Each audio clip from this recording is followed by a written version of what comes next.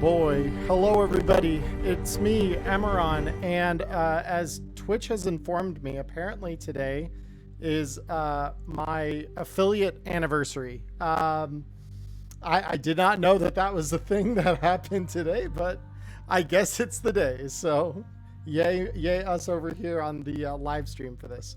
So, if you are watching on YouTube, tonight we are playing Mork Borg. Unlike our usual cyberpunk fare, this is a pirate-themed tabletop game. It is made by Free League. This is a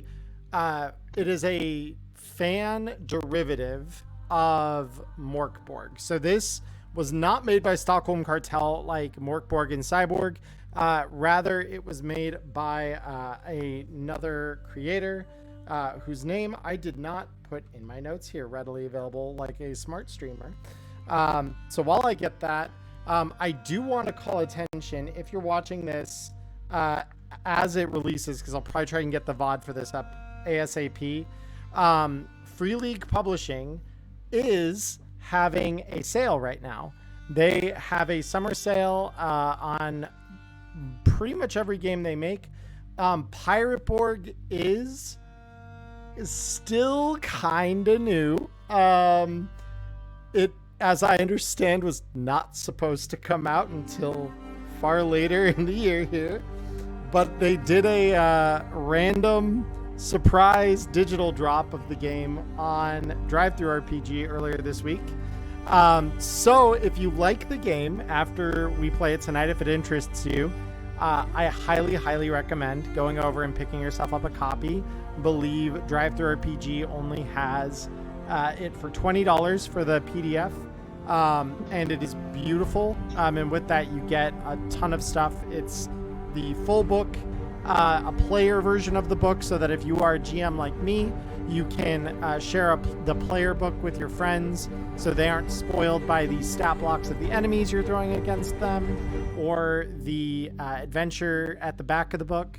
But they still have all of those rules then to reference, so that you're not flipping for them in the middle of your game, which is always nice. The physical version of the book is coming out later this fall. I don't remember the exact release date, but that will be coming out as well. But we do have to wait a little longer for that. By the way, the name of the creator of this one is Limithron. So they are an RPG creator who has focused primarily up to this point on pirate-themed D&D 5th edition conversions.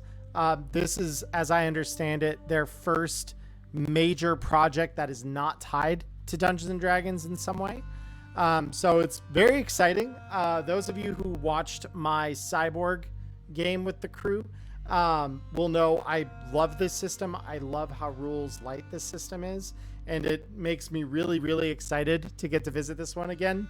Of course, without a crew, you don't have much of a ship. So our crew tonight is a group of my friends, several of which you have met in the past and may recognize either as guests or as full-time players from our other more serialized game, Neon Inferno. We have Ghost of the Valley, Erica, and Maya all returning with us tonight from Neon Inferno. We have Robert with us tonight, who has played once in Neon Inferno as a guest and on a few other occasions now as a player in both Cyborg and Blade Runner, which are both also by Free League Publishing. Just want to throw that out there.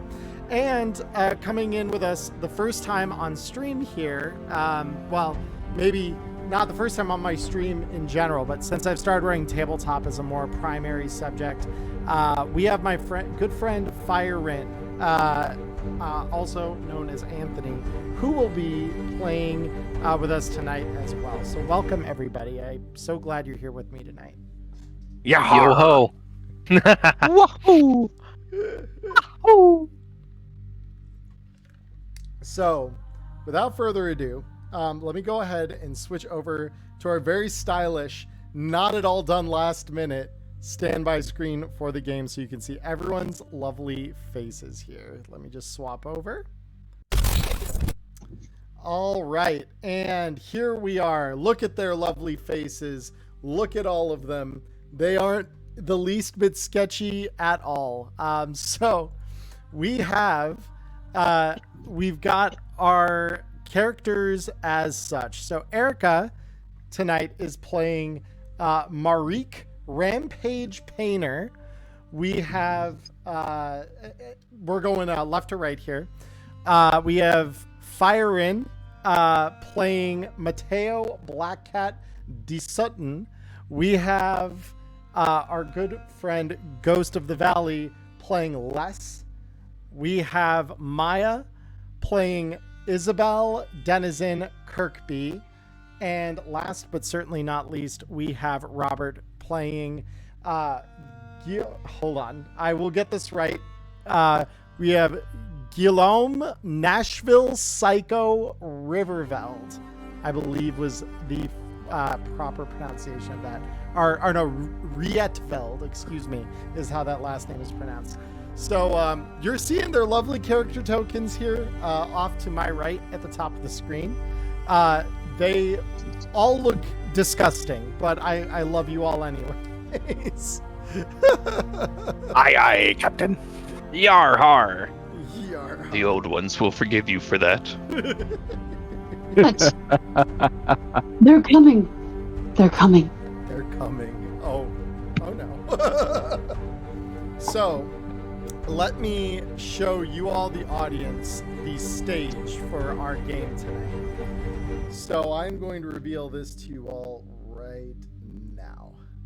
So this, my dear friends, is the Dark Caribbean.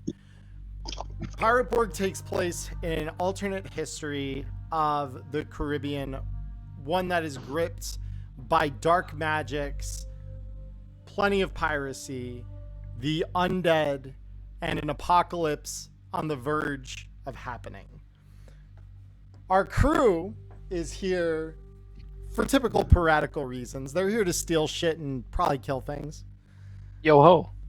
But they're doing so amidst an unfolding apocalypse fueled by dark magic and the undead.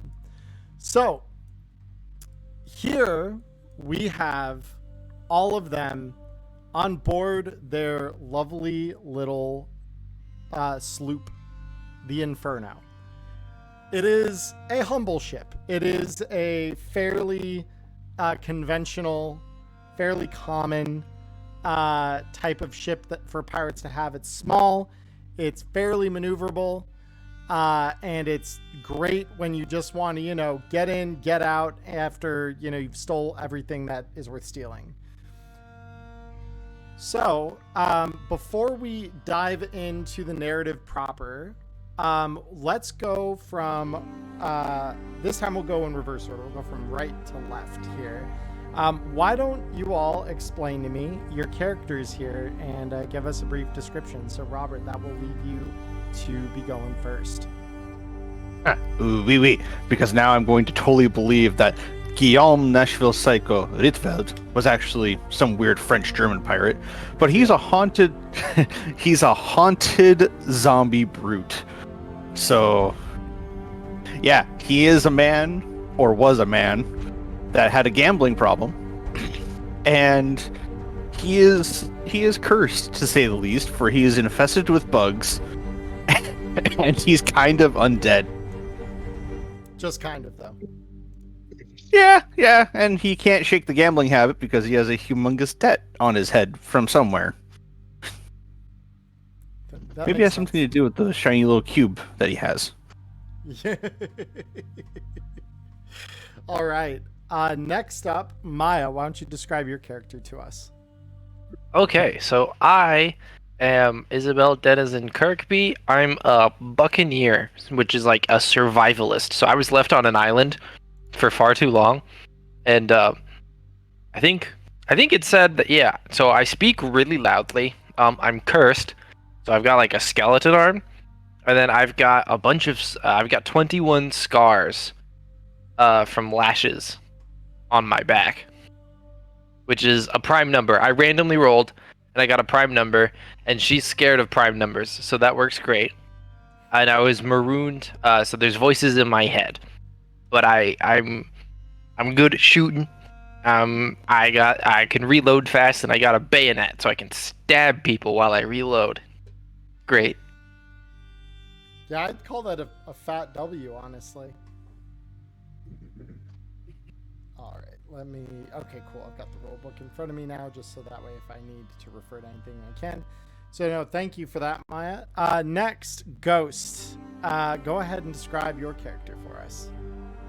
So I'm going to be playing Les. He is a one-eyed, vampire-inflicted, hurdy-gurdy playing. He just likes to sit under the deck and drink his day away and wait for nightfall. As long as there is a smooth breeze on the boat, we're chilling. Very nice. He's the vibe captain of the ship. Love that. All right, next, fire in. Why don't you describe your character for us? Oh, you're gonna love this. Mateo Blackcat de Sutton, a philosopher of his kind and a very zealous zealot of the great Othum. He is quite stubborn and never stops counting. Whether it's teeth, cannonballs, everything. Boards on the ship, I got him. My hands have started twitching from how much I've been counting. Every number, a slight twitch. Oh We my. will find faith in the great old ones. It's beautiful. I'm really excited. Outstanding.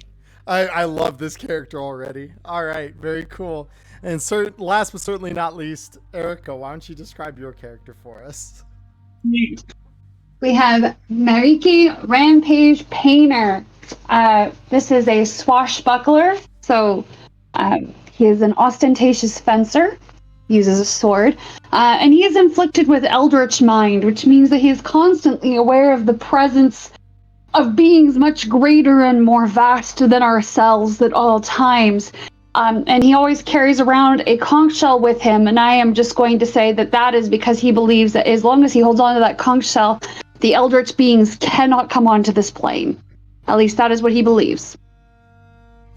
He always They will. knows that, well, every time we enter battle, he may think that they're coming. They may want to join. He always knows the right way, but is prone to getting lost. Which, much like myself, I also always know the right way, as long as I'm using GPS. Once upon a time, he was a cabin boy, and he failed or was successful in a mutiny. And I haven't decided which yet. I think we'll just figure it out as we go. It might be both. Who knows which plane it was on. Hell yeah.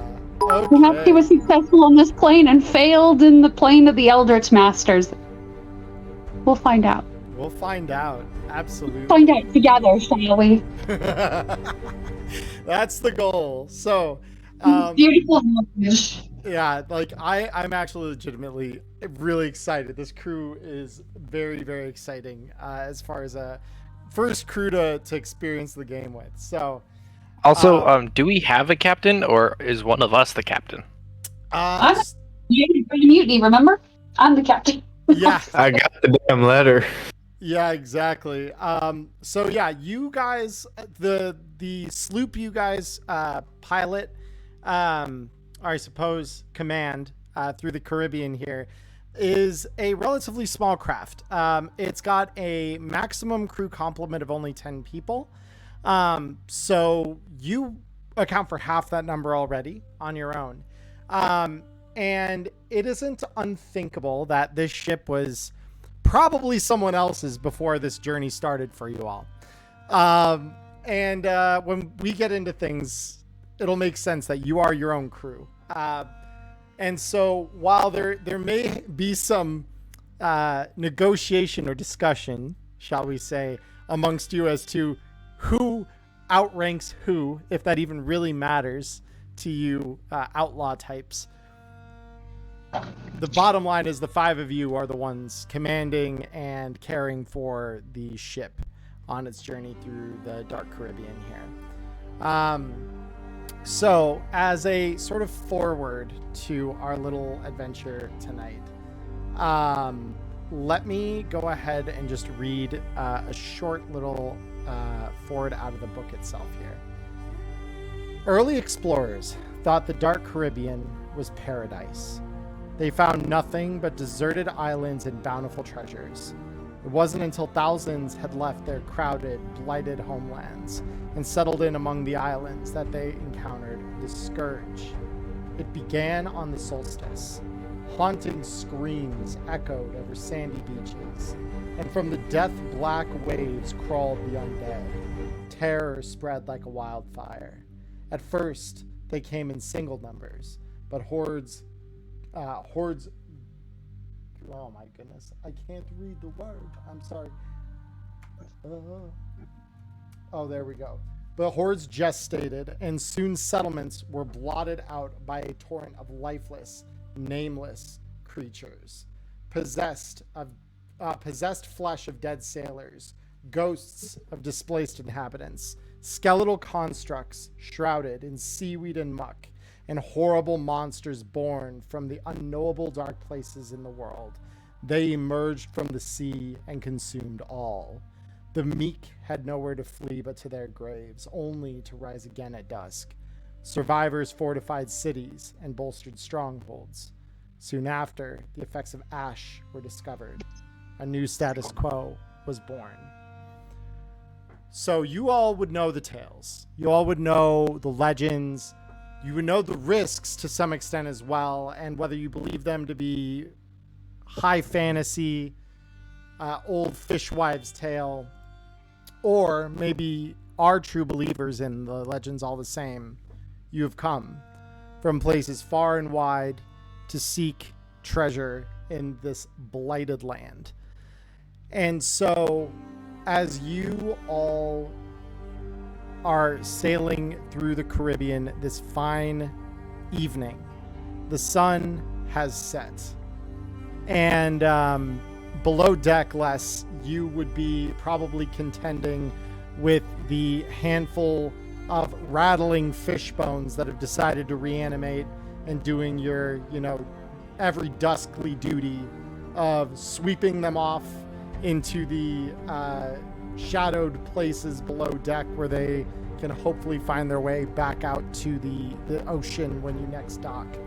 But all of you are in the process of navigating towards something very enticing indeed. You are heading towards this small island here, upon which it is rumored, if the legends in Nassau were to be believed, an old temple sits. Within lie riches beyond imagining, magics that break the mind almost to try and comprehend. And who knows what else amongst those ruins. Things of value, knowledge beyond counting. However, you are not the only ones in search of this treasure. There are other pirate crews like you, both living and dead, that haunt these waters and hunt for treasure just like you do. And on this night, with the sky overcast ever so slightly with the tiniest pinpricks of light formed by the stars glancing through, you hear a musket shot ring out across the bow of your ship, and you hear the creaking of the mastheads as another sloop slides into view as the moon is unveiled from behind an errant cloud. So allow me to change our vibes here real quick, and we'll get right Yo ho! into this here. All right. So this is the other sloop right here. Oop. I need better token. I'd say that is tiny sloop. We are big sloop. Charlie, if I may for just a moment. Yep. Sloop, there it is. Sloop, there it is. Can't believe. my musical break for the night, I promise. Only one. Oh boy. All right. So, let it begin. So we are going to go ahead and activate combat here. I'm going to roll for the enemy sloop here. And the rest of you, as far as this goes, so we are going to determine which group goes first here, because I believe it is just like Cyborg, where we roll for which group goes first, and we take turns in order accordingly. So let me get to the violence chapter here real quick. Has anyone seen my finger? I'm missing my finger. All right. I'm gonna take that as a no. It probably got swept off. I don't think anyone has. Yeah. I didn't see anybody's finger. I was just about to say, it was probably just about the time I got done sweeping the fish that we heard the musket fire out. So I would have just sat down to start playing the hurdy-gurdy, and now instead of the happy, done working tune I was going to play, now it's just this kind of somber starting tone to a battle. Let me see. For some reason, violence, which is very odd for me. Normally I find violence right away. Way's just not here. It's fine. Yeah. It's better this way. It's better this way. One's always fine with me. Fine. There Yeah, it is. initiative There's is. one. Yep. Yeah. So initiative. Yes, I forgot. It's you guys who actually has to roll, not me. So whomever would like to roll that dice. All right. So the enemies will go first, is what that means. So I will begin the combat now. Fight. All right. So, the enemy sloop pulls in near you here. So, as this is happening, I know Les is below deck. The rest of you, who is on the deck and who is below? I would feel like I would be on the deck. Okay. I would also be on the deck, Okay. holding my conch, whispering to myself, hoping that if only the gods do not come. I'd probably would, be on the deck as well. Okay. I would be in whatever kind of space would be called the kitchen, totally not messing with our food. Yeah, the galley. Definitely the galley. Trying to find that finger you probably lost when you were trying to grab something.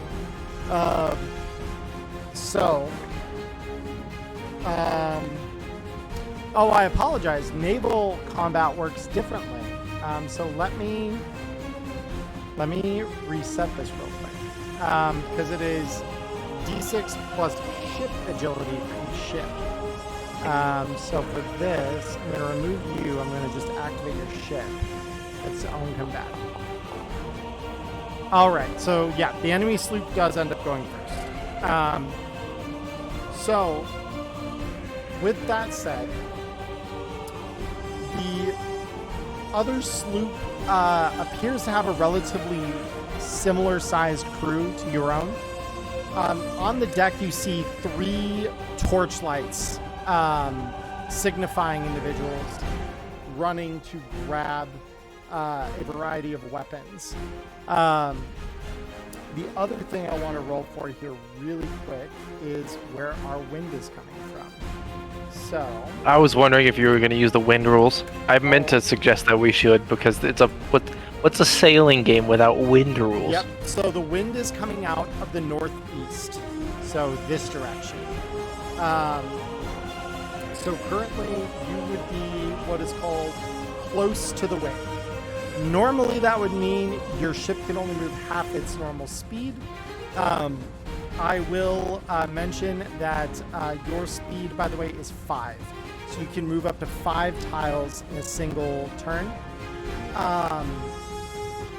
You can move that full distance because of what your sloop is.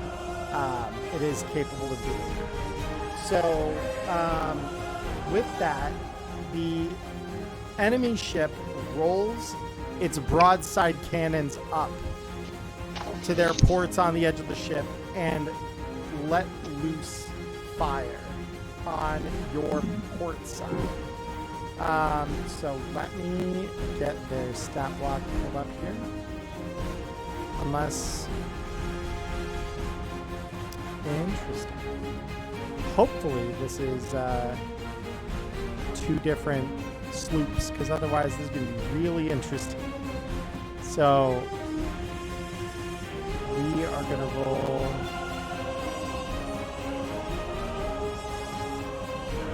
Where are the cannons? I know this has them. I apologize, guys. This is going to be a little scuffy because for some reason... Well, it is like a playtest, This is a playtest. Looks on us. They left the cannons at home. Yeah. so it makes sense. So from reading it, fire broadsides is you test crew skill plus PC presence against a DR12. Yeah, so I'm going to give them a total of... we're going to give them... Because for some reason it has you quantify the number of guns and stuff like that. But I don't know that it really should.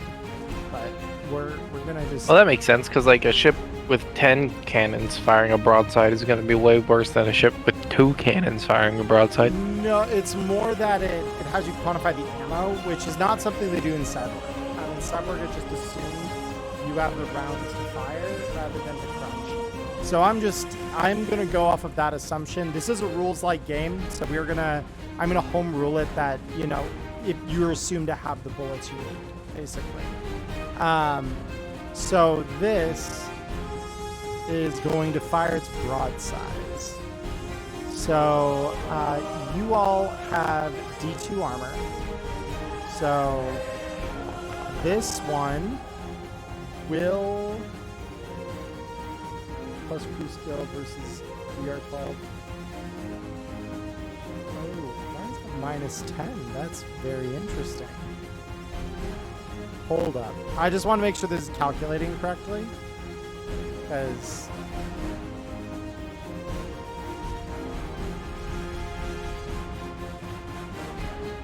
it says skill minus 10.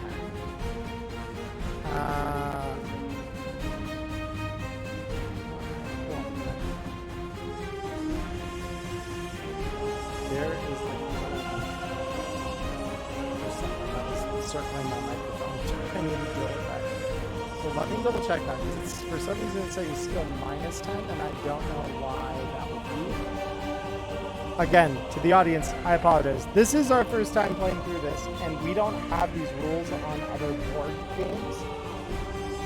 So this is very The naval combat looks fun though, because like each of us get to take 1 crew action. Yeah, so that technically should have hit, but yeah, I'm gonna re-attempt that here, because the skill should have only been minus 1. For some reason it was like, yeah, it's minus 10.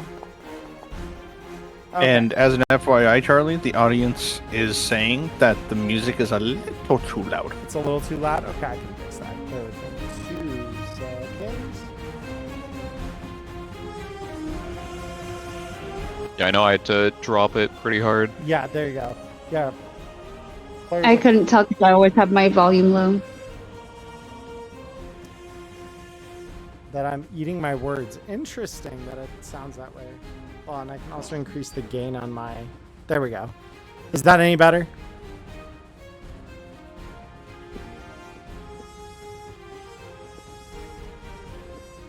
Yeah.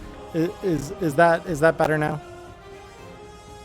Could also be with the sound routing or something. Maybe. Yes, Prepper Jack. All the chaos, all the time.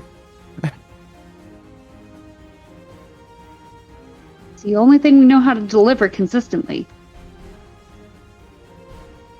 Is unpredictability. Okay. Hold on a So- second, guys. I think I know what I've done wrong. There's a setting on my computer that gets fucked up every time I reset it. Hold on. I'm going to make an attempt to fix this real quick. Because, yeah, it says I'm coming through with my mic about where it should. But, yeah, give me 5 seconds, guys. I'm sorry to do this. I'm going to put us on break mode, but I'll be right back as soon as I fix this.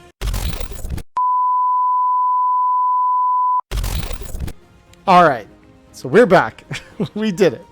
So they did launch a broadside attack on you guys. They didn't miss. They're then going to fire their small arms. And so this is going to be against. This is going to be against the ship again. So. We're going to roll this out real quick. And then the damage to you guys is nothing because you have armor. So the hull just eats the shot. Everything is fine. So now we go to you guys as the crew. So because you guys are an actual player crew, you get the 2 actions that you normally get on there. Plus 1 additional action per crew above that. So basically, you guys get a total of 5 actions, as opposed to the other ships 2. Step 1, return fire broadsides. Tell them Yeah, to stop sounds good. putting Oh. holes in my ship. Return here. Return fire. All right. So broadsides it is. Yep. All right. Oh yeah.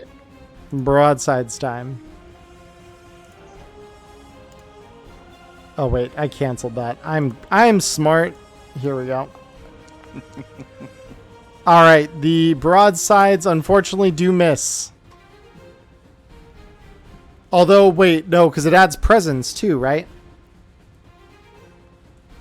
Crew skill plus PC presence. Yeah, so which player wants to be part of returning fire then? Because then I can recalculate that.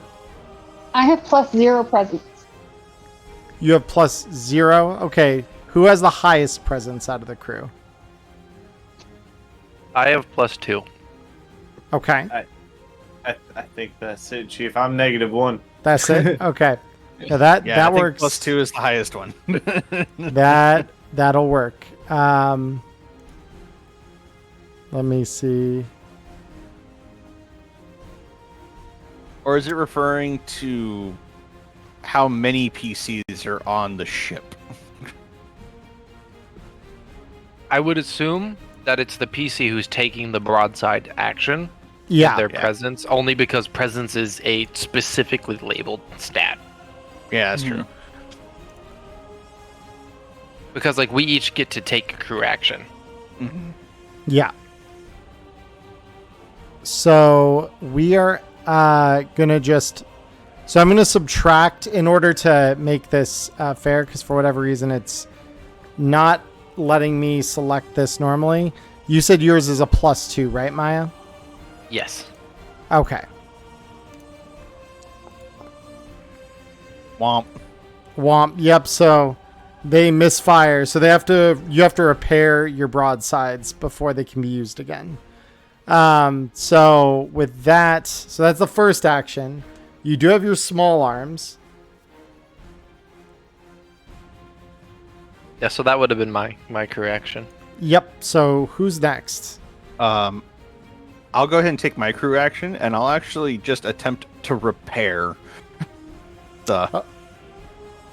Okay. Let me verify. So using the repair crew action. So to misfire, let me just see here, because I'm just trying to determine when you broadside attacks. Where is the misfire? It's in the smaller text at the bottom of it. It says must be repaired before they can fire again. And it's talking about that in terms of like a fumble. Oh, there's the fumble. Yeah, misfire. Damaged weapon can be repaired. Decides the outcome for other crew actions, if any. Okay. So, yeah, so the cannons or the small arms misfire. Okay. So, yeah, and then repair the test ship crew skill plus PC presence recovers or repairs misfired cannons. Okay. Yeah, so you guys can do that. So, yeah, go ahead and roll me a presence check there, Robert. Oh, I did it! Ooh, yeah, there you go. You did it. So you actually you go through the moment you hear Maya launch the broadsides, you recognize immediately, like, that's bad. That's not a good sound. And you get right to work undoing the damage of the misfire to make the cannons operable on the next turn. So that is 2 crew actions. Who wants to go next for their crew action? real quick, Charlie. Mm-hmm. I was reading the description of my Eldritch Mind, and it looks like whenever we're about to attack or being attacked, I need to roll this. Okay, go ahead. Okay, give me a second. So that's where everyone put the silverware. They put it in the cannons. Let's see. Test presence. So what you want to do is click presence instead. Oh, my bad. Okay, hold on. Yep. Combat. Wait. So if you just click the word presence there, it should test presence. Okay, cool. Okay. So you harness the fear. Attacks are -2 DR to hit for this combat. Oh wow. Okay.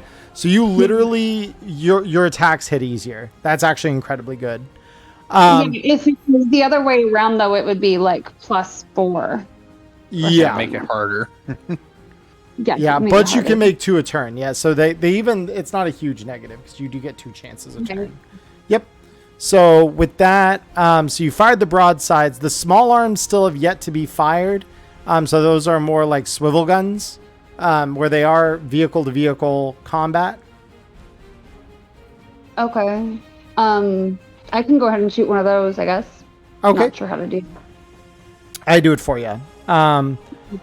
So the small arms, and because you have a -2 to this DR, this should be, it'll actually be a 10, yeah, because it's normally a 12. Actually, no, DR should be an 11 because it is -1 on your crew skill. Yeah. That's what that should amount to then. Unless it auto-calculates that. Yeah, no, it does auto-calculate that. I'm dumb. But that's okay. So so that is a miss on the small arms. Okay. This is indeed based off of Mork Borg. Yes. This is essentially a fan project that Free League is also publishing. So it's its own separate thing that was not made by Stockholm Kartell.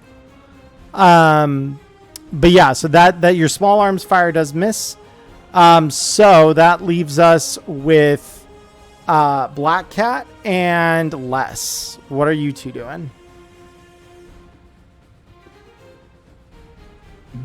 Well, we can't repeat actions, right? That's one of the only chosen once per ship's turn. Right. So now it's all about movement, and I guess the question is which direction is this opposing ship off to our side? Like directly to the east, like we're showing, and then we're facing north? Yes, so both ships Or are west. both ships are currently facing north. So you are sailing north, they're off the port side. How much rotation we got this thing? I think it's like we get to rotate 1 hex, and as long as we move 1 hex, we can turn. Yeah. Yeah, I we was reading have to correctly. move 1 hex each turn. We Yeah, have to. at least. Must move. You have 5 hexes worth of movement, though. We can only rotate one hex face. Yeah. So like if we're on the top hex, we can only go to the one adjacent to it. Yep. Mhm. Okay. But we can do that twice per turn, but once per hex, if that makes sense. Okay, my idea, I guess, if I were You to make could- my play next. The ship does have a ram. I do want to point that out. Yep, that's kind of what I was thinking, even if we didn't have one. Why not? Yep, I need a drink anyways. So I guess I would run up from below deck and grab onto the wheel, spin us a little bit counterclockwise that one bit, and move us up that minimum 1 square forward. Okay. So that we kind of cut them off. Yep. So that they And can just either like- start to run from us. So are you going to kind of circle around starting here to here? Is that my understanding? Yeah, basically try and tilt so that I put myself on a collision course with them. Cool. Without completely taking our broadsides offline. I'm going to stack all of you up on a single tile here just to make it visually a little easier to represent that. Yeah, so that should work then. Okay, perfect. So with that done,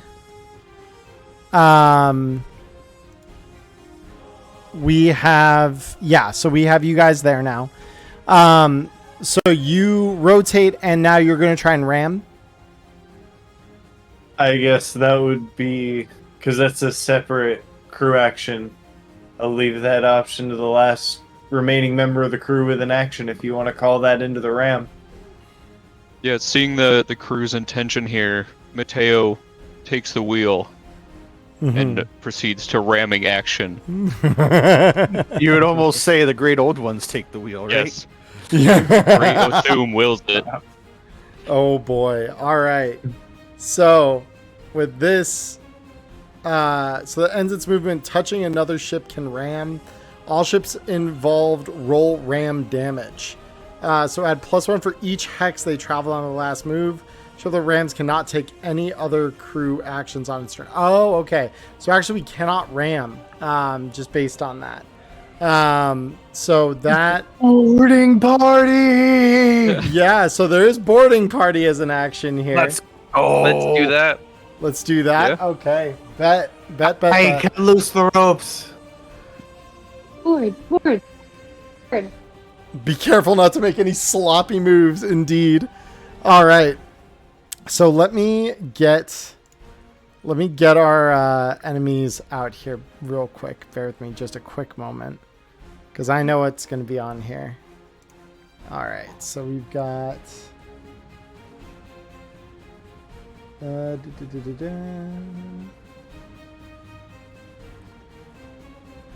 Come on. And this is a playful note for the rest of the party. Nashville, while pulling all the silverware out of the cannon, has pocketed a fork and a knife. Hell yeah. My cat Charlie is rubbing up on the keyboard. He wants to play. How dare you deny him? I'm not denying him. Here, say hello to everyone, Charles. His name is Charles. Like I said, yeah, my cat Charlie, not GM Charlie, my cat Charlie. I just heard Charlie and. No, I get it. Charles. Did you hear him purring? Because I let him purr into the mic. I didn't know if it came through. I No. couldn't I didn't- hear it, unfortunately. No, there was no purse. You think your sound filter is working too well? However, I Say do hello to love everyone. cats with very proper sounding human names. His name is Charles Jeff.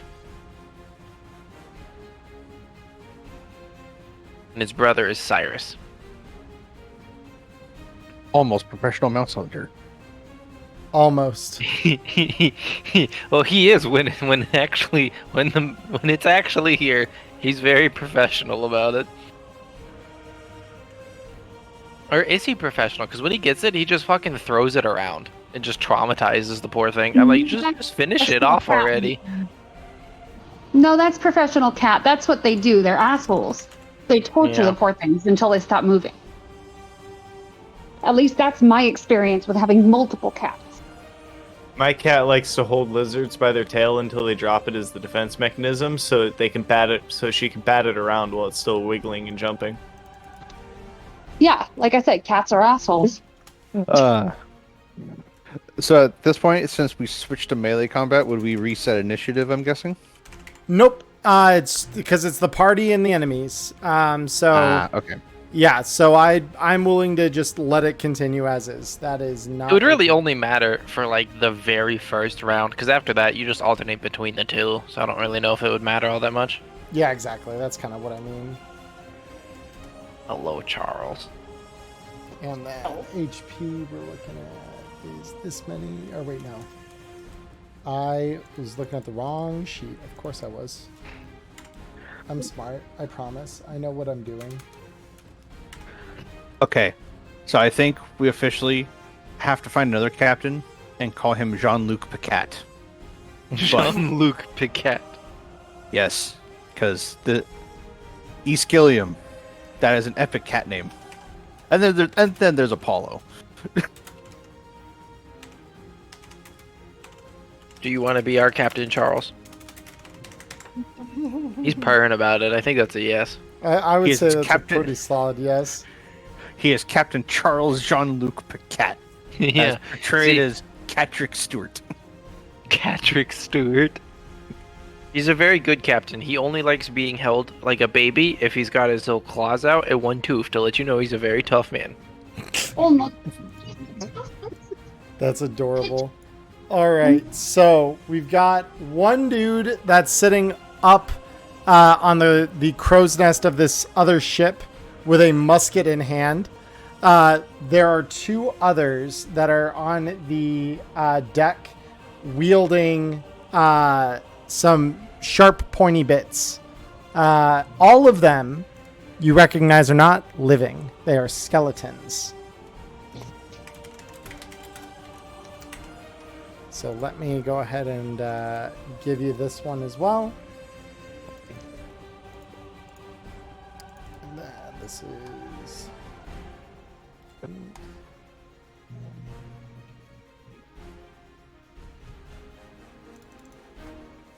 then there. Yes, Apollo and Captain Jean-Luc Picat. Two very, very good names for professional star-faring felines. It's true. Although I don't know how they would feel about going where no cat has gone before. All right. He likes going exactly where he's been before. So Over. the board, as we board the other ship here, so the call goes out then, just so I'm clear, from Mateo to board the other ship, and you all go to do so. So now the enemies are going to take their turn. So the first is their lookout, who is going to go ahead and attack here. So I just need to see why. Let's see. That's just a generic reaction. Okay, hold up. Why can't I make the main attack? That seems kind of goofy that it's not letting me just roll this attack as an attack. Because violence section. I remember seeing this as a thing. Oh, Players roll to attack and defend. Enemies don't roll dice in combat. I am so stupid. Yeah, of course that's what it is. I am dumb. I'm so used to other games where there is like a back and forth. So yeah. So this one is going to target being the most probably excited to go over. Robert, this first attack is a musket shot coming right at you. So go ahead and roll to defend against this. And no modifiers, like still the 1d4 for the incoming attack, DR12. There is a checkmark for defend against black powder weapon. It is a defense against a black powder weapon. Okay. Nope, I probably take that to the shoulder. You do. Oh wait, that's not a D4 though. Hold up. Let me make sure. Did that calculate? It did automatically. Hold up, because you might have needed to select what the damage dice was. The damage dice. Yeah, that's what. Oh, I apologize. I entered that as a chat, not a. Guys, the scuff knows no ends. I'm just warning you all right now. This is not going to stop. So yeah, you take 6 damage as the musket tears through your partially dislodged flesh. So the others are going to come up around. So Maya, they're going to come after you. And Erica, they're going to come after you. So both of you roll to defend against scimitars. These are D6 weapons. Okay. So the incoming attack is 1d6.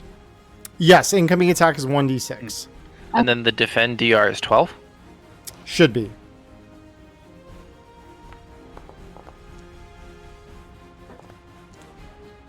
All right, so Rampage gets out of the way. Denizen, you take 2. I'm down to 0 hit points. Ooh, already broken. All right.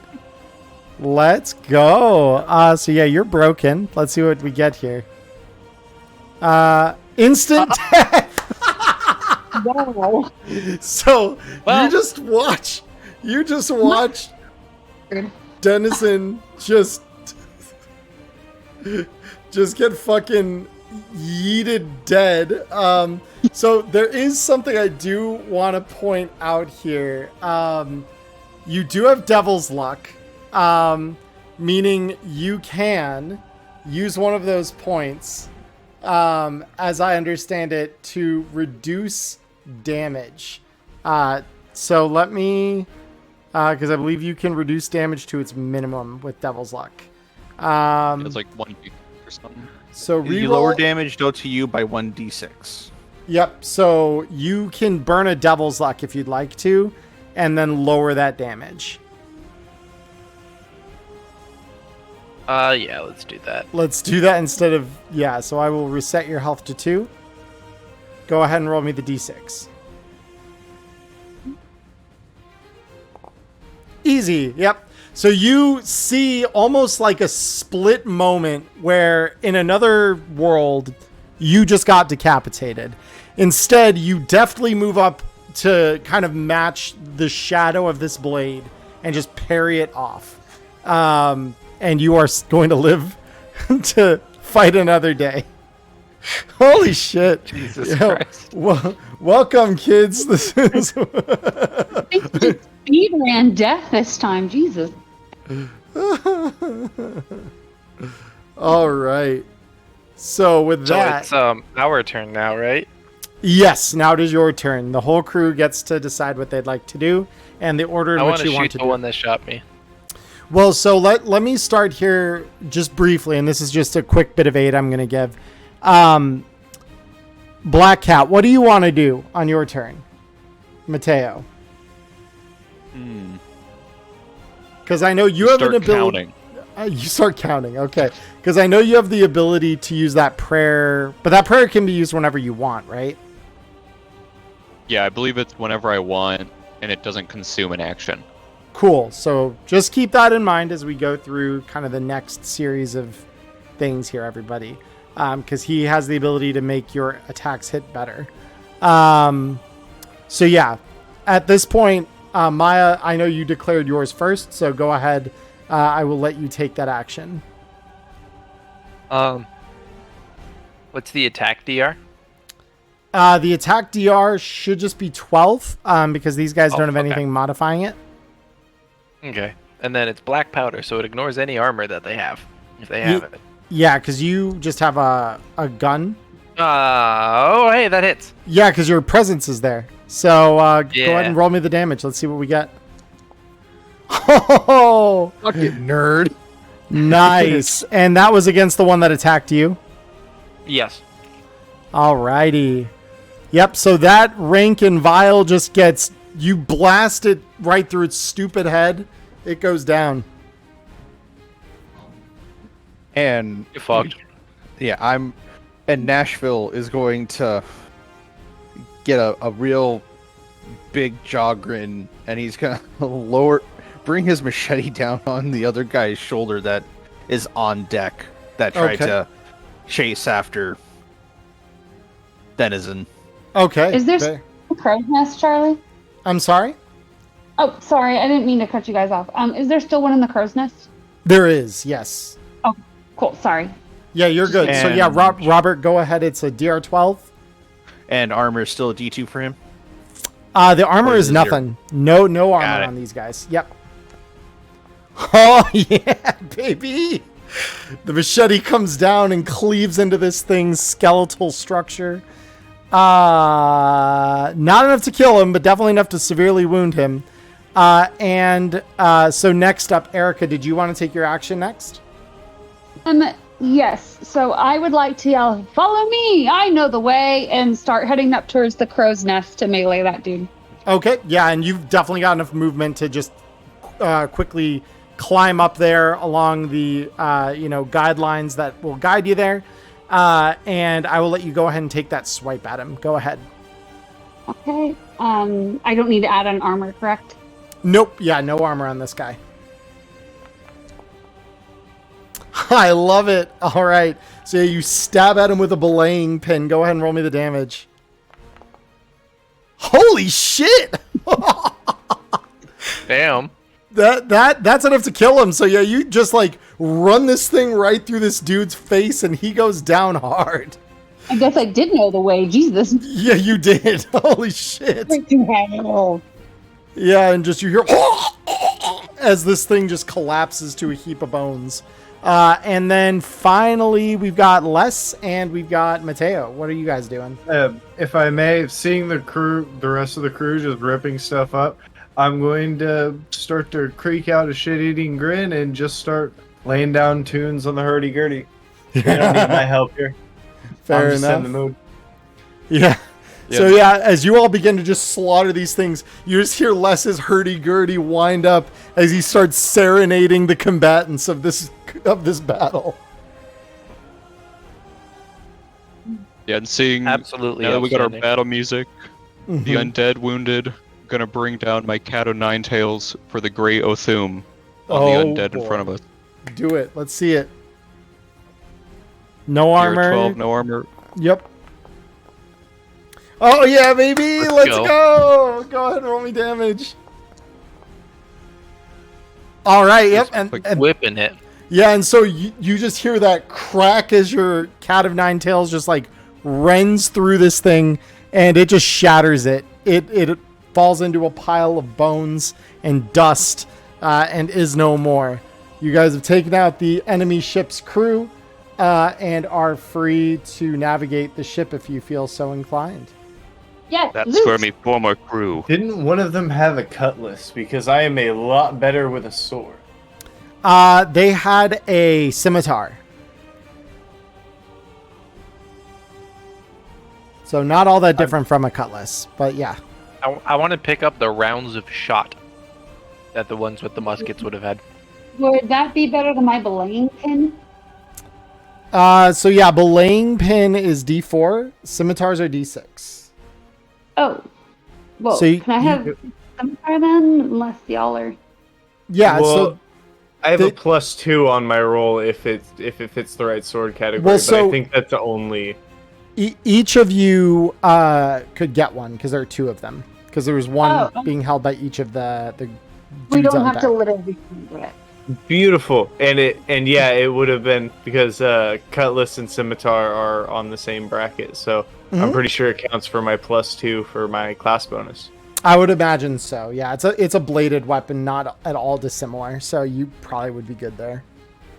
I think it would fit class as well. I'm going to peruse while. So my runic machete is still stuck in this guy's shoulder, glowing. And I'm just going to kind of drag it behind me as I look for any kind of anchor-shaped object.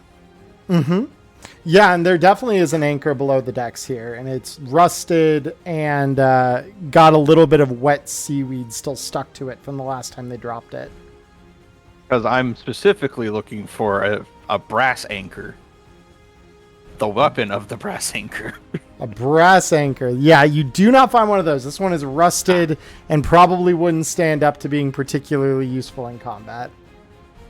So then, once I'm below deck and I have the body with me, I take a quick look around. Is there any flesh left on this body that I'm dragging with me? Not really, no. It's pretty much just an animated skeletal heap wearing some, tattered clothing. Go ahead and test presence for me, if you don't mind, to just examine what's below deck here. Yeah, Very good. Hell yeah. So you look around below the decks, and there's this blue witch light almost that is illuminating the lower cabin here. And you look around, and in one corner of the room, you find a scroll that contains, you may not know how to decipher it, but you know that the markings contained on this thing are a ritual. Nashville no read good. So at that point, do I find any corpses down here, or was it just the 3 skeleton crew? Yeah. So the boat itself looks as though it is not in great repair. The fact that they had even functional broadsides is kind of surprising to you. As you look around, this thing looks almost like it was dredged from the depths. All right, well, I'm gonna find a powder keg and use whatever cloth I can find to make a fuse, and I'm gonna light it and let everyone know up top, hey, this thing's gonna blow in a little bit.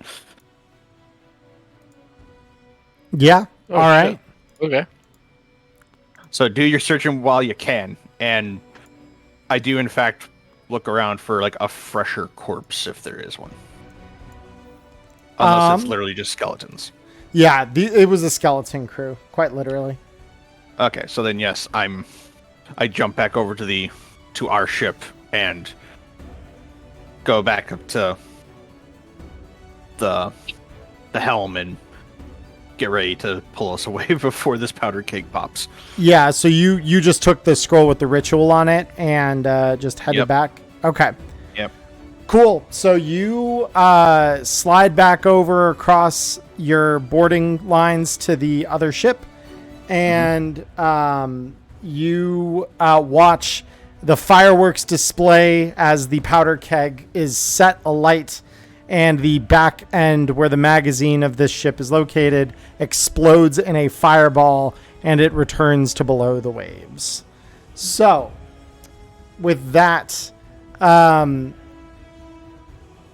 you have that scroll with you.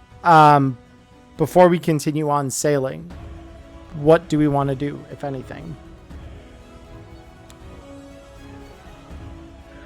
Can I scout the under of the ship and just see if there are any rats scurrying about that I can stash away for a later time? Yeah. Yeah, and go ahead and roll me presence. And I'm guessing this will be a DR12, so I hope I roll good, because I got a -1 in this. Yeah. Ooh, and it's not good. Yeah, We so have a clean ship. you look around, and even though you kind of know the usual places to find them, you find your supply of bilge rats is run pretty low to non-existent. So, unfortunately for you, not so much luck. Yeah. Yep. Always doing that. I'm going to be looking over the port side, counting all the new splinters left by the small arms, even though they didn't really do much damage. Yeah. No, you've noticed the hull is, definitely not looking as good as it should be, but for the most part, everything else is looking fine. So... Hey, you, county man, I have thing for you to read. Yes? What is that? Is that a gift? I don't know. It was glowy and stuff, and I don't like it. Be sure to brush the beetles off of it. Let me see. Hand it here quick. It's very much like an arm's length, like, don't touch me. Yeah. Yeah. I just pay no mind. I quickly grab onto it. I'm like, oh, a gift from the great Othum. And just start unraveling it, trying to decipher its contents. Yeah. So you are able to, start kind of figuring things out pretty quick. So as far as this goes, as you kind of study it over the course of the next bit, as you guys continue traveling northward toward the island, you decipher that this is the Curse of the Drowned. It is a ritual that essentially lets you curse an enemy to make them much less accurate in their attacks, as their lungs essentially feel as though they're filling with fluid and they are themselves drowning. They therefore also become much easier to defend against and much easier to attack, essentially. Perfect. Yep. Othum is pleased, Mm-hmm. granting me 1 magics. Yep. So I believe you should be able to... Yeah, Curse of the Drowned is in the... So if you hit Control Space, Anthony, you should be able to just drag Curse of the Drowned onto your sheet, if you have your sheet open. Perfect. Yeah, so you just see it on the list and you can just drag it over onto your sheet and you'll have it. So with that said, you all continue your journey. Is there anything else that any of you would like to do before we move on to the island? I'm gonna equip my new scimitar, but otherwise, no. Okay. Yeah, Nashville is... He's trying to look hurt, but he's not actually that hurt. So you all find your way over to the island over the course of the next few hours. I will mention that I believe, based upon the way that I know this has worked in the past, so abilities and tests, violence, because usually it's after the combat. Usually there is time to chill and heal a little bit. There it is. Okay. So this probably won't be long enough to constitute a long rest. But you will recover D4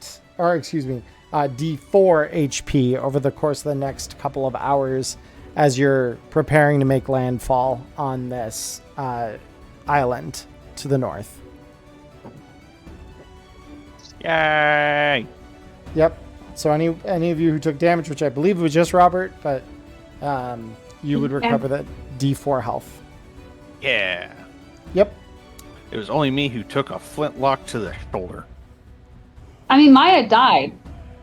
No, Almost. Maya's alive. She used her I doubles. know, but I'm saying she took damage, didn't she? No. No, I negated it. She gotcha. just used her devil's luck to get out of it. Yeah, she's fine.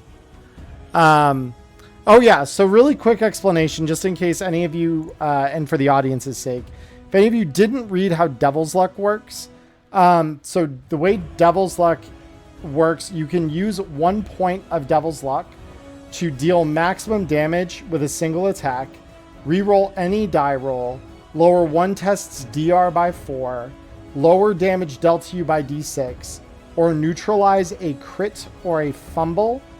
And if it's depleted after you rest at least 6 hours, you can roll the class's designated die, which is a D2 for classless, and you regain that much luck. So all of you should still have your luck at the moment, but I do want to mention that.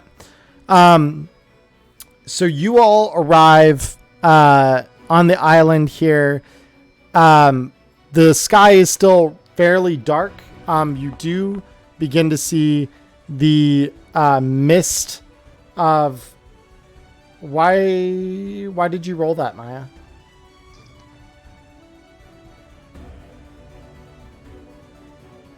Sorry, I was muted. I accidentally clicked the button. Oh, okay. No, you're good. I just wanted to make sure. I was like, hold up. That's not yet. Okay. So with that, you make well, as near landfall as you can in this ship, because it is relatively large.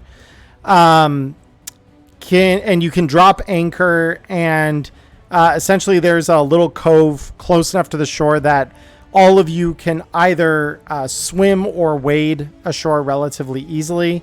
The boat does have a small rowboat if any of you have issues with swimming, being that you are not entirely fleshy. But you do have the ability to get ashore here one way or another. As you do, you find that in front of you is a thick jungle.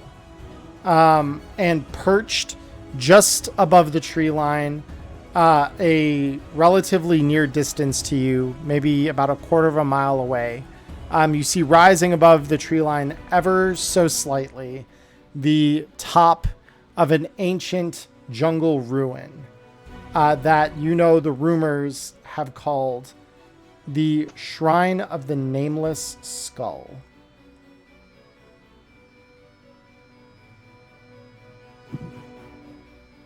Well, Follow me. Illuminatis, last time we followed you, you led us straight back into the ocean.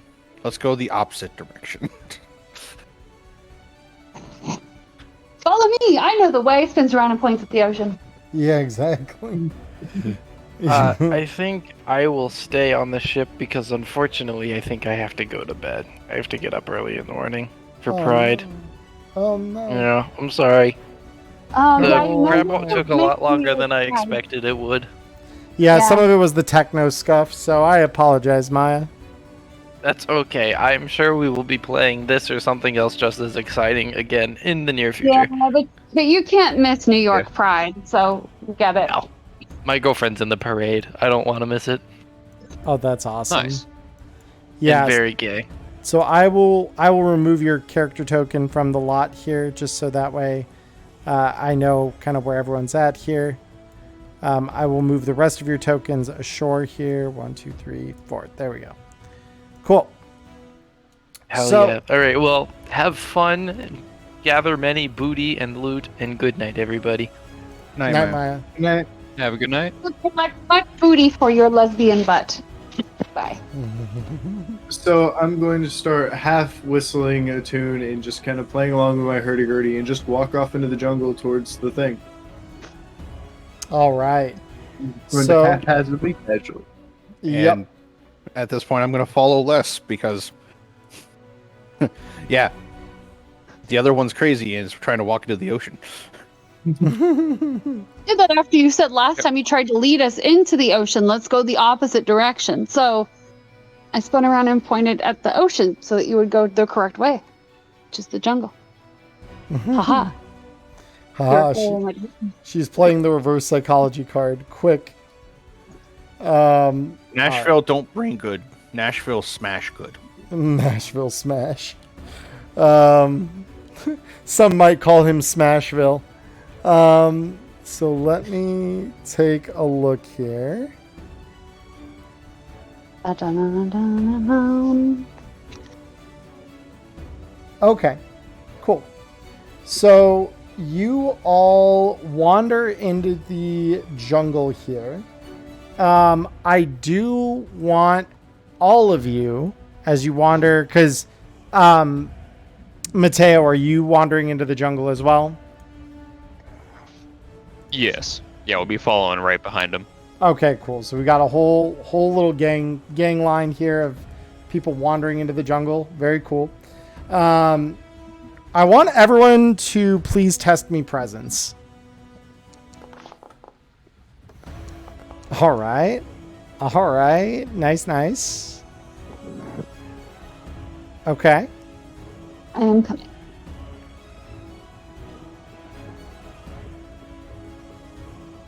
I'm preoccupied. I'm busy rocking out in the hurdy-gurdy. Yeah. And you're accidentally whistling a little bit too loud. Just presence sprayed.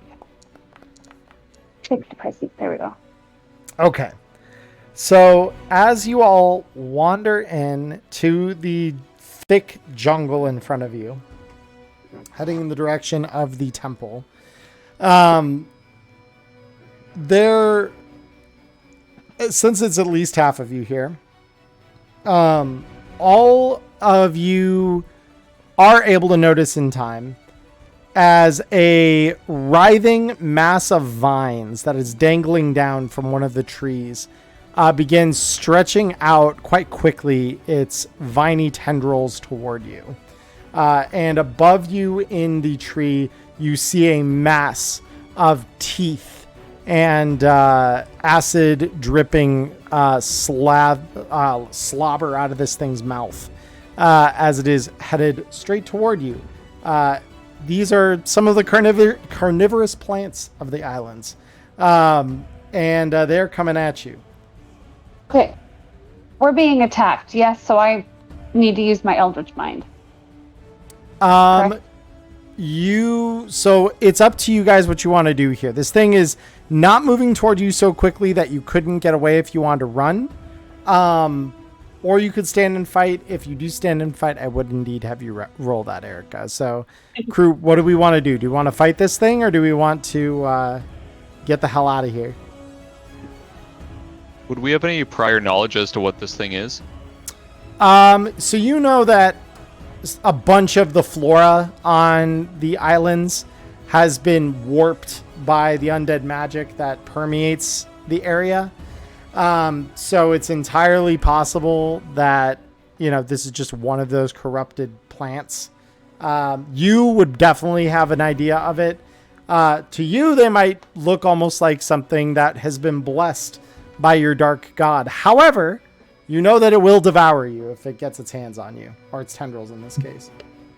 So, Lester's song is going to go from the kind of happy, cheery melody that he was half whistling along to, abruptly cut off, and then all you're going to hear is that one red string going boo, boo, boo, boo, boo, as he sprints the fuck away.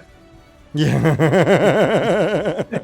The sprint initially starts with Nashville pushing you because you're not paying attention. Like, move.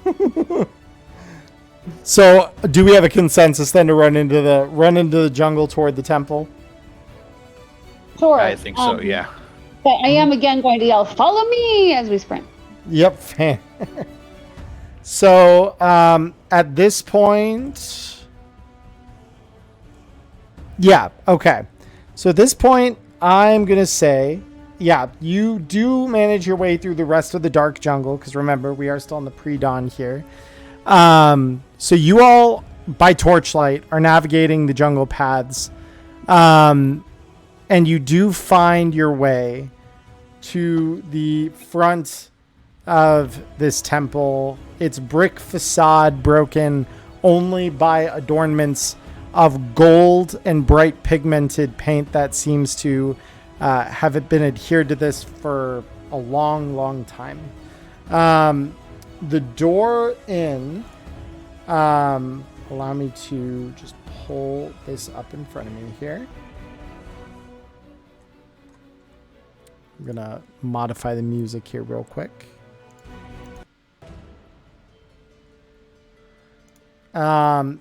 So, where is the temple that I had my notes for? There it is. Okay. So as you approach this thing, you know that inside, like I said, there's rumors of treasure, rumors of untold knowledge and riches. You also know that there's evil afoot in this place. Obviously, the vined horror that came after you in the jungle is only evidence of that, or further evidence of that being true. So, as you approach this thing, the one thing you do notice is that the main entrance of this temple, even though this upper part sits pretty far above the jungle floor, the actual entrance itself is nowhere to be seen. So with that, I will have everyone go ahead and test me presence really quick to see if you can spot kind of how to get in here. Okay. Huh. Nope. We're all blind as a bat except for Les. So Les, One time I don't have my hurdy-gurdy in my hands, I might actually see some. yeah. So Les, when your heart rate finally begins to go down after getting, in your mind, nearly swallowed by a vicious viney terror plant, you look around as you recognize that what appears to be the front of this temple has no door. You look a little ways off to either side of what this entrance normally, or what this normally would have been for an entrance. And you see just a short distance away that there is a small gap between one of these large jungle trees. But there's a small gap under its trunk where its roots run down into the earth. And underneath there, you do see a small tunnel, more like a hole that seems to descend into the earth there. I want to pick up like a $50 sized pebble and just huck it baseball style as hard as I can into the hole and just listen for how far in it clicks, how many times it clicks, like try and echolocate what's going on in there without having to go in first. Yeah, so it only rattles maybe 2 times the whole way down, where you hear it bounce off against something, and then you hear one final, like, where you've trained your ears well enough to know when a rock is settled on the bottom, because you hear like almost like a little like rattle from it as it makes its new home on the ground. And you recognize that the hole is probably a good 30 to 40 feet deep, you're estimating, just based on the way that the sound carried. And so the one thing you do notice is the tangle of roots does descend down into the hole as well, and looks as though they may be able to support your weight climbing down. Well, seeing as how we just got attacked by like vines and a giant man-eating plant, I don't feel like trusting plants with my body weight is the best idea. So I'm going to just point it out to the rest of the group and just, I think there's a way down. Raise your hand if you know what I'm about to say. You know the way? Follow me, I know the way. And he's just gonna kind of smile to himself and watch her go down first. Yeah, don't be such a baby there, Les. It's just plants. They don't move very fast. I'm like already heading down the hole, Charlie. Do I need to roll something? So you do need to roll me agility. Okay. Having the ever-present eldritch god in the back of my head doesn't necessarily lend itself to critical thinking. No, you immediately just hands on either root that you can grab, and you just start kind of like maneuvering your way down. You said agility, right? Agility, yep. Okay. All right. So you grab you grab either root and start kind of using them as an improvised rope or ladder of some kind as you descend down into the lower level of this hole. You're maybe about 5 feet in, just far enough below the lip of this thing that you can't grab up and grab it, but not far enough down that falling is not a horrible prospect for you. When your foot suddenly, without warning, slips off one of the roots of the tree. Thankfully, as this happens, you are able to catch yourself and you are able to safely climb the rest of the way down. Finding yourself at the bottom of this in a room that, as you kind of flick your torch around, you notice has been on one side caved in. On the other, you see a sealed stone door. Okay. I'm going to yell up, "There's a door down here! Follow me! I know the way!" Well, it's at this point, by the time that Rampage is shouting that upward, Nashville is attempting to climb down. He doesn't have the greatest muscle control. Oh boy. All right. I'm assuming agility. Let's go. Let me hold up. I just need to hold. Oh, I know what I'm doing wrong here. Hold up just a moment. I was looking for a I was looking for one thing here real quick because there is something at the bottom of the well here.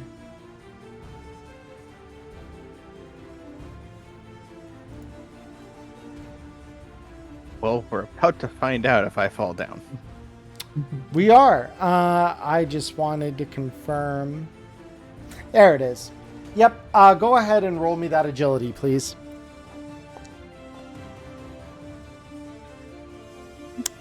Oh my. Oh my. Like I said, I don't have the Because- greatest muscle control. No, you really don't. So you look at the way that Rampage went down. You're like, that's easy. I could do that in my sleep. And you grab onto the roots. And again, you make it about that same 5-ish feet down into the hole before the slickness of the root causes you to slip and slide. And unlike Rampage, you are not good enough to catch yourself here.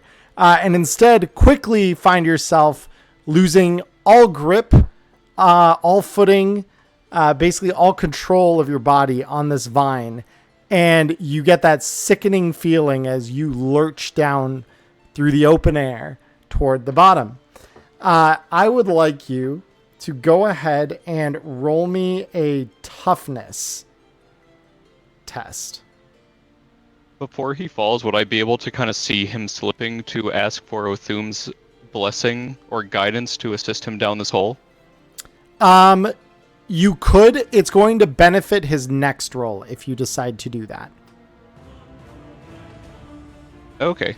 So not the climbing, but my toughness, yeah. Yep. So is that where you're going to pray? Is that my understanding?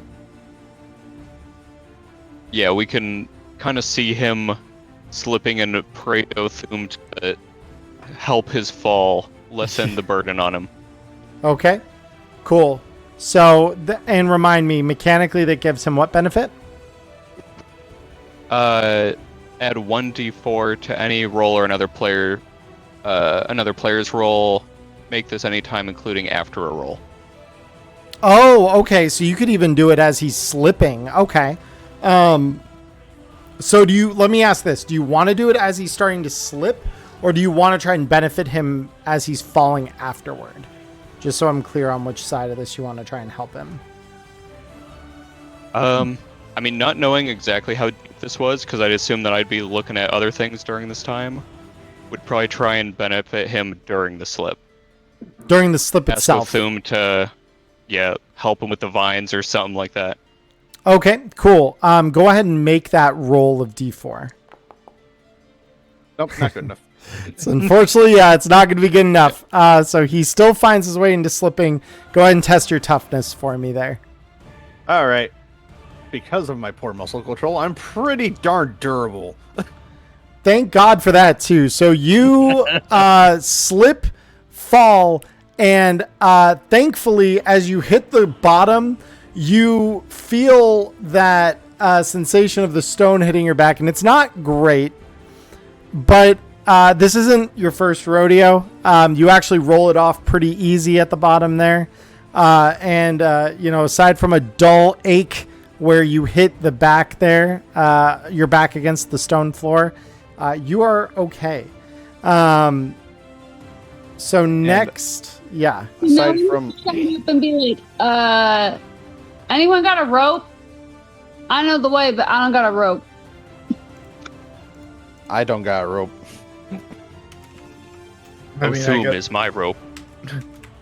I mean, I have 9 medium-sized ropes. He's just gonna kind of flail around the cat of 9 tails a little bit. I mean, it's up to you guys. I mean, I'm So you tough mean- and tough, so it doesn't bother me. With your 9 ropes and my 9 ropes, we have 18 ropes. Also pulling out my cat of 9 tails. And I start to clamber down, and I'm using my full because it is nighttime, right? Yeah, it's I'm still going- like it's probably about 4 a.m. when you arrive here, where you can just be barely beginning to see the gray, like the gray pre-dawn light, kind of beginning just barely to illuminate the sky above you. Yeah, I'm going full vampire and darkness speed because I assume the extra 1/3 speed is fairly visible as he goes to dart down these vines. Cool. And so does that give you like an agility bonus of any kind, or? No, just mainly for flavor. It's just Fair, overall okay. in movement and darkness, instead of 30, I have 40. So Oh, very cool. Okay. Yeah, go ahead and make me that agility test. Let's see what that is. and that's why I Oh. like the flavor. Yeah, exactly. So yeah, you see this dude. For those of you still left, well, I think that's pretty much at this point just Mateo. You see this like figure just basically embrace the vine as a writhing mass of shadow. He just grips onto these vines, slides down into the hole underneath without a second thought, really. I mean, you handle it very, very proficiently. Which just leaves you left at the surface, Mateo. What are you doing? I'm gonna do a quick survey, see if there's anything to anchor myself with. Othum wasn't known for teaching agility. So you don't really see a whole lot to anchor yourself with in terms of like rope or anything that might serve as a rope and hold your body. And you are reminded of the viney mass that you encountered on your way here, and know that some of these vines maybe want to find you, a home in their gullet instead of, helping you descend safely into this hole. If I may, That's fair. Les tweaks a couple of the little tuning knobs on the inside of his hurdy-gurdy and starts eking out an ominous tune. Hearing this, Mateo's just like, alright, I might need someone to catch me. And starts climbing on down. And Galam is down there like, I got you, just don't be as heavy as me, please. So I will also mention, Anthony, if it does help you make a decision here, remember that Devil's Luck can also make a test minus 4 DR easier. So you would only have to, in other words, roll an 8 here instead of a 12. We don't need the Devil's Luck. We have Othum. We have Othum. Okay. Bet. So you're gonna, are you rolling that agility test first? I'm gonna prematurely just guide Blessence, like ask for Othum's favor before I start climbing down. Yeah, and you feel that shadowy embrace. So go ahead and roll a d4 for me. Let me find it here. Where are you, D4? If you just type in the chat box /roll d4, space d4, it'll just roll it. So if you think of it like a chat command, like in a Discord. There you go. All right, so you get +3 to whatever you roll on your agility test here. Easy. You didn't even need the blessing of Othun to do this. So yeah, with Othun's blessing though, you feel this incredible, steadfast, just bold bravery at the prospect of this, despite not being the most agile. And you grip onto these things, and you can almost envision like your foot stepping, and you almost think you can like see where you're going to place your foot next before you actually move to do so. And you almost see these kind of phantom visions of Othun's guidance as you manage to climb your way down to the bottom of this room. And it's right about now that you all notice this dull cyan glow coming from one corner of this room.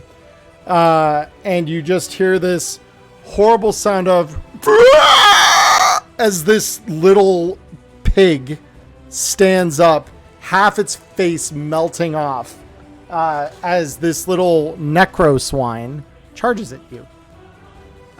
So I will go ahead and roll initiative here, because this is players. You are going first. So just allow me to finish rolling this guy's stats in here.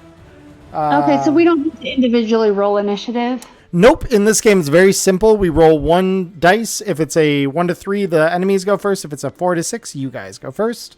And then you all determine what you want to do in what order. Cool. Yeah, it's very, very nice. So. Much less complicated. Oh, yeah.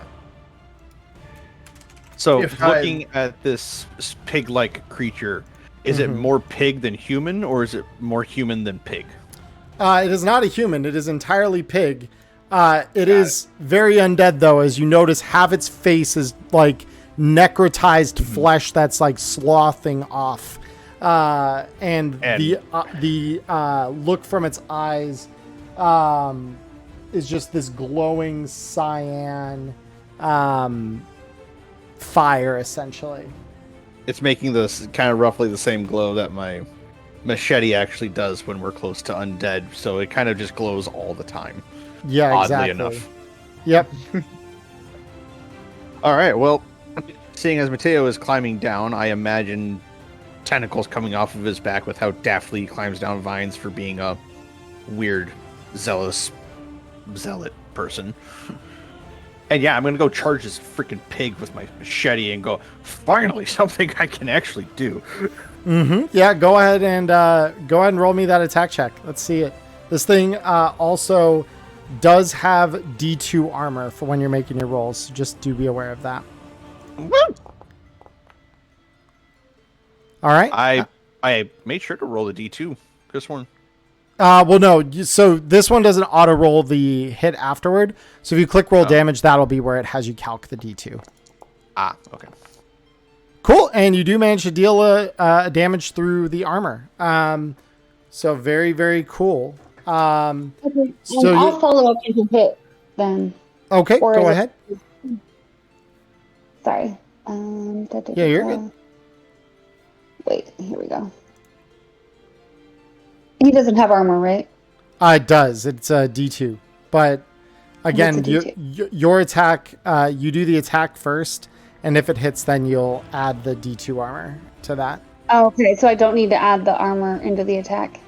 Unless it specifies it. I mean, you can then, but yeah. Yeah, it presets it for when the... Yeah, it presets the armor for when the damage gets rolled if you hit. Oh, I get you. Okay, yeah. This Foundry system works just a little different than Cyborg, so I'm not entirely familiar. So yeah, you need to just note it in that when you're rolling.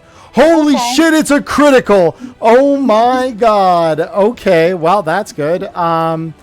Yeah, let's... Well, so that's 2 times 2 equals 4. It only had 1 armor. So let me just make double sure here of the... I just need to check one thing here real quick. I'm pretty sure it only does 3 damage. I believe so, but I just want to confirm that is because I know crits in Cyborg were also okay. Yeah, X2 damage, and it reduces its armor by a tier. So you actually, as you wield your new sword, you cut through this thing's hide in such a way that the hardened, necrotized hide that this thing was using as a natural source of armor just gets sheared away by your slice, and it loses 3 more health there and is beginning to not look so great. You know what I forgot to do? I forgot to do the Eldritch Mind thing. Oh, go ahead and roll that for me. Not that it'll affect your critical, I think. But yeah, let's test presence. Okay. So yeah, from this point on, you'll need your attacks are plus DR4 are plus 4 DR to hit. But you can make 2 a turn. So well, so actually, so it doesn't affect the crit, but that also means you can make a second attack this turn. Okay, gotcha. So if you'd like to make another attempt, you can. You just won't hit unless you make a 16. So did his armor went down, correct? It did, yeah, because you're a crit. So it's 0 now? It's 0 now. Yep. Okay, cool. So then I will roll. You hit again! Holy shit. Roll damage. The Eldritch gods have blessed me, apparently. Yeah, and so Yeah, they do. You feel like the peering eyes. You actually begin to see eyes along those vines you used to crawl in. And in a just basically in a adrenaline fueled desperation to like get away from these things, you carve the pig open, and it is no more. This thing is dead. So with that, let me just check one thing real quick here. Yep. So with that, you see in the room the pig has fallen dead. The cyan glow and mist that was kind of hanging around the room begins to dissipate. Now, one thing that you probably would know, those of you who are more seasoned adventurers and hunters within this region, you would know that necroswine are somewhat valuable for their skin. So that skin you cleaved off earlier is worth 25 silver. Cool. I collect it then, That's since pretty I'm the good. one who needs the kill. Yeah. Not bad. And so with that said, Do I need to add that somehow? I could make an item for you real quick. Necro swine. Oh, sleeve.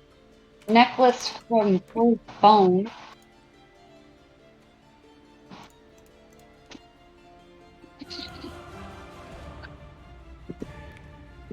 So while Rampage is carving the pig, I start approaching the door that was down here. Okay. So bear with me just a moment here while I just make sure that this is in here and just find the best image I could use for something like this. Wait, was that a Triforce? That was a Triforce. Interesting. Yeah, that sail that looks enough like a tanned sheet of skin. So let me go ahead and find you. Yep. So you managed to grab that. And let me see, how many items do you have here?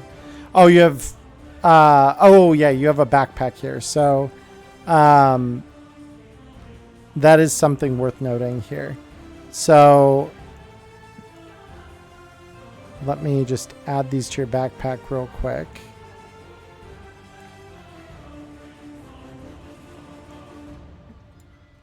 Necroswine. Okay. There you go. And the rest of that is being worn by you. Okay, cool. So with that said, that door you're looking at there, Robert,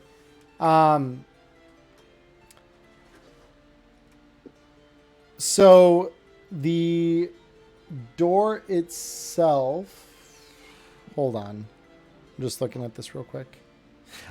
Yes. So the door itself is crumbling. You see a bunch of crumbling masonry that is essentially just blocking your way forward. To clear it out, let me see here. Crumbling masonry and rock to the west. And then, yeah, tree roots. Okay. So the masonry itself, you could get through fairly easily, you figure.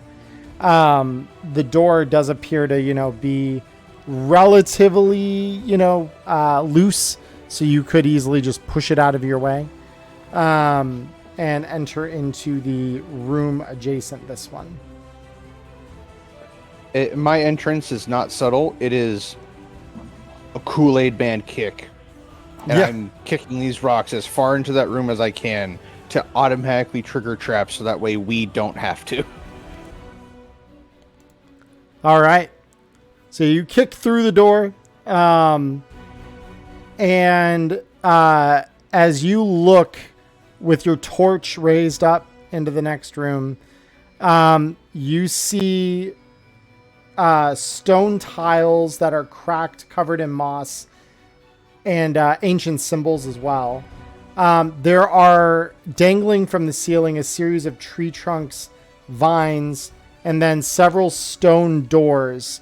One of those stone doors was on the north end of the room, where you are coming from here. The south end of the room directly across also has a similar stone door. There is also there's also a dark tunnel out to the west side of this room. So, I know... So this is more of a canonical thing in my head, because I don't have torches. I have my runic machete that glows in the dark. Oh, So it's okay. Yeah, for you it would be your machete then. But yeah, either way, you would have light, and the boat would have had torches on it that you all could have used Fair. anyway. Yeah, that's the way I'm going justifying it. I'm going to comically say that I'm scared of fire, but I mean, that checks out. Honestly, I would be too if I'm a shambling mass of bone and rotting flesh. So, that yes. no one knows about. Yeah. So you raise your glowing sword up, but that is the things you see. So on the north end of the room, you see a dark tunnel, or rather the west end of the room, you see a dark tunnel. The south and west end of the room here, you see some doors. Yeah. I take a single cautious step into the room, and then I scoot immediately to the right to be at the door frame, but I don't go in any deeper, and I just wait for everyone else. Into the tunnel, you mean? Oh, no, because there's a door to the south, a tunnel, and then another set of doors. Yeah, so basically where you are right now is the northern end of the room. So you've just walked through a crumbling door into the room. On your right, essentially, which would be to the west, if we're looking at cardinal directions, is a dark tunnel. Directly in front of you, which would be south, is a doorway. And to your left, along the eastern wall of the room, you see another door there. So I'm not walking up to any of these. I literally go through the door. I take one scooch to the right to just continue examining the room until everyone else walks through already. Okay. Yeah, no one, and nothing happens. Nothing comes out at you from the darkness. Can I do another pebble trick and throw it down the tunnel? This time, more throwing it at the wall so that it pings off the wall and tries to plop down that way to see if it dips down or anything like that. Sure. So you huck a stone down the tunnel, and you hear it echoing fairly normally. All of a sudden, it doesn't bounce for a bit, and then you hear it bounce off of something wooden. That sounds like it had to fall maybe about 10 feet to find. I think there might be a pit in there. Yeah, so I think we check the small door first. It's gonna turn to the side and wave toward it. Okay, so you're going to... And she's gonna go towards the small door. So you're going towards the small door? I guess so, because I know the way. Okay. Very good. Our guiding light in these trying times. Look, how do I flip a coin, Charlie? Just roll a d2. One is heads, two is tails. Okay, heads or tails? Tails. I mean, Okay, I have no idea what I'm doing. I know what I'm doing now. Never mind. No, I don't. Slash roll d2. Whoops. I clearly don't know what I'm doing. My bad. I did it wrong again. There it goes. There we go. There's heads. That's heads. Okay, Yep. yes, we are going to the small door. The small door. Okay. Small door is over to the left. I randomly assigned the pit and the small door. Small Yep. door was 1, pit was 2. Very cool. So, finding your way to there. Let me find my note here. Mateo, hurry up. I just need to finish counting all these pebbles first. Yeah. And there are quite a few of them. That room had a caved-in wall. There's 17 and a half and a quarter pebbles. You're fine. You can stop counting. I'm sorry I missed that. He has to count the pebbles. Interrupted again. I have to start from the beginning. Is that his idiosyncrasy? Mine is, I always know the way. Can I grab one of the pebbles that he's counting, throw that one down the hallway too, and say, "There, now you'll never know. Let's go." All right. Frustrated, just goes ahead. Yep. So the small door opens up as Rampage opens it. Walking in, you see before you several unnaturally lit torches, but it belies honestly something pretty beautiful.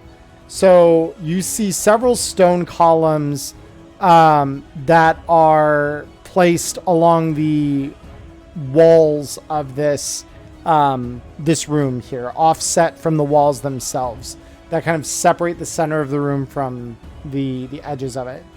And these columns, in the middle of these columns, in the center of the room, is a elaborately designed decorative floor, carved from rock tiles with intricate geometry.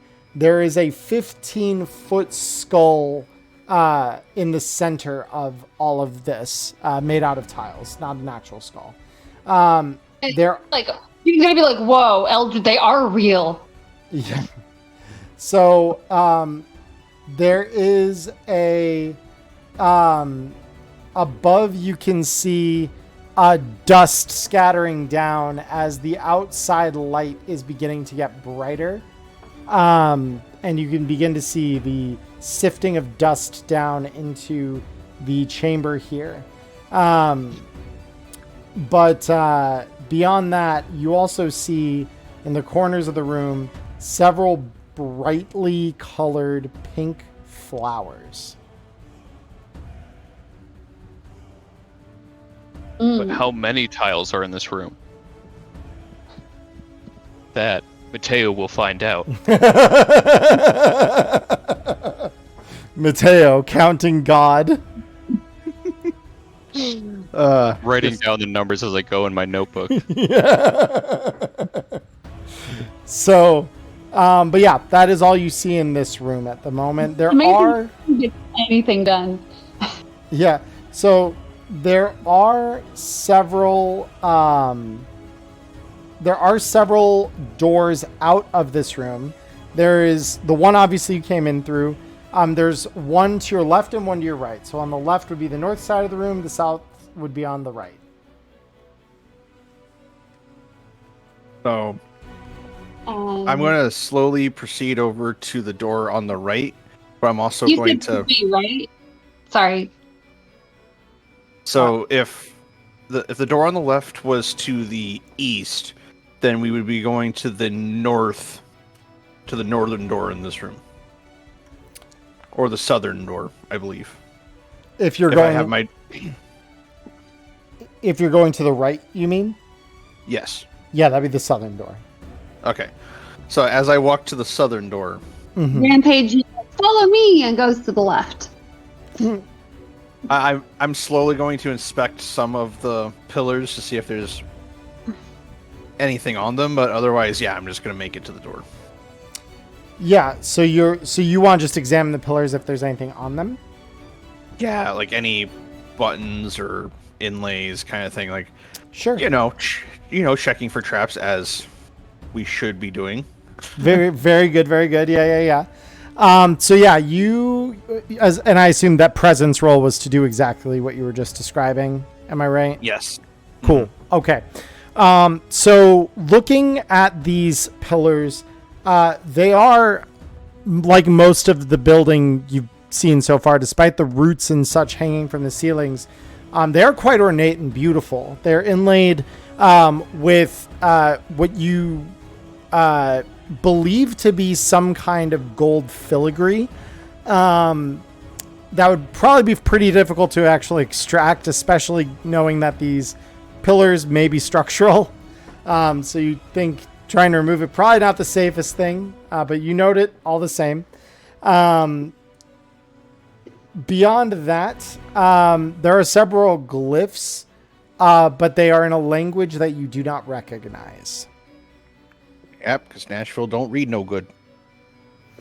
Yeah, I mean, it could be a language you do recognize, and you just, wouldn't have a fucking clue. That is also factually correct. So yeah, at that point, I do make it over to the southern door at roughly a little bit after Rampage would make it to the northern door. Okay. So, Rampage, you make it to the northern door there. I assume you want to open this thing, yeah? Well, I'm gonna take a second and can I just inspect it? Can you inspect the door itself, you mean?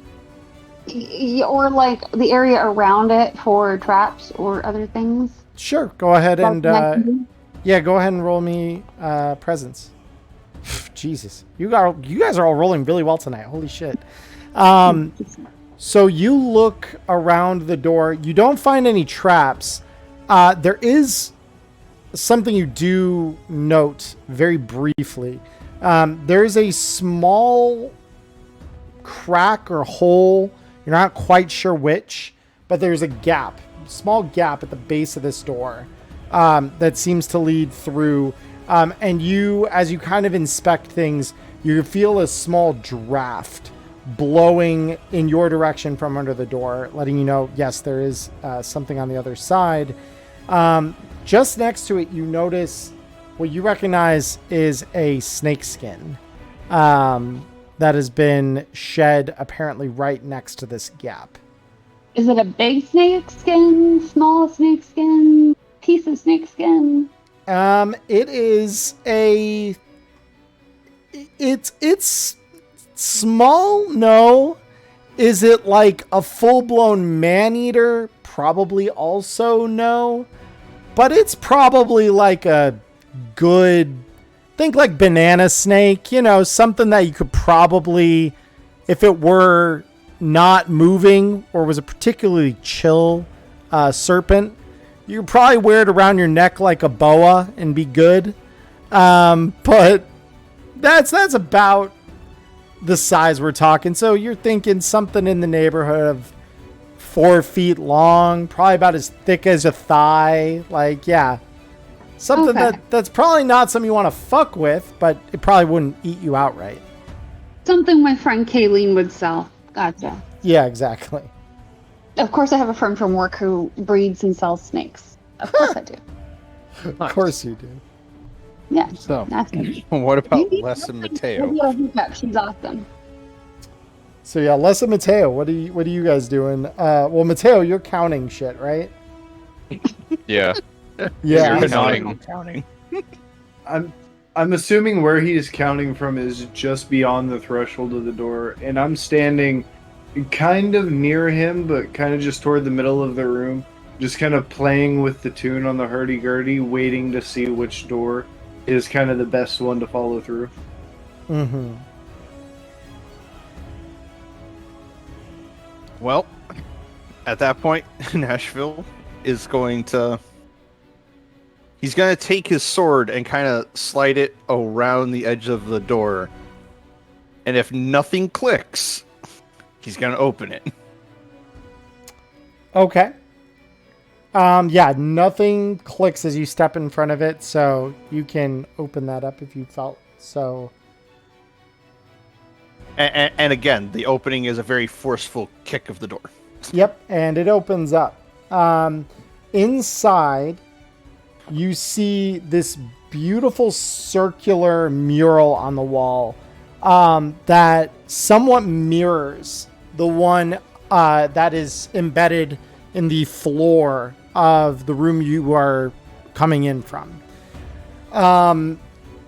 Inside this room, so you see the door at first because it is directly opposite you and it's beautiful.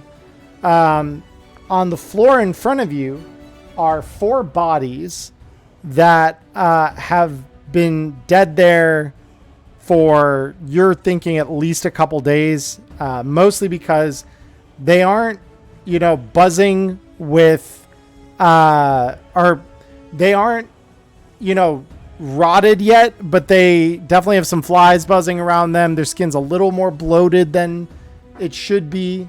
And you notice that there are several bags on the ground, one of which you can see has partly begun to spill its contents onto the ground. And you see a couple of probably pebble-sized gemstones that have rolled out onto the stone floor. So, priorities. Nashville is going to look behind him to make sure no one else is paying attention before he tries to crack open the skull of one of these things and eat its brain. Oh. Can I roll a presence check to see if I spot him from my spot, just kind of watching both people on the doors? And Yeah, that's why I'm also saying, I'm looking to make sure no one notices this. Yeah. You can roll your presence, though. I'll take that. Okay. Nope, I didn't hide very well. Well, no. Yeah, no, it's different. I was just gonna have him roll presence, not you. Oh, okay, so, yeah. So Well, his detection of my detection, so he doesn't know that I spotted him from my spot now. Well, That's how we play that. yeah. So he's looking around, and yeah, you just ravenously tear into this dude's skull and consume his brains. It's like I drag it off to the side away from the door frame, and then it's Yeah. and Les, you don't notice anything. You're none the wiser of this. Oh. so the benefit of this is, I'm assuming this is a human brain, yes? It is. All right, cool. I regained 2d6 HP. Cool. Do you get anything further from that, or just the HP?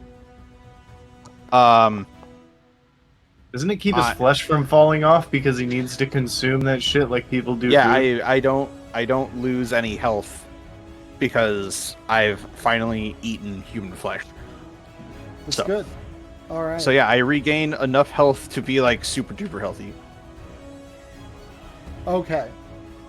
So, with that, And then I start rummaging through the bag with the gemstones. cool. All right. So yeah, and the gemstones inside are very, I mean, these are pretty big bags. They're pretty heavy. So you figure the gemstones themselves, the ones you saw kind of poking out were pebble sized. The ones inside, well, they are like the size of like a small brick, essentially. Each one would be a standard item to carry. You estimate, based on similar ones you've seen, each of these is worth about 100 silver. These brick-sized gemstones. And how many of them do I find? These bags are full of them. So each of these bags has probably got at least 6 of them. Okay, I'm going to grab 3 of them because my sea chest that I have strapped to my back can carry 20 things. So you're gonna grab 3 of the brick-sized gemstones? 3 of the entire bags. Oh. So 18 Well, bricks. yeah, okay. I see what you're saying. So you're just gonna empty their contents into your bag. Got it. Yeah. So let me just check your, because, oh yeah, yes, because you just got the bottle of rum in there. Yeah, a 'cause bottle of rum's like on my belt or something because I'm... Yeah, well, it would go in the chest because that's fair. that's a standard item. But yeah, then you let me just create a gemstone item really quick for you here. Details, price, 100.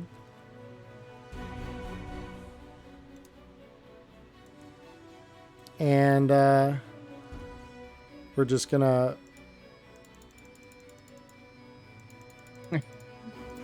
There you go. Just like that, you have a load of giant gemstones in your bag. And I'm going to just check one thing here real quick, because I don't think I assigned this a price. Because I know this is 25. Okay, cool. So with that done, so yeah, in here, the one thing you do notice as you kind of munch on this dude's brain is that there are several darts protruding from his flesh.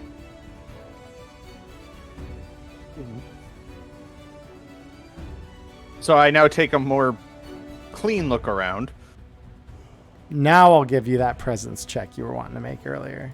What is that? Yeah, this is a very much like I'm on my spot. I don't move. Mm-hmm. Okay. Nope, I don't see nothing. And yeah, and you're not seeing anything. Yep. And I shout, "Hey guys, I found some dudes. They were carrying stuff. I already grabbed a bunch of it. We might not need to go after the skull anyway."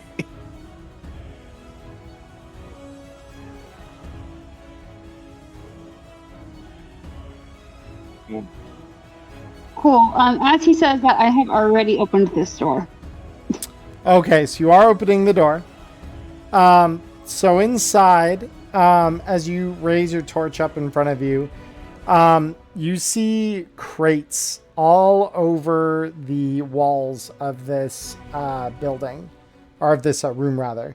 And they are relatively newer, certainly newer than the structure around them. So you could see protruding out of the lids of several of them. You could see different like potions, medicines, some gauzes for binding wounds. And you also see several, vines and tree roots protruding from the ceiling as well. and you do hear a and up above you, you hear the hissing of something up in the roots and vines. Is it a snake? You can't see it, but within there you do see more snake skins and several eggshells. Lunch. The Guys, I shell- found lunch. The shells themselves, not actual. Oh my! No, I mean the babies. We can have baby snake for lunch. Oh my! Nutritious. There's calcium in them eggshells. Yeah, we can like mix up the eggshells into like a tea. I've heard that it's a good thing to do with eggshells. I don't know, but we can eat the snakes. Guys, snakes. Actually, might have a little bit of a panic attack if I see the snakes because that is very eldritchy looking. Yeah, you might. So are you walking into the room full send at this point, Erica? I keep forgetting him. He is gonna go back over to the other guys and be like, there's some good stuff in there. Okay. Lots of snakes though, might be tasty. And who's our vampire? Oh, It'd be that less. would be me. Okay, I'm gonna kind of like wink at you.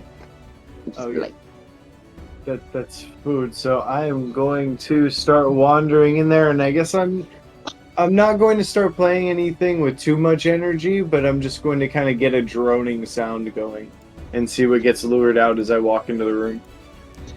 Yeah, and you hear the similar, just like as this thing is like hanging out somewhere above you. Are you walking into the room proper?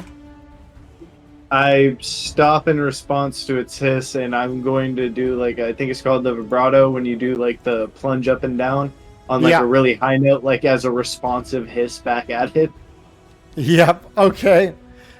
So this thing drops down from the ceiling, and in front of you, you see a good 3-foot long jade green serpent staring up at you.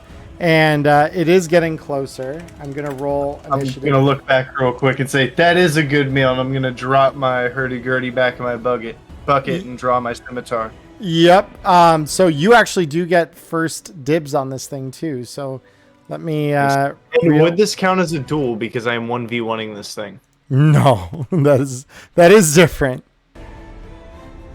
Damn. Yep. So this thing has a. Yep. And then. It's alright, I still got my power blade that goes with my fighting style, so I have a -2 DR to my attacks and defense. Okay. The cat and nine tails is now for flavor and pain when I decide to use it. I've got my fighting tool. Very cool. All right. Well, this viper is staring you in the face. Go ahead and tell me, what is it? You're gonna just go and attack it? Oh yeah, I'm gonna cut it, and I'm guessing no armor because it's just snakeskin. Yep. Yeah. Just regular snakeskin. And I drop to DR 10 instead of 12 because it would be a regular, but I have my class thingy bonus. Mm-hmm. Blam. Let's go. Oh boy. Yep. That's a hit. Roll me damage. I love it. Best I damage. love it. I mean, I remind you, you do have Devil's Luck. You can always re-roll the dice. This is true. I'm using a devil's luck. Okay. And We're doing that. The I'm Devil's Luck could also just put it straight to maximum damage. Oh, that could do too. Yeah, you could just max yeah. it out. Yeah, I'll just apply it as max damage then. I Cool. don't Yeah, need the you crit. just run this thing.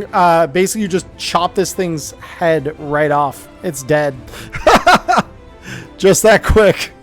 And then after chopping off its head, while it's still like got beating hearts within it, I just want to lift it up and start drinking whatever is dripping down because I am full health, but I'm assuming I still want the drink.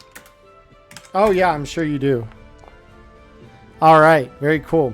So you drink from this thing's still writhing corpse, just drinking whatever blood you can out of this thing, and you find yourself knowing that these things can be venomous. You find yourself drinking some of that venom. Not enough to really affect you in a way that is, impactful or negative. But you start seeing some vibrant colors here after just a little bit. As you've drunk your fill, the colors in the room before you look a little brighter than they did before. And you're feeling just kind of happy. It feels good to be alive right now. I'm going to turn around with a big old smile on my face, a little top heavy. That was a really good meal, and I'm just gonna plop down on the ground and just start kind of playing something trippy. On the Got some I'm getting experimental here, just enjoying the vibes. Grateful Dead on the hurdy-gurdy.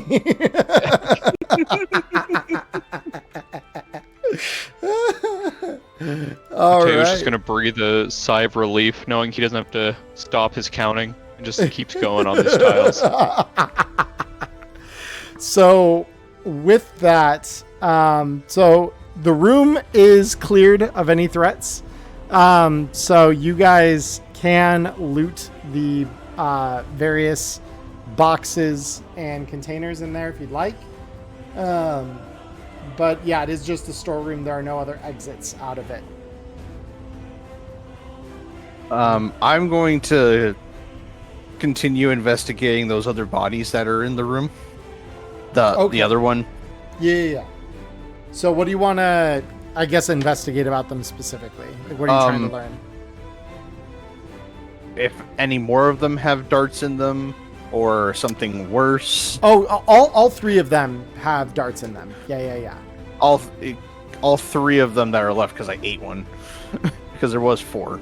Yeah, well, yeah, but all of them, including the one you ate, would have had darts in them. Yeah. So at that point, I'm going to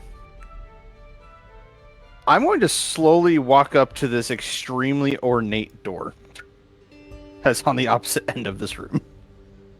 Okay.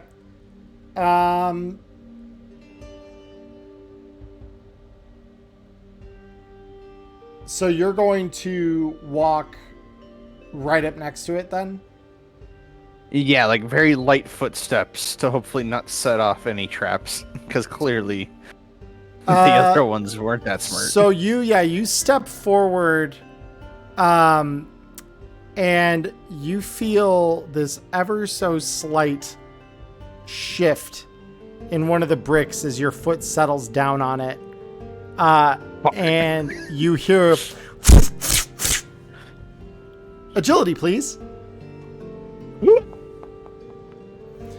Yep, and you just in time manage to duck, and you see these darts that have stuck into the wall just behind you as you've stepped on this tile. Do I make it to the door, though? You kind of do. In ducking for cover, you step off of the tile that offended the darts. So they do stop the moment you've released your weight off of it. But you recognize that it was a tile right in front of the door. So I take off my bicorn cap and I set it on top of the tile. And it's no, bad tile. And then I turn around and I start inspecting the door. Okay, very cool. So the door is, like I said, very ornate. At the center, there's a skull similar to the one outside. Around the skull, you see a series of glyphs that have been inscribed onto tiles. And these tiles look as though they are loosely set into the door itself.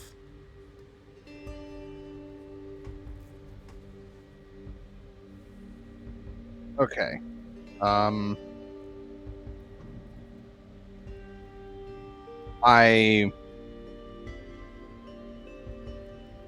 and I know I'm picking on you.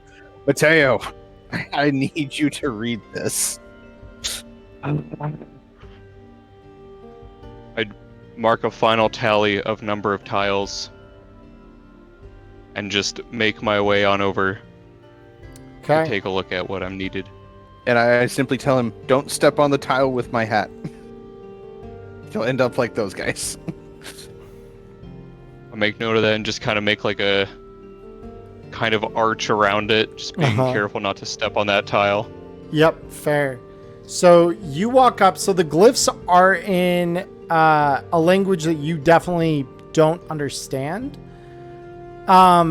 You do, however, find that there are some similarities with the tiles you were just so keenly studying in the other room. So I will... I'm going to give you a lower DR than I normally would for this because you have been studying the carving in the other room. But essentially the thought that comes to your mind is that these tiles can be pressed and that they likely represent some kind of a combination. You just need to press them in the right order. So I will let you attempt to decipher that with a presence. The DR is going to be 14 for this. So just in case that influences how you'd like to make that roll. Okay. And that's a lower DR too. Wow.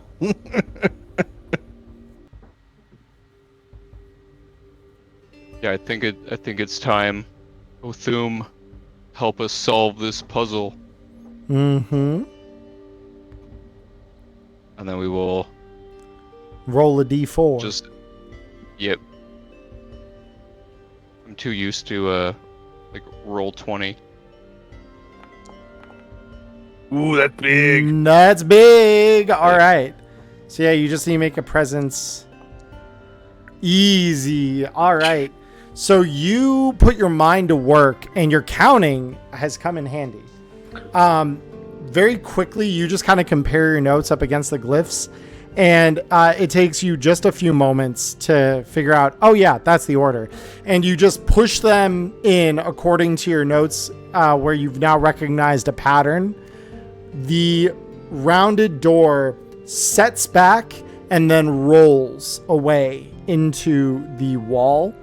And you see, and I would imagine Nashville, you would notice your hat bounces ever so slightly as the tile below it locks into place upward. And yes, I grab my hat, put it back on my head. Okay. Last rampage. We opened up a big fancy door. Doesn't have a snake in it. So how deep am I into my snake venom induced trip here? Like out of 10, how hard am I still tripping? Am I on the downhill yet? I mean, you're a solid 5, and reckon you probably will be for at least a little while longer. So Okay, a 5 though. I can at least perceive reality. It is just very distorted. yeah, it's very vibrant reality right now. So I'm going to say, okay, well, I guess it's time to go then. And I'm going to look down and I'm going to take out one of the candles. Well, I probably wouldn't mean to, but I need to make room for the slot. So I'm going to accidentally drop one of my candles, dumping the snake's head into the bucket. And then I'm going to coil up the rest of the body and toss it over my shoulder like a rope. Cool. All right. So you walk into that room, and then Rampage. Are you investigating the crates and such inside that storage room, or are you? And Erica, if you're talking, you might be muted. I'm not. Sorry. Okay. They've got the door open, right? Yeah. And sorry, did you describe what was in there? I'm fading a little bit. Yeah, so, well, I haven't described what's beyond this circular door yet, no. Okay. I was asking mostly if you wanted to...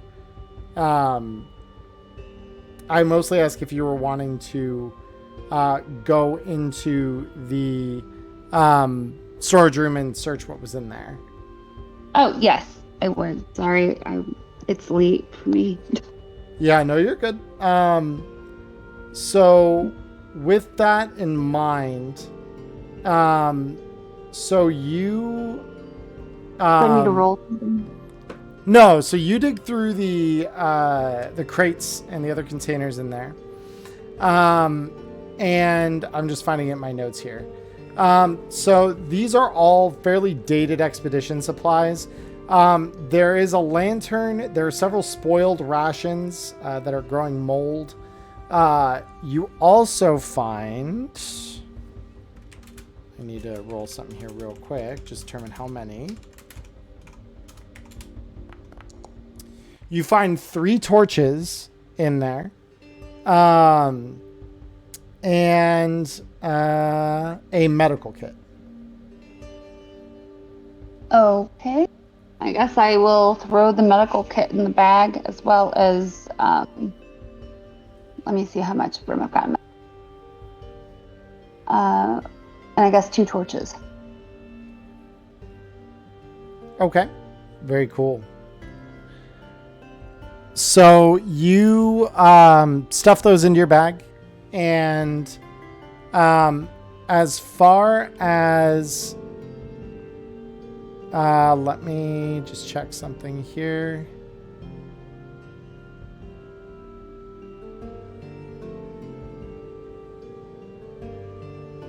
Okay, cool. So in the room with the now opened circular door, looking in beyond the door itself, you see a set of stone stairs leading deeper down into the earth.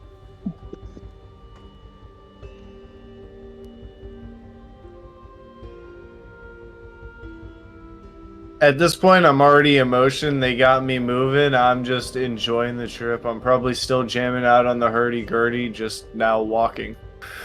So who's coming with me? I mean, me and Mateo are leading the way there, Les. Yeah, might as well get a move on. And Mateo's just gonna start walking in, knowing that nothing can harm him under Othum's great guidance. Beautiful. All right. So, as you guys are going to walk down then into the earth. No one's sticking around above. I am. I'm still looking through these boxes unless I'm done with that. Yeah, I mean, you don't find a whole lot of useful stuff beyond what I've described already. So that's, by the time you get through the boxes, that's what you have, and they're just kind of getting to the point where they can walk down to the earth as you do that. So you would be able to walk with them, essentially. Maybe just rushing a little bit across the room, but you'd get to them. And I'll be saying, I know the way, and that's not the way. So I'm glad that this is the right way. And continues down into the earth. Yep. Holding up my machete as the only light source that I have. I'm just like, this place smells funny. I don't even have a nose. All right.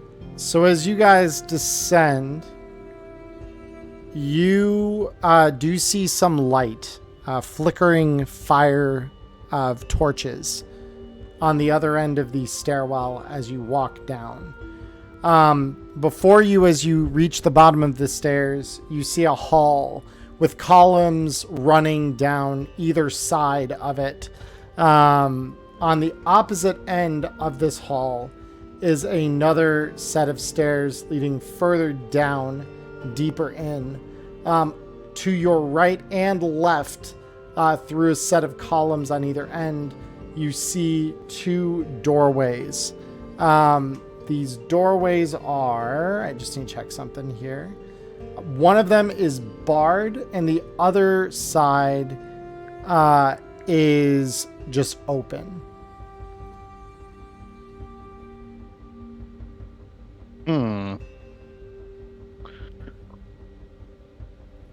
You want slash roll, Erica?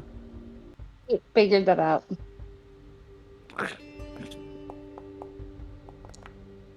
Tails. All right, I'm going to the right. To the right. Okay. So, Get out of the way. Follow me. yep. So on the right is the barred doors. So, as you, let me just see here.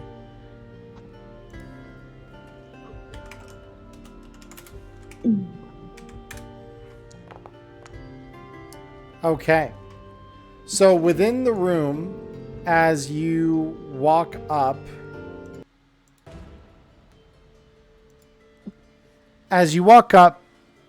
you see the form of two gagged people in the room, chained to the wall by iron manacles. And they are gagged. They are blindfolded. And within you see masonry walls. And there are several loose stone bricks directly across from the barred door that you are standing on. Or standing in front of, I should say. So with that, the door is locked as you kind of look at it and test it. It is locked. Okay.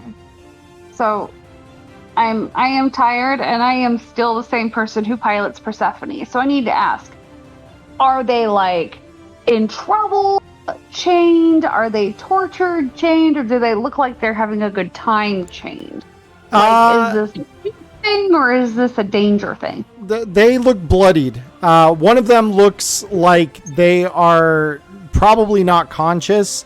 The only thing giving away the fact that they're alive is that their chest is heaving, up and down as they take ragged breaths. Be a kink thing that went a little too far. What you're saying? It's not outside of the question, but these guys look like they're not having a good time. Clothes look dirtied, bloodied. Yeah. I had to ask. Just I didn't want to yuck their yum. Yeah, this ain't yum for them. This is pretty yuck. Okay, cool. All right, I had to ask.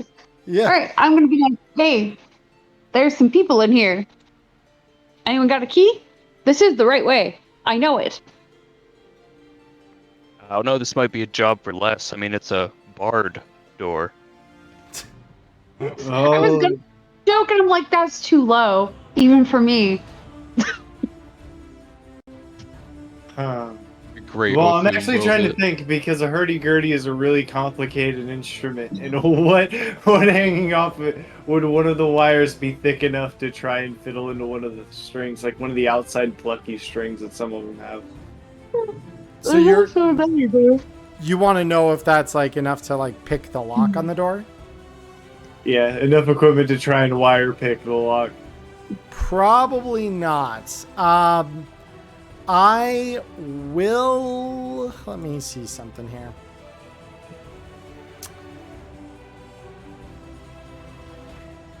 I will allow this check to be made, but you recognize that the odds of you succeeding this are incredibly low. The lock is pretty formidable, and the strings of a hurdy-gurdy are by no means a proper instrument for this kind of thing. But this is the devil's hurdy-gurdy. I'm using my last bit of luck, and we're going to bring the DR down from whatever it is, -4. -4? All right, bet. And after making that bad joke, Othum will bless him. All right, go ahead and roll me the blessing. Yeah, go ahead and roll me that blessing. It. See it. The barn door has been 3. activated. All right, of all the right. support for buffing. It's pretty good. All right. Yeah, let's see what you get there. Okay, so what am I rolling on this? Presence. Presence. Let's go. There's no way. My There's no way. fucking God. No, that's enough. So between the blessing and the fact that you are like using devil's luck, you are just like praying to a set of profane gods here. The door unlocks after you fiddle with it just a short bit with your hurdy-gurdy strings. The door opens. Let's go.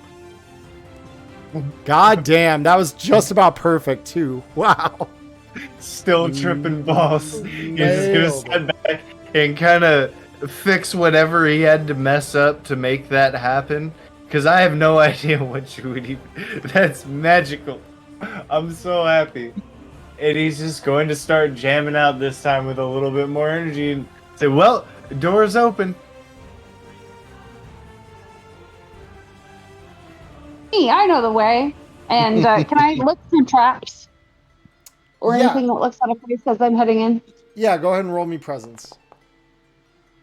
Yep, you're not seeing any traps.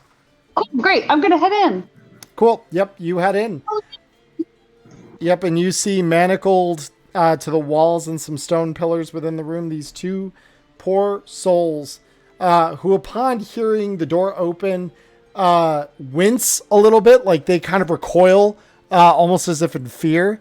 And then upon hearing the footfalls that you make entering the room, they seem to calm down a bit. And you could just hear them through their gags. And they're Ungag them, because that's the nice thing to do. And what? also, I only need one. I'm going to ungag them because I only need one muffled voice in my head, not 3. okay. Yeah, so you ungag them. Oh, thank you. We've been down here. We've been down here for weeks. They worship a god. Said we were the next sacrifices.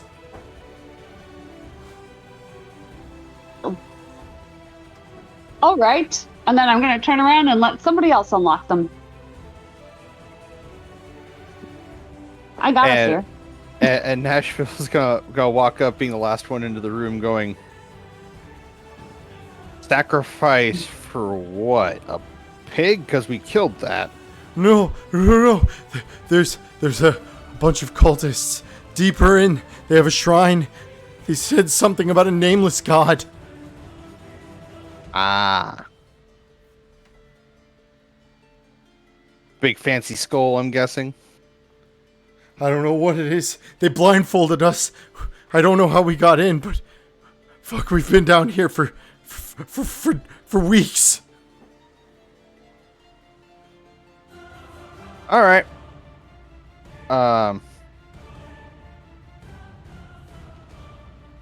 And yeah, Nashville at this point is just gonna be like nonchalant. I'm gonna run through both of them. Just nope. Put them out of their misery. Oh, okay. Yeah, and I mean they're still chained, so they can't really fight you. So I'll just let you have that one. So you run them through. The first one, upon hearing the wet squelching of your blade entering his compatriot here, says, "No, don't do it, don't fucking!" And then I assume you're gonna just run him through too, and despite his protestations, yes. Yeah. Yeah. No, they both die at your sword. That's all that she wrote. Within this room, you now notice there is another door to the north side of the room. Basically would have been toward the right as you walked in from the other door. And again, there is on the western wall some loose bricks. I'm gonna go look at the bricks. Okay. They are bricks. They are loose. I'm gonna kick it. Mm-hmm. It opens up, and beyond it, you feel a draft heading outward. Within is, unlike the temple around you, a rough-hewn tunnel out of the earth and the stone that seems to lead further outward. You can, as you hold your glowing sword up, see the wooden bracing on the tunnel that is indicative of a mine. Well, folks, I think we have a maybe way out of here, in the case that we can't find our way back. Looks like a mine shaft.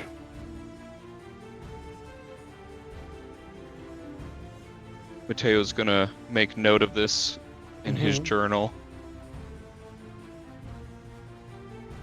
I'm going to make a very sharp, loud squeal in the hurdy-gurdy just to see how much it echoes down this giant mine shaft chamber.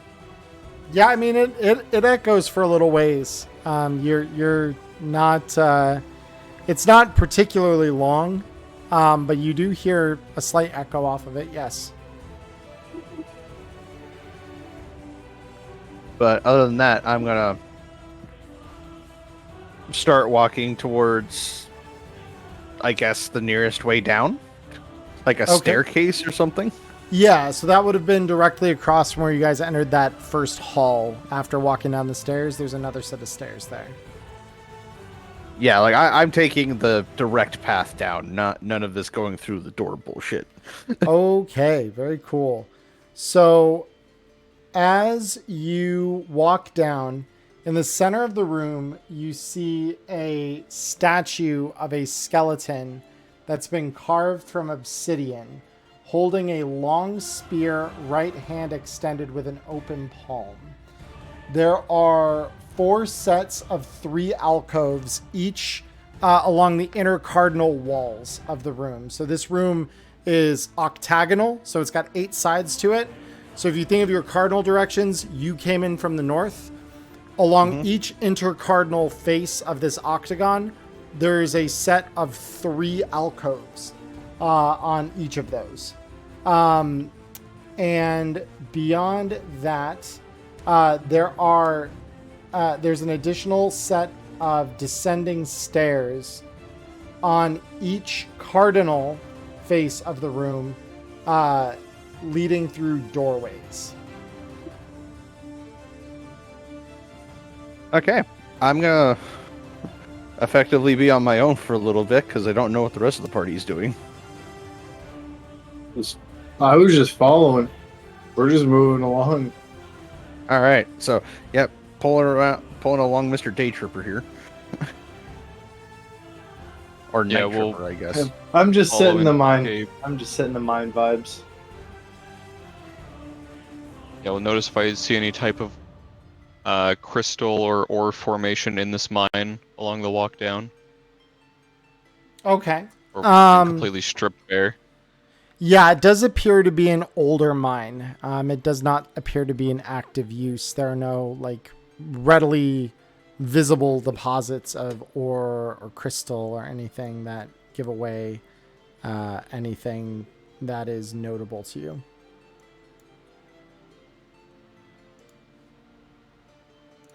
The only other thing we'll take note of as we walk down is any support beams, sort of like a depth marker or distance marker. Yeah. Counting those as we go. So there are support beams.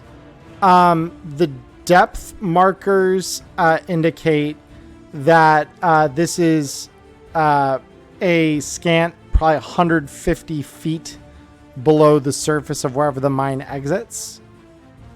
But as far as mines go, it's not particularly deep.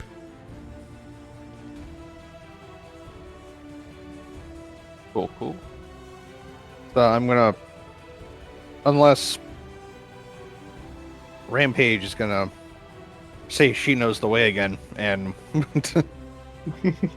That is what I'm gonna do. Okay. I don't walk down the. I don't know. Is there a path through the bricks? That's where I believe they were just investigating. That path through the bricks was Okay. exits out into the mine shaft. yeah, it was a mine shaft, and I had walked back out to go down the other set of staircase to this skeleton room. Cool. That is through the bricks.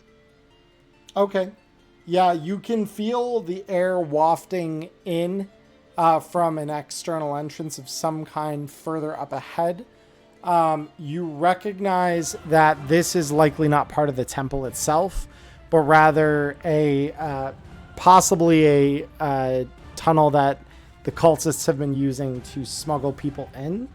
The mine, like I said, it does not appear to be active, but you could feel the air on your face drafting in from above. So you believe this to be some kind of an exit. Cool. So I'm going to say, I know the way, and turn around and go down the stairs. Okay. Yeah, so you're in the middle of this octagon now. So like I said, there's a path down to your right, a path down to your left, and what appears to be a much longer path down in front of you. That the ones on your left or right seem to head into immediately adjacent rooms. The one to the south appears to descend much further into the earth, and you can't really see very far down that hall as it descends. So there's 3 paths, not 4, right? There are 3 paths, yeah. So there's the 4th path would be the one you're coming from. So as you enter this room, you're coming from the north. There are 3 other paths out of the room on the cardinal directions. Whoops.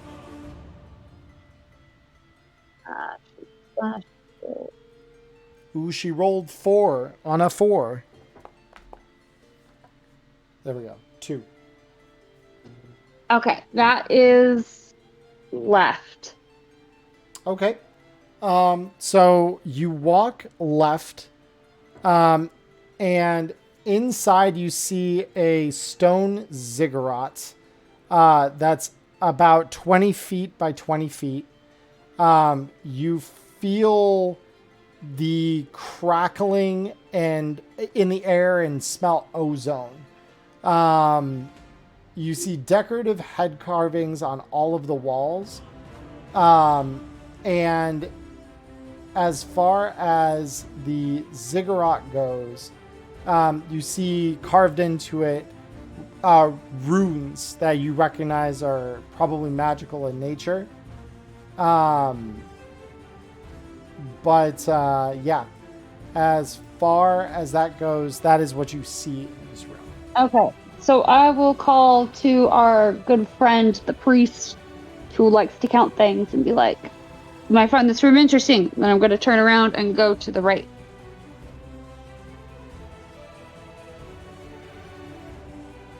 Okay. As far as Mateo goes, do you want to investigate this ziggurat?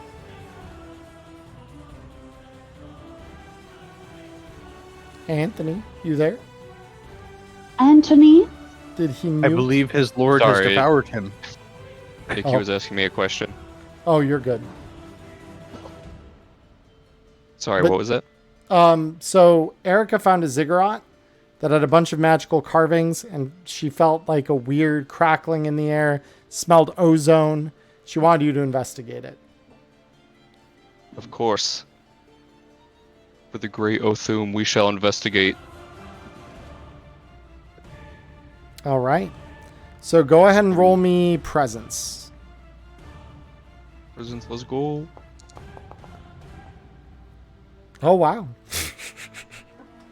Wow. I'm struggling to think of a time where you guys have really failed a meaningful check tonight. Holy shit. That's insane. So, examining this, though you don't know how to operate it, you know that you've seen rituals like this before. And you have enough evidence to piece together essentially that this is a room where a portal is ritually opened. Okay. And we'll convey that to the party, just like, seems like they were trying to open some type of portal or something in this room. Yeah. Just like the crazy guys that I dealt with in the other room said there was some kind of nameless god or whatever.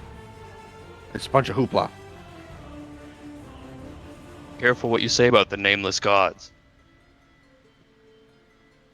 They're always listening, watching. Yeah, and they owe me money. No, he's right. They're always listening. They're always here. They're always watching. Always. And then I'm So- gonna go to the right. Yeah, Yeah. and I'm gonna start inspecting the slots on the side of the wall to see if they match the crystal bricks that I've picked up. They do not. Inside of each is a small urn. Hmm. And you I see do one of them is chipped slightly and is spilling ash onto the ground. Now, there is one thing that you all should know about ash, okay? So ash isn't just, oh, that's like a pile of carbonized whatever that got burned up. No. Ash is the remains of destroyed undead. They have physiological and psychedelic effects when they are consumed. They are extremely valuable.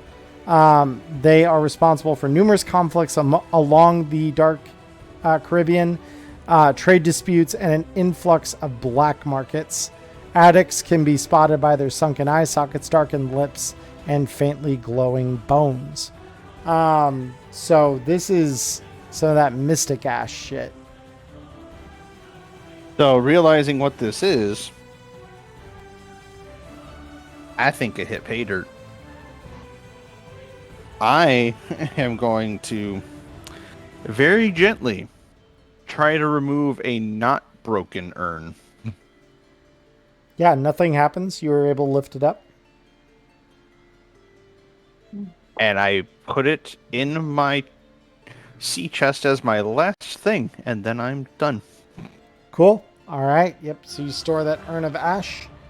And with that out of the way. So, Erica, you say you're going on the right path. I'd like to open the right door, please. Yep. I am bored with the second door, with the first door. Yep. So you, there's no door, just a doorway. So you, so you walk through. Inside, you feel unsettled, and even more so than you typically do, just with feeling like people are watching you. This is that kind of ominous, you feel cold on the back of your neck, like something is watching you. Okay. You also see a pool of fresh blood on the ground in front of you, with drips continuing to fall from the ceiling. And there are skull carvings on the walls, carved out of the rock. Okay. Can I see where the blood is coming from? It's just from the ceiling? Yeah, so looking up, you see a pretty much just a disgusting. All right, so I want you to imagine something for me, okay? So you know paper. Yeah. So you know paper wasps, right? Like they make those big, like round, kind of like nodule-looking hives, kind of ballooned paper mache-looking things, right? Like that. You can picture that. Now imagine if that weren't made of regurgitated pulp, but rather was amalgamated out of flesh, bone, bits of wood here and there to bind, it's still moist, dripping blood. Oh, neat. Did you know that there's a wasp called the vulture wasp that does this with meat? I did not. That is fucking horrifying. Yeah. Not necessarily with bone, but they make like honeycomb out of meat. Great. I'm imagining that right now. I do also want to mention that, wasps only make them so large. Usually they're not particularly big. This is big enough that you could probably fit your whole body up into this thing. It's Cool. big. I'm going to slowly back out of the room and go back the other direction. Okay. I'm going to just roll something here real quick. Don't mind me. Oh, I do mind you. I mind you frequently. Okay. I mind you. Yeah, you back out of the room. You're good. Okay, cool. And I'm gonna just kind of incoherently babble or attempt to babble what I saw, but because of the eldritch monsters that also live in my brain that are also horrifying, probably not gonna make a lot of sense. Okay. Yeah, fair enough.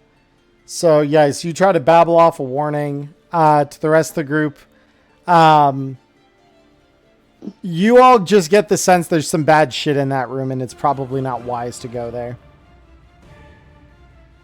Yeah, if it makes him walk out of it, then yeah, no, not worth it.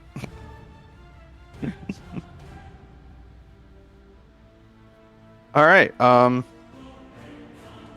At that point, So if we're done in here, I know the way. Follow me, and I'm gonna go straight down the hallway, not the way to the meat catacombs, the other way.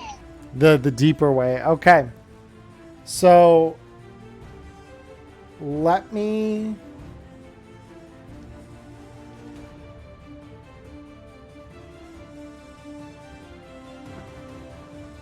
roll something here real quick.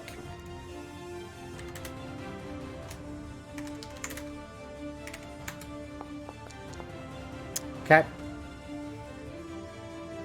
So you walk down.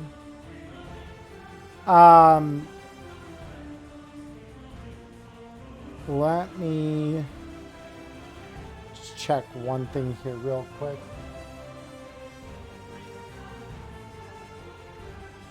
All right. So you walk down into this cave that these stairs kind of guide you through. And exiting out the bottom, you see a circular chamber with 12 pillars, each carved out of obsidian. And they are 75 feet tall, each of them. And they are carved with the visages of different gods. In the center of them, at the middle of the room, there is something, a stone that is caked in blood with recessed channels that lead out toward each of the 12 columns. And all of this is caked with dried blood. Someone's got a real fetish around here. They're also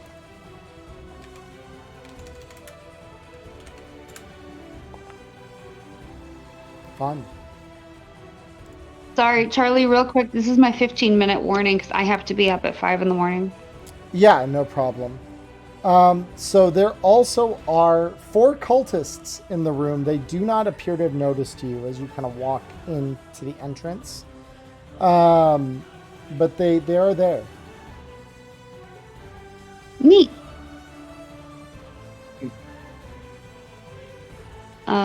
Is anyone else going to do anything? Because otherwise I'm going to stab them.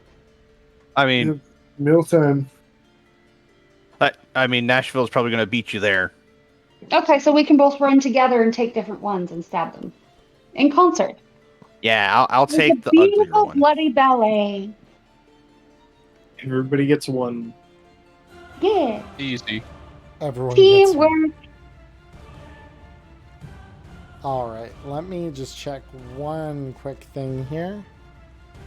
Teamwork makes the main work.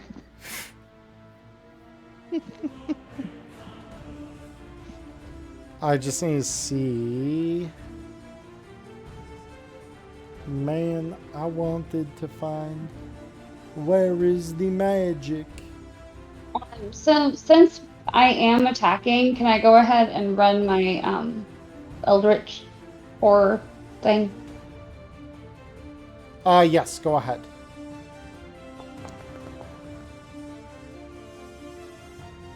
Cool. I feel All right. Yep. So it gets harder for you to hit things, but you can attack twice. So I'm just trying to quickly find.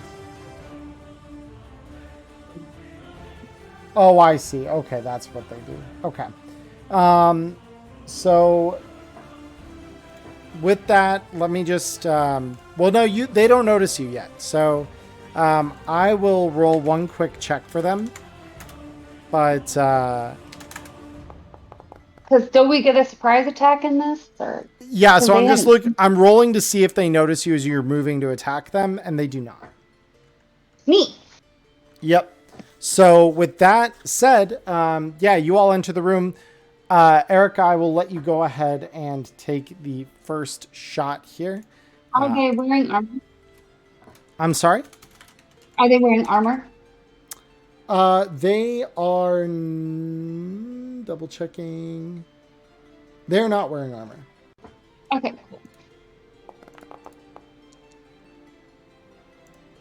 Oh my. Cool.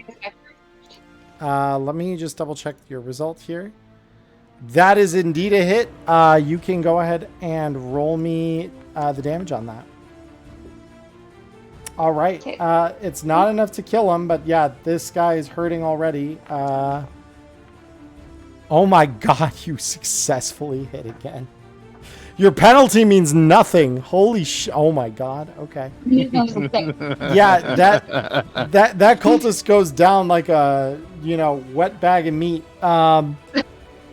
So yeah, that cultist dies with 2 quick slices to his throat. The other 3 turn around and notice you there. Crazy. Well, like we're all attacking them in unison. Oh, I know. Yeah, the other 3 at this point are noticing, but they can't stop you all. That I am burning my luck on this one. bet. Stop me now. Go ahead and re-roll. Yeah, it is I'm what pumping the ball. I do. I bet on everything. Ha! Much better. Much better. Yep. Roll me damage. Womp. Yeah, not enough to kill him, but yeah, definitely enough to hurt him. So Les and Mateo. Mateo's gonna see his target. I apologize. That was not what I wanted. Curse to of the Drowned God. Oh my god. Yeah, so I just need to double check rituals here just to make sure that I understand the DR that you're yeah, because it's just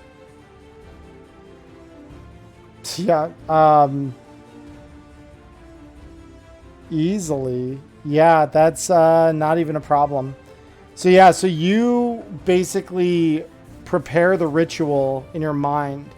And yeah, then you curse one of these healthy cultists to be horribly, having a bad time and therefore unable to react too well when, they're going to be trying to deal with you guys. So good stuff. Love that. So Noise. Yep. Just double check. We might be able to get some information out of this one. Of course. Yeah, and unfortunately, that will miss. So now it's the cultists' turn. So they are one of them is going to run up to you, Erica, and attempt to attack you. It is a D4, so if you'd like to try to evade.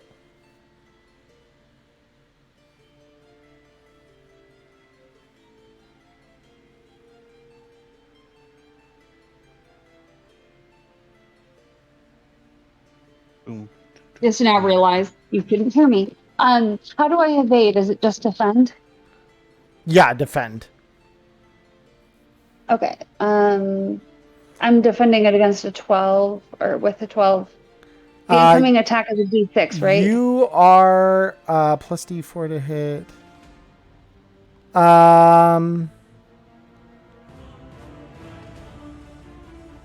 Ask me your question one more time. I was just trying to make sure that your thing didn't I want penalize to your make sure dodge. my defend DR needs to be 12.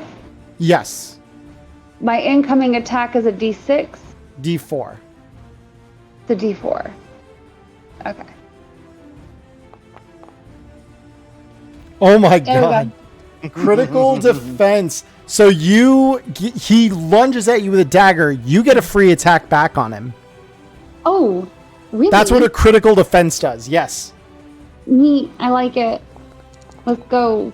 Holy 19. shit! Oh my god. Okay. Yeah, roll And damage. And it's an immediate kill. What the fuck?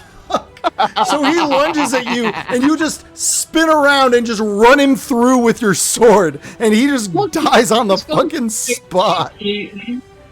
Oh my god. Holy shit. Well, That's insane. Okay. So, two good news for me, I guess. Yeah, so 2 cultists are turbo dead. One of these remaining only has 1 health left. So, Jesus, that's terrifying. So, the second cultist is going to go after you, Robert, having seen you shoot his friend. Yes, stab him. Yeah. He is going to cast a spell at you this time. So the attack is a D8. Oh no. Oh no. Oh,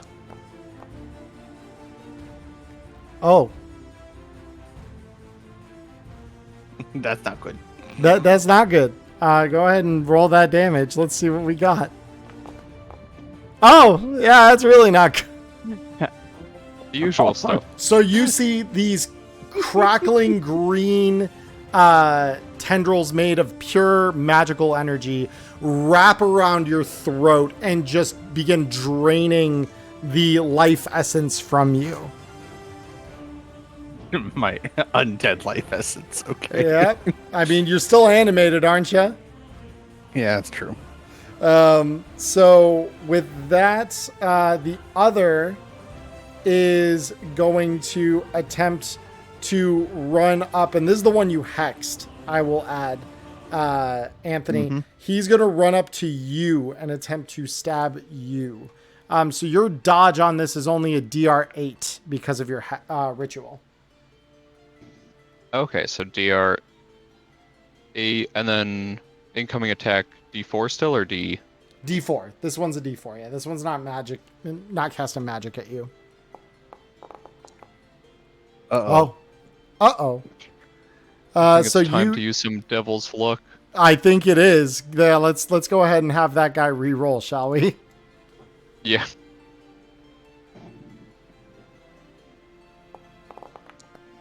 Better. Much better. Yeah, no, that's much better. So yeah, you duck the dagger that was certainly about to fuck you up. So very good. I like that. So Thank with Othum for his insight. yeah, no kidding. All right, back to the party's turn. What are you guys looking to do? Oh, the one who zapped me made me mad. Yeah. This is a straight up sword to the head. And I miss. And you miss. Are you unable? I don't have any more luck. Yeah, okay. Yep, so that's just a flat miss. Les, do you want to take a swing? Yep. I'll take a swing at him. Let's see if I can land a singular hit tonight, because I don't think I have yet, even when we were in the... Well, so let me ask this. Do you want to go after the one Robert's fighting or the one that is attacking Anthony? Because the one attacking Anthony is cursed, so it's actually easier to hit him. And he's got more health, too. Yep. I would probably be closer to the one attacking Anthony anyways, because Les likes to just hang out tripping balls in the background, so... Yep, fair. So... Wait a minute. Oh, I guess it's just a minimum of 8 on the DR, because I already have the -2. Because what's the minus? The -2 is for my class specialty because I'm attacking with the special blade. Because that's you my, should like, be. style. Is there not a text field where you can manually adjust it to a 6?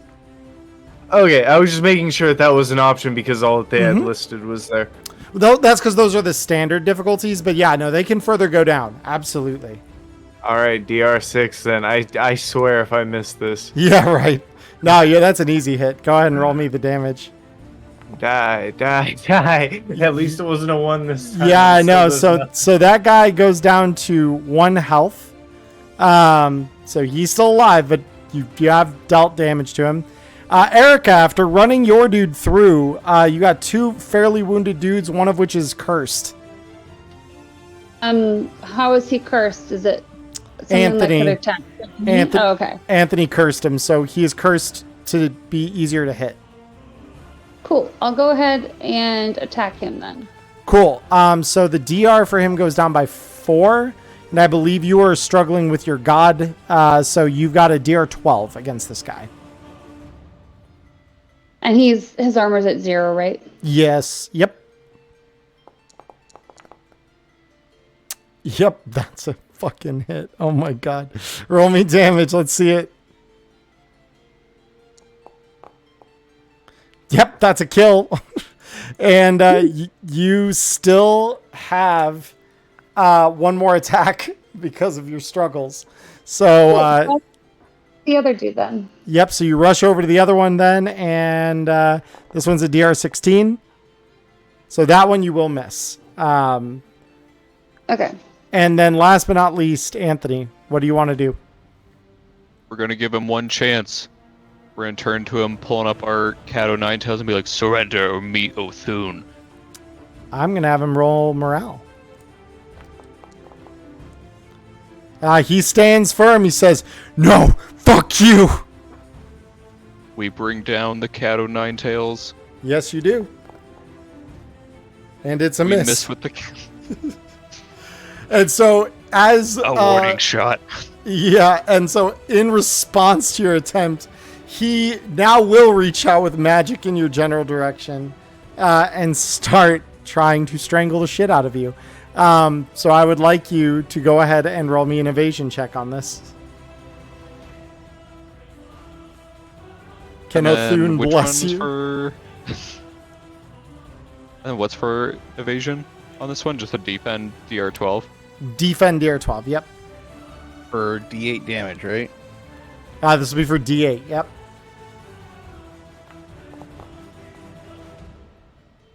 We might need to ask Othune for some help. Okay.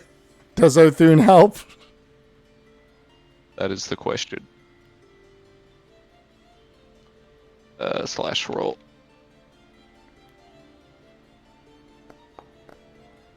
Nope. Othune does not help. Othune does not help in this case. So yeah, the tendrils wrap themselves around your neck, and you suffer 2 points of damage.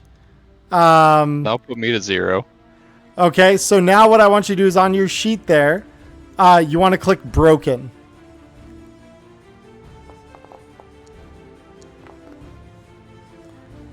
So broken or severed limb can't act for 2 rounds, then become active with 2 HP. So yeah, so your hand that was reaching out with the Cat of Nine Tails is wrapped by these green tendrils, and it actually turns to ash in front of you. And your Cat of Nine Tails falls to the ground in front of you as this happens. Mateo just screams out in pain, crumpling to the ground. Mm-hmm. I bet he does. So we're back to the players. What do you all want to do? Nashville stab. I'm rushing. Nashville stab, Nashville miss. Ah! All right. Okay, well then my turn. I claim next. Okay, yeah, go ahead, Erica. Let's see what we got. No, swing let's number do it. 1. Nope, swing number 2. The immortal cultist. That's a hit. Oh no, that's not a hit because it's No, a DR16. Fuck. Yep, No, that's a. never mind. Okay, finally. Your I'm time has going to come. murder somebody in this fucking game. One time tonight, I want somebody to die by my fucking hand. Roll a goddamn 6. Thank you. So yeah, Goddamn time. That's all that I want. you just run this dude through, and he is no more. Yep. Oh my So- goodness. With Les killing him and him falling to the ground, in my rage, I don't try to hide it anymore. I literally start digging into his skull. Just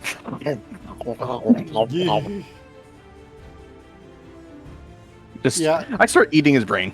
Yep. No, that makes sense. We got The the good news is, after a few moments there, Mateo, you rise to your feet again with 1 health because you only have the 1. Yeah. But you are back, admittedly short a hand, but you're alive. Nice. And how would this affect Mateo's performance? I don't know, just in battle or in general. I mean, you could still wield the cat of Nine Tails with your other hand. I would probably just add 2 to the DR because of the fact you'd be using your non-dominant hand. Okay. Yeah. So I'd probably give that to you for the next encounter if we have one. Just as like a kind of getting used to it penalty, if you will. So with that said, they're dead. In front of you here is a stone. You can feel a chill in the air as wind kind of is blowing up from underneath it. Well, at this point, seeing how tired Rampage is, gonna usher him to find his way back to the ship. Yeah, no, that's totally fine. So yeah, Rampage, you are able to find your way up through the mine shaft pretty easily and make your way back to the ship without much issue as the sun is rising. Gotcha. Yeah. AKA. So, yeah, if you need to go, you may absolutely go, Erica. I'm very tired and I have to be up in 5 hours. So thanks, guys, for letting me play. I appreciate it. Yeah. No, thank you for joining. And it's a restful sleep. Good game. No, this is fun. Hopefully we can play again some other time. For sure. Let me see if I can figure out how to hang up. There we go. All right. Bye. Bye. Bye. Yeah. All right. Let me just readjust our faces on stream here because now you all became bigger. You've embiggened yourselves, and that's a problem. It is our stream now. It's our stream now. Wow. Big doubt. All right, let's see. All right, there we go. I think I've reversed the embiggening enough. Okay, good. Perfect. So, with that said, yes, you have a stone in the middle of the room that is caked with blood, and you could feel a slight draft rushing up out of the ground from underneath of it. Mateo will walk up to the stone here and see if he recognizes this type of stone used for any other rituals of the old ones. Sure. Go ahead and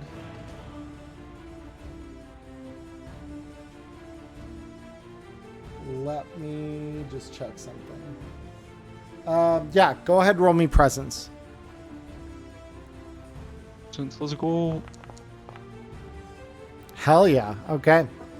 So, this stone, unlike the ziggurat above, doesn't appear to be magical in nature. Rather, you notice a small opening where the blood is fed to underneath the rock into what you can only surmise is a larger structure or cavern underneath.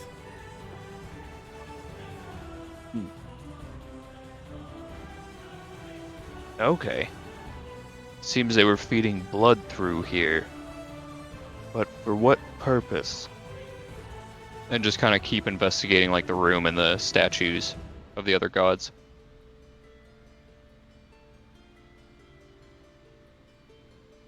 Okay. And there's no other stairwells down here, right? This is the bottom? This, for now, does appear to be the bottom. Though you get the sense that that stone in the middle is not... it's not immovable. It is going to be very heavy, though. Well, I'm Can gonna... I try something? Yeah, what do you want to try? You said it was like a drip feed thing down. Can I grab one of the cultist corpses lay their head on top of the stone and stomp really, really hard so that it starts draining down, and just see what happens. Sure. So yeah, you drag the cultist corpse over and stomp, releasing the blood from his remaining, heart and veins. And let me check one thing here.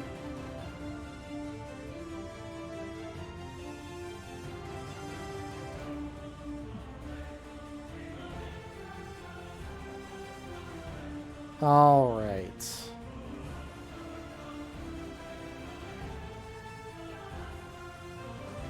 So with the... I need to check one thing, because like this is where it gets kind of interesting. Oh.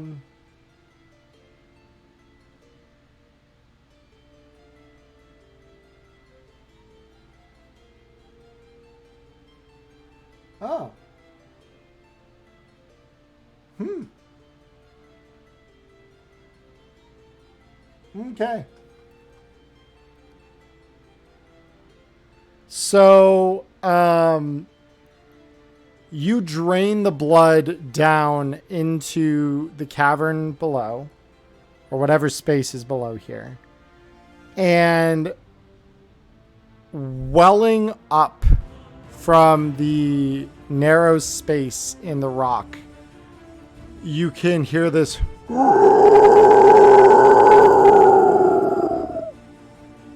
as something awful echoes from the chamber underneath you. I'm going to turn to the other two and say, oops, and start running at full sprint with vampire speed.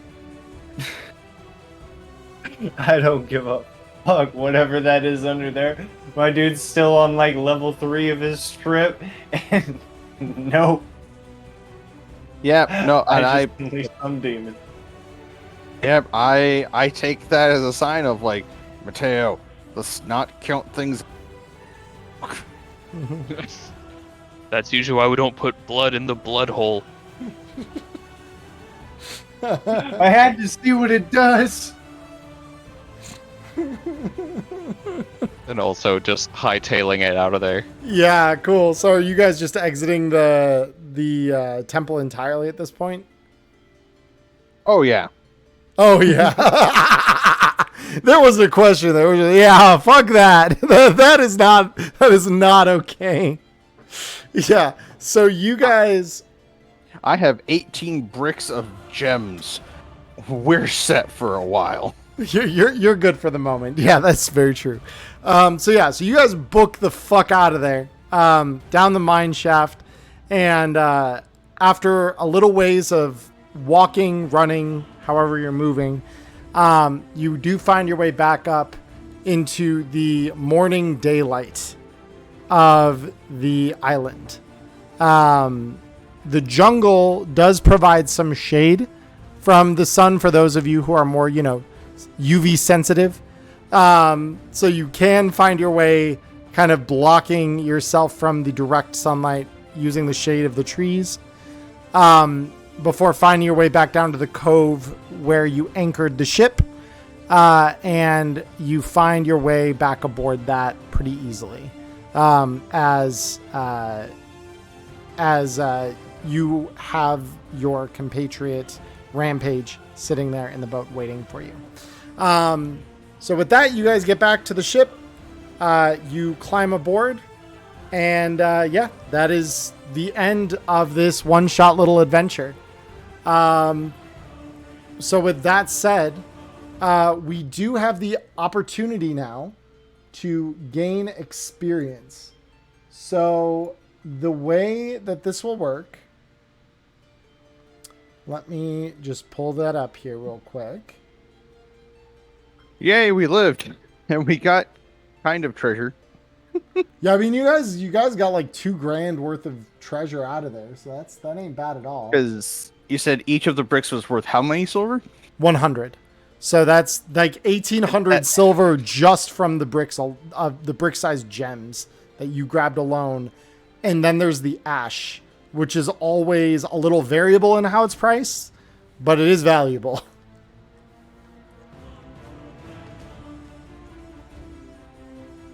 Okay. I know I'm going to give 2 bricks of gems to everyone else, and the rest are going to stay with me. That is understandable. So here is how this works. So when you gain experience, you get to 1, roll d6 against every ability. Results equal to or greater than the ability increase it by 1 to a max of +6. Results below the ability decrease it by 1. Abilities from -3 to +1 are always increased by 1 unless you roll a 1. In which case the ability is then reduced by 1 but never below -3. You also increase your maximum HP by d6. You just won't increase your current HP until you rest or heal. You also gain a class feature. Ooh. Okay, clicking the button. Oh, class features. That's one of the things I should have dragged. Oh no! I rolled a 1 on my spirit! No! Yo, what is that roll?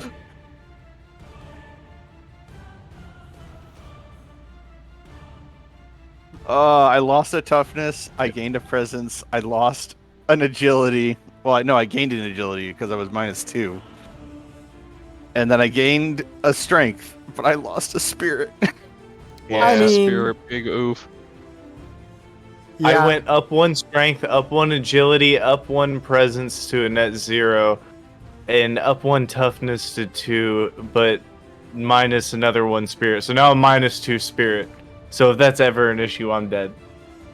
Yeah, I mean, it's usually not much of an issue for you unless you really have, Unless I something develop a habit of putting blood in random blood holes and Yeah, activating 'cause- some random ritual. Spirit is literally like willpower using relics and casting rituals. So like willpower is the only like common use for spirit if you're not a spellcaster.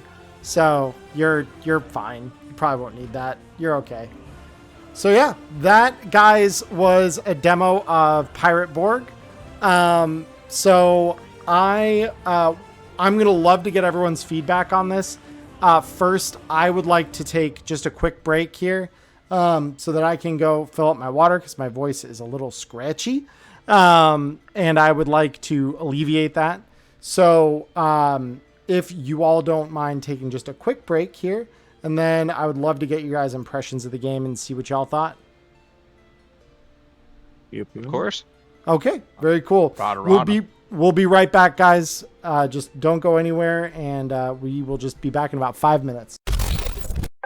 Hey everyone, it's Emmerron here. I just want to thank you for watching the show here on YouTube. Like and subscribe, and go follow us over on Twitch, you gonk. We do a live show over there. We even chat with you after it's done. So come and join us Mondays, 7 p.m. Arizona time. See you there in the dark future tunes. All right, everyone, we are back. So I know there was a little chatter, obviously, as there usually is before we come back live here. But yeah, I'm curious to hear what you guys, especially because Anthony, I know this is your first time interacting as a player with the Borg system. But I'm kind of curious to get everyone's thoughts, like good, bad, and different on what we just played through. Yeah. Playing something rules light was definitely a lot different for me. I'm used to a lot of the more rules heavy systems. So it was a nice change of pace where, because it was so rules light, focus or at least think more about like the role play of the character versus all like the more complicated like interactions between things. Yeah. Yeah. Well, and Anthony, just an FYI, your mic sounded like it might be cutting out just a little bit. So I'm just not sure if it's like an internet connection thing. I could hear everything you said. I just want you to be aware. Okay. Yeah. Yeah, not sure if it's internet or maybe just the microphone dying. Okay. Yeah, no big It just deal. Othune. It's Othune. Yeah, Othune interferes. There is something to be said all about rules light, where it's you and your fellow players can just utterly dick around and find out. Like there was I was playing all of those doors and loose bricks and everything. Like there's a trap behind here. I know there is. There probably isn't. No, and the one that was half trapped just ended up being like a trippy snake that when I drank it, I got high for the rest of the session. Well, because here's the thing, right? Like, if that thing actually bit you, it would literally be paralyzing you, and it's like a D6 then. So you're paralyzed for 10 minutes, can't do anything during that time. And then one of two things will happen to you. Either on a D6 roll, on a 1 to 5, you experience complete euphoria, which is what I rolled for you. On a 6, absolute hell. Like the worst fucking trip of your life. You know why I kept the head of that snake, right? I'm making another and I'm mixing it into grog. You're gonna have to roll that again. I might still experience hell. We're going on that trip again. It's worth noting the venom from that thing I think is worth 75 silver. Yeah, that's gonna be a really good day. That's why it costs so much. It's gonna be a nice high. That's what I'm saying. Oh yeah. The naval combat is really interesting. Obviously, the hiccup of us not being able to see exactly how things worked out. Right. But I mean, that's a thing with a GM version of the book versus a player thing for. Right. Well, and it's worth noting as well that some of those rules may change or be further updated. I don't know how finalized it is quite yet. Obviously, it's finalized enough that they released review copies, and they technically, I can't remember if I said this to you guys before the stream or during the stream, but if I said during, I'll risk repeating myself now. For everyone watching, Pirate Borg, the physical book for Pirate Borg isn't supposed to come out until like September. So we're supposed to be one of the lucky groups that get to play it a little bit early, so we could show it to you all. But they released the PDF version of the game that we played tonight, just a couple hours after I got my review copy. So, this is interesting because that means there are still several months left until the full technical release of the game. But that could mean that, we may indeed have some updates to the book. And we just don't know yet. To the fairness of like ship combat and all the depth of that too, my thought process with it is, if anybody here's played Mountain Blade Warband, if you play that for a while, it's really easy to get overwhelmed if you try and take too much of the map on at once. Like if you get tied to a lord too quickly and try and run your own huge warband, you can't really control all the major bits and pieces. So you end up signing underneath and you kind of see how the campaigns run, where you want to control the map, that type of stuff. It felt like we had a ship, we had the full control of it, but we didn't have the feel of like how a ship maneuvers and how this game wants to play ship combat. Right. And it ended up being, we made one full rotation. Well, our last movement was, we can move into range, boarding party, let's clear them out. I mean, that was cool all the same too, though. I thought that because the one thing I'm noticing, because now I've got like 2 different Free League systems under my belt to kind of compare them. And I found it really interesting after playing Blade Runner and how like cinematic that system is, which Robert, I know you can obviously attest to since you were one of my players there. Still seething. Still and seething about it. Yeah, that's true. Maulding just a little bit. But like with how cinematic that system ends up being, and by extension, it is also kind of a rules light approach in a kind of a different way to traditional RPG. But I will say that the boat scene where you guys were like jumping across and stuff, it felt like something more in that cinematic Blade Runner thing where like, yes, it was technical getting it in position, but then once you got it in position, it was like you guys took the ship, just took everything out and just, you know, ran off into the night with your loot and sunk the thing. Like, you know, that felt very like visual. It didn't feel like a whole lot of let's check the shit. Let's, you know, like make sure we're rolling dice every opportunity we get. It was very like you rolled the dice, see if you hit them. And then beyond that, we just kind of like let it roll. Well, and that's something that a rules light system really can pay homage to. Like, obviously, I made a big deal of having the fact that I'm a zombie be one of my character's priorities. Well, as it would be, I think. Yeah, you didn't give me anything to eat until, you know, we were at the temple, which is fine. I would just start falling apart after a couple of days. Yeah, exactly. And like that's really flavorful for this kind of world, and that's the reason why my sword won't stop glowing is because I'm a zombie. But the overall, we're pirates. We go onto the ship, we take what we want, we leave, and if the ship isn't worth taking, we get rid of it. Yeah, that's fair. I mean, I am going to be really interested because the thing about Pirate Borg, so this is the thing in the book that I find really interesting, right?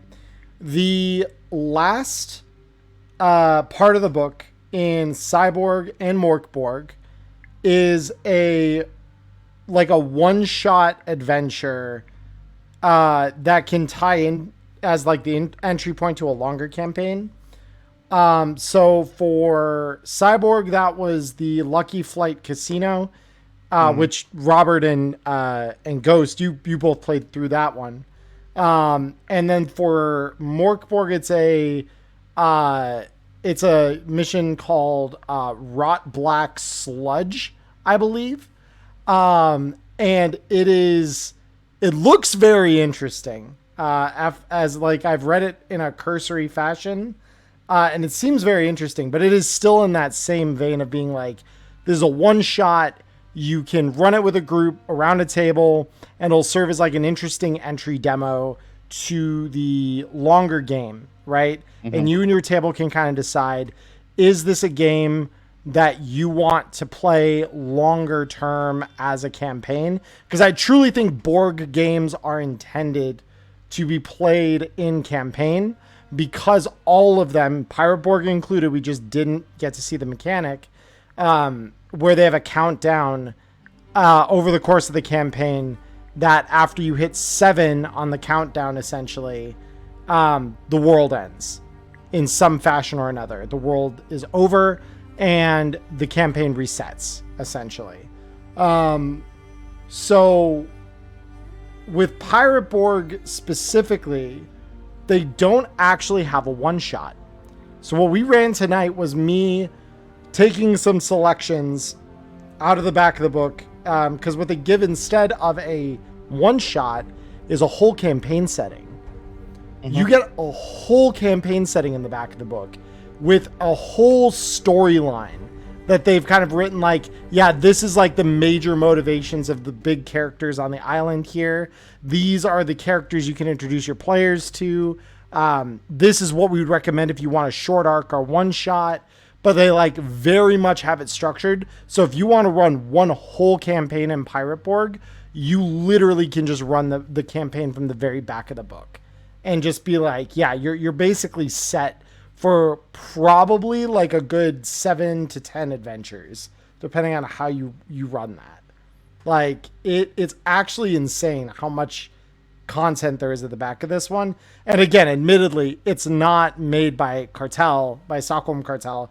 It's made by, someone else that adapted the Mork Borg license, which, by the way, Robert, I did notice when you sent us those photos earlier, those 2 books you got alongside Mork Borg, if I'm not mistaken, those are from the licensing. Those are third-party books. I don't think that those are Mork Borg official.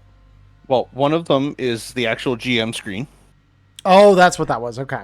And then the other one is the Mork Borg cult book. That's the only problem I have with these books. The writing is so hard to read sometimes. Yeah, they've got that heavy metal script. Let me see if because if it was an official one, I would actually, and I know you're all able to see shit on my screen right now. Bear with me just a moment. Because this one, Oh no, you it has can't. all Ah, of I blocked the. it. This one has all of the branding that the actual book does, where it has the Stockholm Kartell, the occult, Utmaster games. Like, it has all that same branding. But on the back, it talks about like the black salt and all these other things. So it's like, I'm curious now. I'm gonna pull something up on my end because there are a ton, by the way, of supplements that are like crazy well made. You know, like this. This is one of them that are published under a. They're published under their third-party content license. And Free League Publishing has a let me find it. Where is it? Here it is. It's Cult. So Mork Borg Cult MBC is the sub-label for selected, approved, and curated Mork Borg content written by fans, laid out and illustrated by us. Digital MBC modules will always be free to download here. Most, if not all of it, is also available in print in Mork Borg Cult Ferratory or Mork Borg Cult Heretic. So I think one of those are what you picked up, Robert, is the Ferratory one. yeah, it's Ferratory, because looking at it, I can see the ORY. Okay, gotcha. Yeah, so Ferratory, and so yeah, no, so that's why it was. So they specifically did label it as part of like Stockholm Kartell, but all the stuff that you find in that book is fan made. That just then ended up getting like laid out by Stockholm Kartell and their partners. Neato. So that's what I mean. Like, it's got such a thriving content creation community for it. And their licensing for like this and Cyborg are both like hella good. Like, they're just insanely good with being able to like let creators monetize their IP basically. And their restrictions are like pretty much just what's absolutely reasonable, which is like, yeah, you can't, for example, you can't trivialize the need to get the core rulebook. You can't, do certain content things, that are objectionable. But like beyond that, you can monetize whatever you make, just about. There's a lot of like one-off like classes that a lot of people have made that are like optional classes for Mork Borg. That are all sold under that license that just aren't published by Free League or, Mork Borg themselves. So. Yeah, it was just a lucky find. I was looking for other books for other RPGs, but because of the fact that I was like, well, I'm not running that system right now. And then I saw this bright little yellow book, and I'm like, no way. There's no way I found my own copy. That's so sick, though. Holy shit. I love that so much. Yeah, I know. It's a great game. The other big advantage of a rules-light game is, sure, we met an hour ahead of time to discuss things, but how much discussing did we actually do? Yeah, we didn't like have to do much. We didn't have to do 15 much. minutes of it. Just about. Maybe 20 to 30 if you add in some of like the explanation to like for the technical bits to do it in Foundry. Which, by the way, guys, if any of you either watching this on YouTube or hanging out now and stream with us are interested in the Borg games or really like anything Free League makes, their Foundry support for their games is fucking incredible. Like, they actually have probably one of the best Foundry implementations that I have ever seen for all of their games. Like, they're very thematic. They're very, like, well put together. They try to automate as much of it as possible within the core of what their system does. Like, Blade Runner was good for that. Cyborg was good for that. I was shocked that, you know, this far ahead of official release, they had Pirate Borg, the game world for Pirate Borg, ready to go. Like, it's just really, it is incredible. So, like, if any of you have Foundry or can afford a Foundry key to be like the GM, like what I do, the Foundry keys are like $50 for a lifetime key on your machine. And then all their systems are free.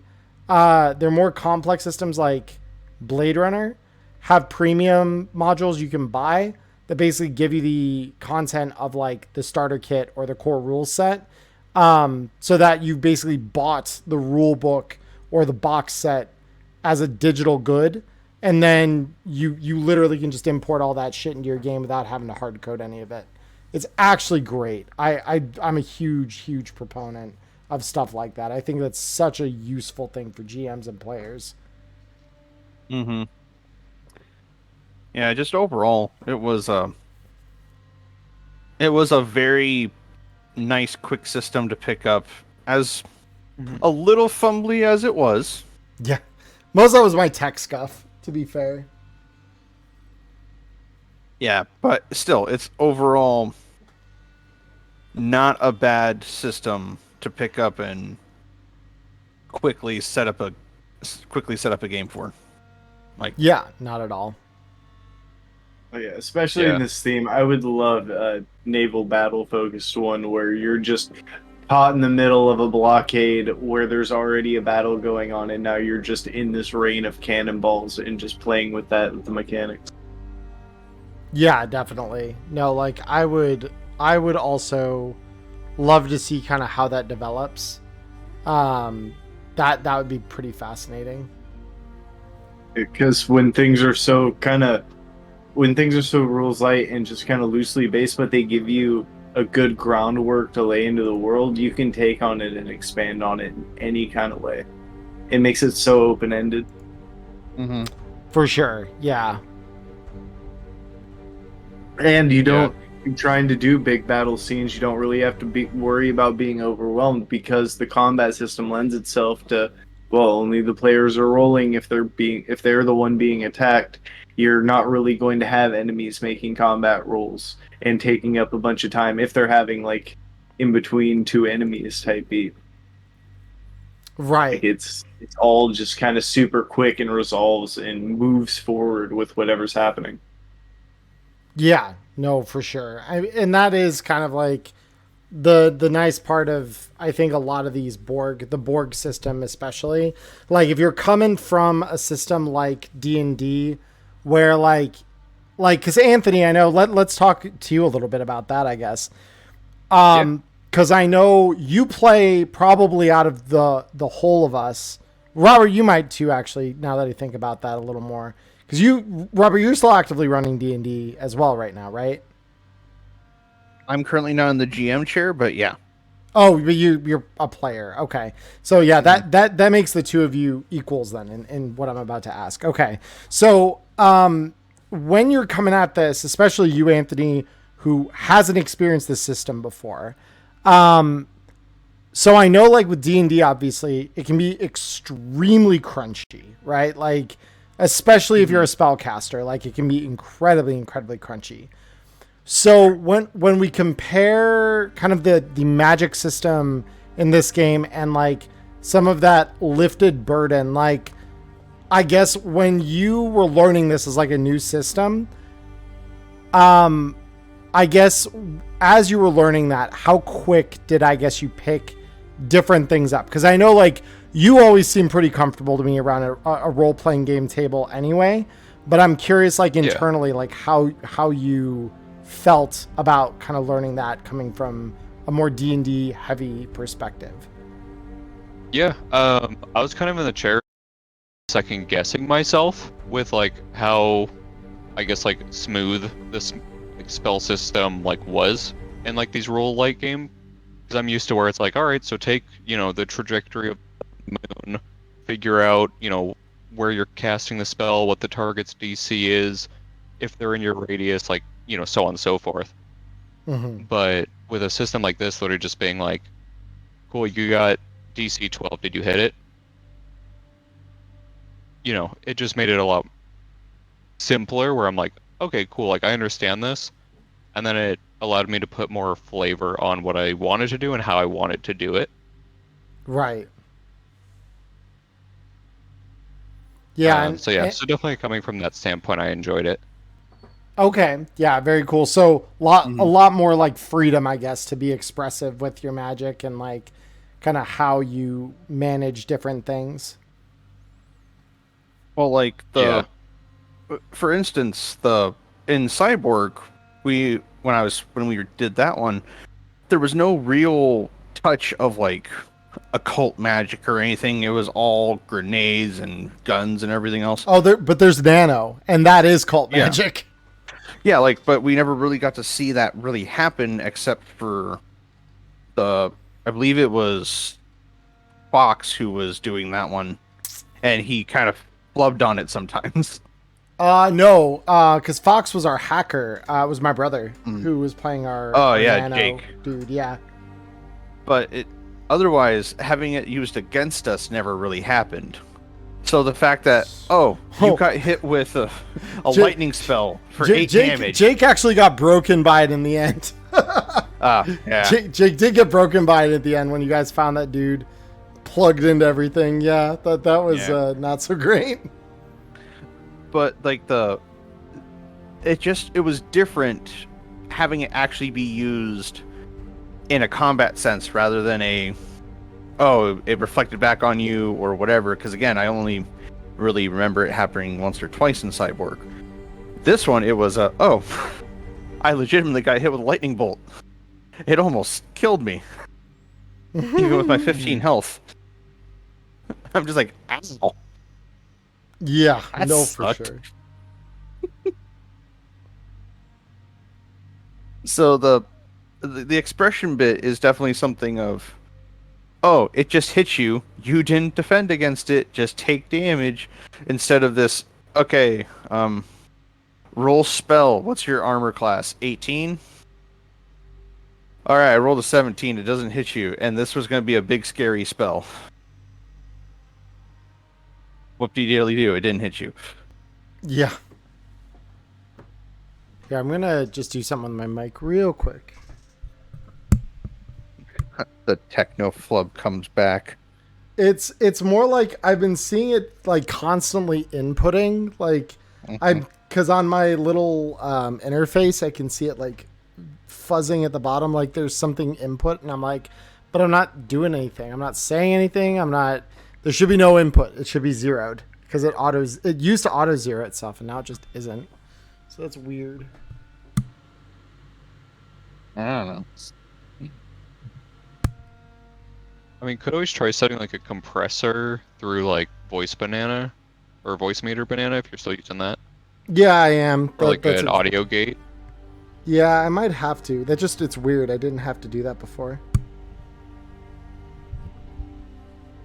Yeah, I know sometimes like if I'm using my other mic, it'll pick up stuff where it's like it might pick up the computer or the fan or something. Yeah, it's just weird because it wouldn't before, and I really don't think that the audio levels in my room here have gotten any more loud. So I don't know. It's weird. Yeah. But yeah, that aside, it was weird. Yeah. I'm not sure if this game like does much in the place of like taking place in towns or anything, but I would like to kind of see it more in that setting as well, where it's like, all right, what shenanigans can you get in at the local port town or something? Yeah, and it does have that.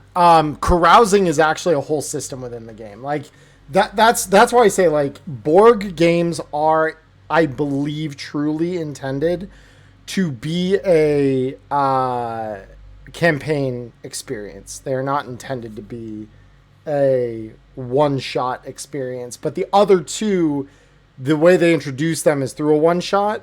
This is the first board game I've played where they do not do that. And so this game, more than even the other two I've played, very much feels like it's more aligned to that kind of philosophy. Okay. Yeah. Yeah, it's like obviously we were out at sea, we landed on an island, we found some treasure, we almost got killed. Imagine what happens when we sail back to port saying, yeah, we found the temple. There's something big and scary there. And we might have fed it. Yeah. And I definitely didn't feed it anything. Yeah. But then but people go, nah, there's nothing on that island. It's uninhabited. And then the next thing you know, 2 ships go there and they don't come back. Hmm. Like, it's that entire thing of, we probably just awoken something at the temple, and people are not gonna like us. Oh, if I could just tell you guys, if anyone's curious about the stat block on that thing, I will happily share it. But holy fuck. When I saw it, I'm like, real shit, that's what they're okay. I'm pretty sure it has something like 100 health. More. Oh god. 101. Like, I know you're getting into Final Fantasy again, but you don't need to spawn Ifrit. Yes. It's more. It just, oh my god, it's so scary. I mean, in the like compendium of monsters they give you in the GM side of the book, they do have a Kraken, and the Kraken has 200 HP. Yeah, I did see the ritual one day. I hope to see happen in some situation. Release the Kraken. Yeah, they are terrifying. That's Mateo's end goal, summon Kraken. Yeah, because let me see, a legendary monster often taken. Oh yeah, so there's a giant snapping turtle named Davy Jones. That's a thing. He also has 200 health. Then there's the fucking Leviathan. The Leviathan has 400 health. And his bite attacks do 3d12 damage. What? Oh. Usual good stuff. That's instant death to almost every character. Unless you've been then- exploring the Dark Caribbean for a long time, yeah.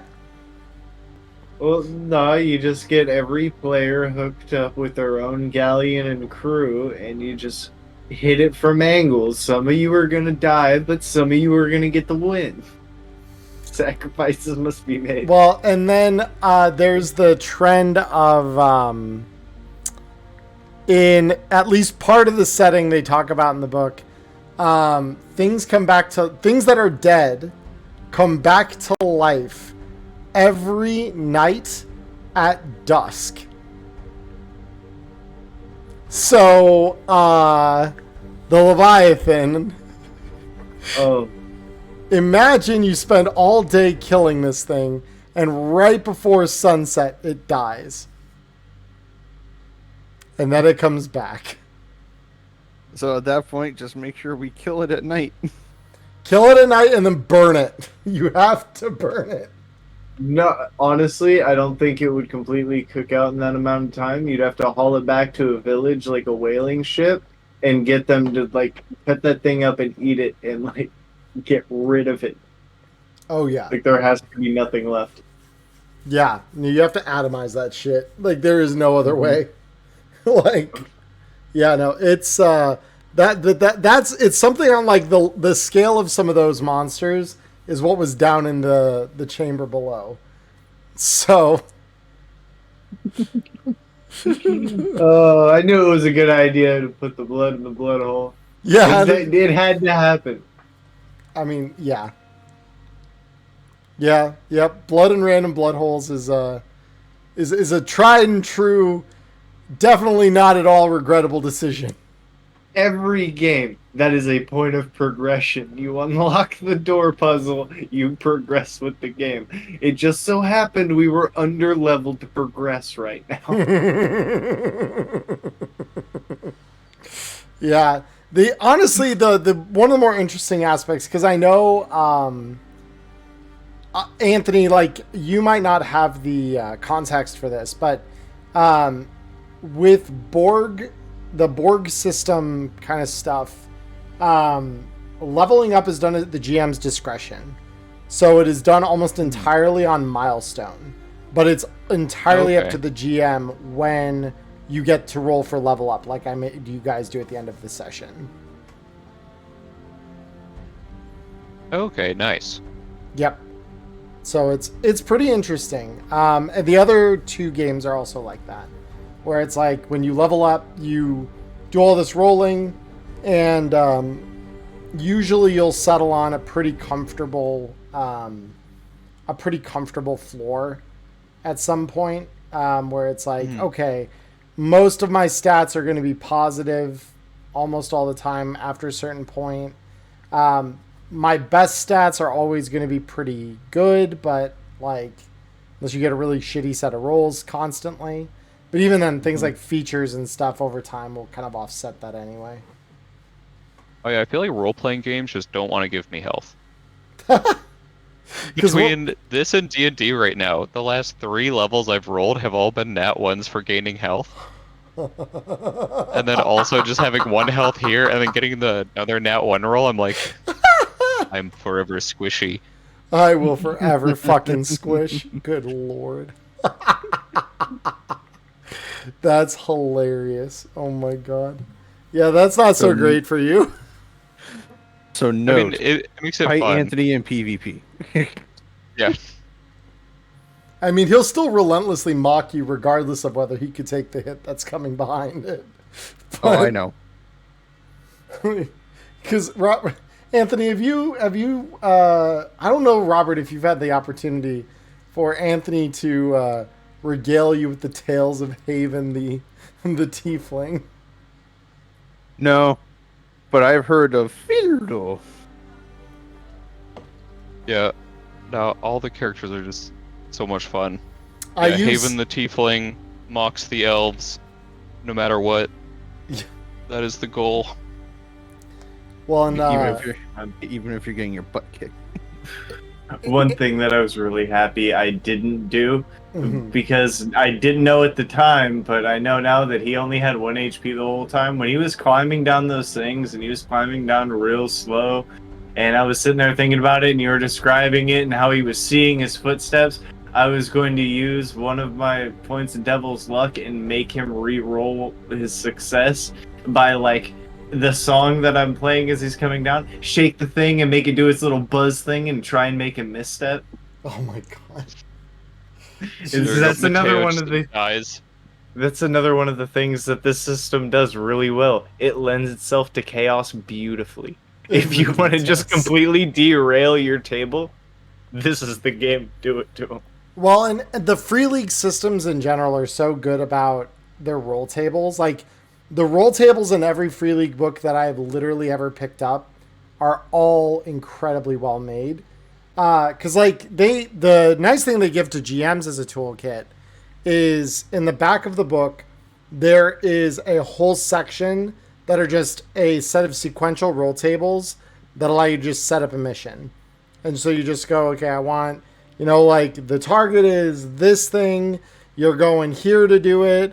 The twist in it is that this other party is involved, or, like, they've got a series of things that basically when you string it all together, you have, like, pretty much the framework for a full adventure. And as the GM, you really just need to fill in some of the blanks. And it's, like, really, really easy to do that. Like, that was my whole Blade Runner one shot, was like, just roll a bunch of dice and then, like, this is the thing we got out of it. And this is no different. I mean, like, that's the part of it that I was the most impressed by, is it's like the chaos is incredibly good, but because it so heavily leans into that chaos, it also offers GMs such an easy time just plotting and planning and like doing some of that. It's really, really cool. Not only for GMs too on the player side, the characters, because of how much variance they still give in the roll tables when you're rolling out your character. You don't necessarily, like you do in a lot of RPGs, get to like handwrite your background and kind of fit it to how your sheet goes. It gives you a fairly well-defined place to start from, but the variance between those starts, it just ties together with each other so well. Like when I was putting my character together, just as the pieces were being rolled out, I was like, oh my god, yes, the ambience for this dude is just perfect. He is the dude who sits under the deck, collects his bilge rats for food later on, and sits there and plays on his hurdy-durdy. And that's just what he does. I love that so much too. Like when I read what a haunted spirit was, I went, "You mean I get to potentially be a ghost?" Same, dude. If I die, that's how I want to do, because it's one of the things that if you die, the GM has the option to let you resurrect as a haunted spirit, and then you roll on that table. I would pray that I get to roll back as a ghost. That would be so cool. Die mid-fight and be allowed to roll back as a ghost just before they're about to kill the last dude. Wait.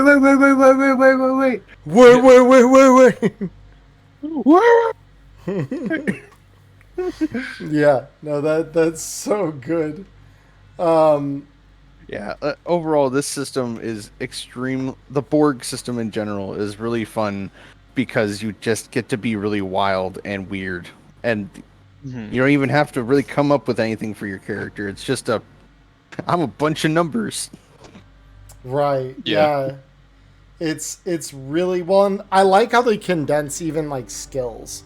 So, like, if you're a total novice to tabletop and you're like, man, I want to play this thing. I wonder how hard it is to play.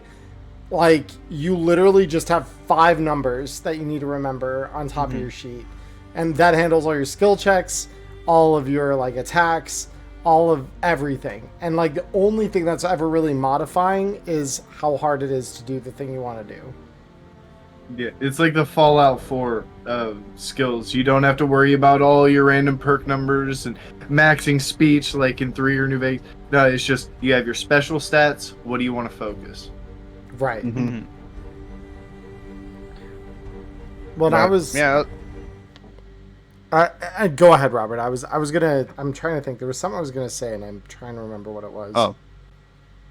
No, it's just me rambling because I really like RPGs, and this is something that I want to do for my group at some point. No, I truly do enjoy that aspect of it. Well, and I know, like, we've talked at my table before, like when we played at the end of Cyborg, I know one of the comments that got made, I think it was by you, Ghost, was that it was very, like, if you were just at a party with, like, a group of your nerdy friends, and, like, as things are winding down, you wanted to, like, sit down and play a tabletop game for a little bit and just, like, have fun together that way while you're all, like, inebriated. You literally could just sit down with the rule book, roll a couple of dice, and have, like, a whole adventure thrown together with new characters and everything inside of, like, 20 minutes. It'd be, like, easy to just put that together. Yeah, I think the way I put it was like how everybody has like the wall of board games for when the power goes out or when you have family over or whatever. Well, some people have their thing of like their one-shot books. A lot of the like Cyborg and like that, I would classify those as like those are your shelf games when like you've got a family member coming over for the weekend and they're going to be there for a couple days, so you need like, say, not even just a one shot, just your 2-day back-to-back of like 2 or 3 hour sessions. Boom, boom. That's the perfect game to just pick up, roll it out on literally a day's notice, and tie it all together. Yeah, no, for sure. And I agree with that. And I did remember what I was going to say, and it has nothing to do with the Borg system whatsoever. It was more, Anthony, I know you typically don't watch Neon Inferno, right? Yeah, not too often. Yeah, okay. Are you familiar at all or aware of the fact that I've adapted Fildo in Neon Inferno? Did I have not seen that. I think you mentioned it to me. I was like, I think I might have mentioned it, yeah, but like he's a med tech, but he's a rocker boy on the side. So he's a really good med tech, and like for the rocker boys in our party, because we have two, both of them hear his music. To say they're not impressed is a really really big understatement. They are good. They're like offended that this guy's allowed to play bigger venues than them because he is not good at all. As he should. That's like I'm like, yeah, it's trashy synth pop put over like carnival fanfare and death metal, and they're just like, what the fuck is wrong with this guy? And like as long as the banjo's in there, right?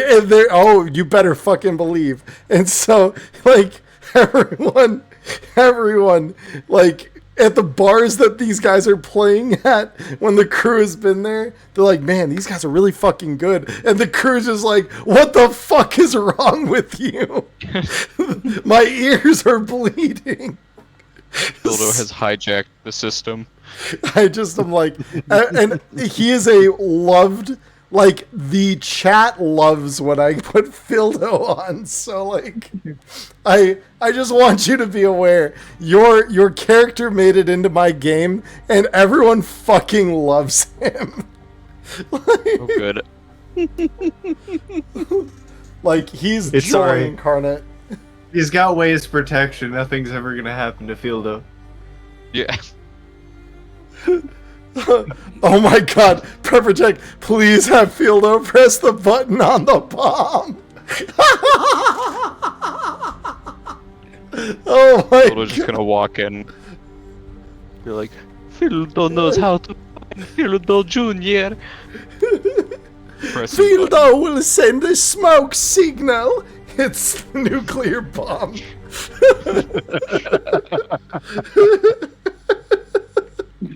See, when I think of like crazy characters like Fildo, where they're obviously now notorious across multiple game systems, Yeah. imagine the carnage that Fildo would put into the Borg system. Oh my god. I could just picture Fildo and Cyborg. Or even Mork Borg, honestly. Like, holy shit. Like, All strength, all presence, no spirit. Well, Rolls only 20s on his spirit checks. well, and Anthony, unlike D&D where you can't play as a classless character, in the Borg games you can. You don't need a class. You can play totally classless. So you literally could roll up Fildo in fucking, like, Mork Borg as just a classless character and just see what happens. Hell yeah. Oh my Yeah, 'cause god. that was always like the hard part, like when making the characters. Like, how do you make a classless character in D&D outside of Yeah. just being like, I'm just normal civilian, zeros to everything. I tend Let's my go. farm. I do not care for your fancy magics. They're like, you point by into only having like 12s or 13s into every single stat. no, you refuse to point by, don't live by their system. 10s across the board, complete average. For those of you in chat who are wondering the kind of chaotic menace that came up with that character, I give you Anthony right here. Slays God with pitchfork. All in search of his son, Fildo Jr. Who may or may not be a vegetable.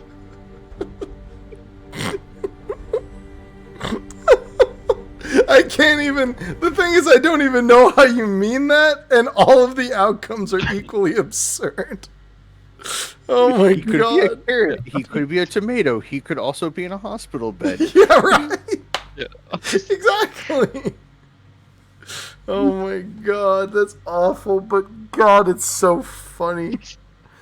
Yeah, no, that's the sheer chaos. your characters bring to the fucking table, Anthony. Even tonight, just fucking, I am counting. Now I have to start all over. Yeah. It's like, Yeah, and then I mean, also like just getting more used to the system. It's like you can kind of have more fun with that too. oh, for sure. No, for sure. I agree with that wholeheartedly. And I think there's a certain, like, given absurdity to the Borg rule set anyway, where, like, you're gonna have the zany nonsense that happens. You're gonna get those things that pop up out of nowhere, and you're like, all right, well, yeah, this ridiculous fucking thing just happened. It's like the system wants to take itself seriously when it's appropriate, and at all other times not take itself seriously at all. It's so nice for that. It's so flexible where that's concerned. It lays enough rules to have a solid foundation, but leaves them loose enough that you can bend them to your whims at any twist or turn. And needs. I mean, like, as a GM, I can't tell you how many times I've played other systems where it felt like my hands were tied by the way that the system wanted or needed something to happen. And that, like, in the Borg system, you're just like, okay, cool. Do, like, when you guys walked up into the room tonight where, like, dudes are shackled, what do you do? Oh, I want to kill them. Okay, well, like, they can't really fight back, so, like, why would I make you roll for that? Yeah, you kill them. Good job. Like, Yeah. I'm not gonna lie, I stayed silent that whole time because I was just gonna drink one of them if they didn't actually say anything useful. I was just kind of letting people get their use out of them. If they left them there alive, I was drinking one of them. I mean, you could have gone back afterward anyway and just done it anyways. No, he stabbed him in the gut. The flow's all wrong now, and then their heart's gonna stop, and then it's not gonna flow right. It's not worth the trouble. The fucking sommelier vampire over here. It is in his notes to be a pretentious prick, so. Fair, okay, so you're playing Yeah. true to the character. I respect that. That's so good. I'm kind That's of why he upset. didn't. Drink as often as he did. I honestly thought about trying to taste test the pig because he hadn't had anything to drink yet. And I didn't like that, but I was like, nah, he wouldn't even touch no nasty ass pig juice. Oh my god.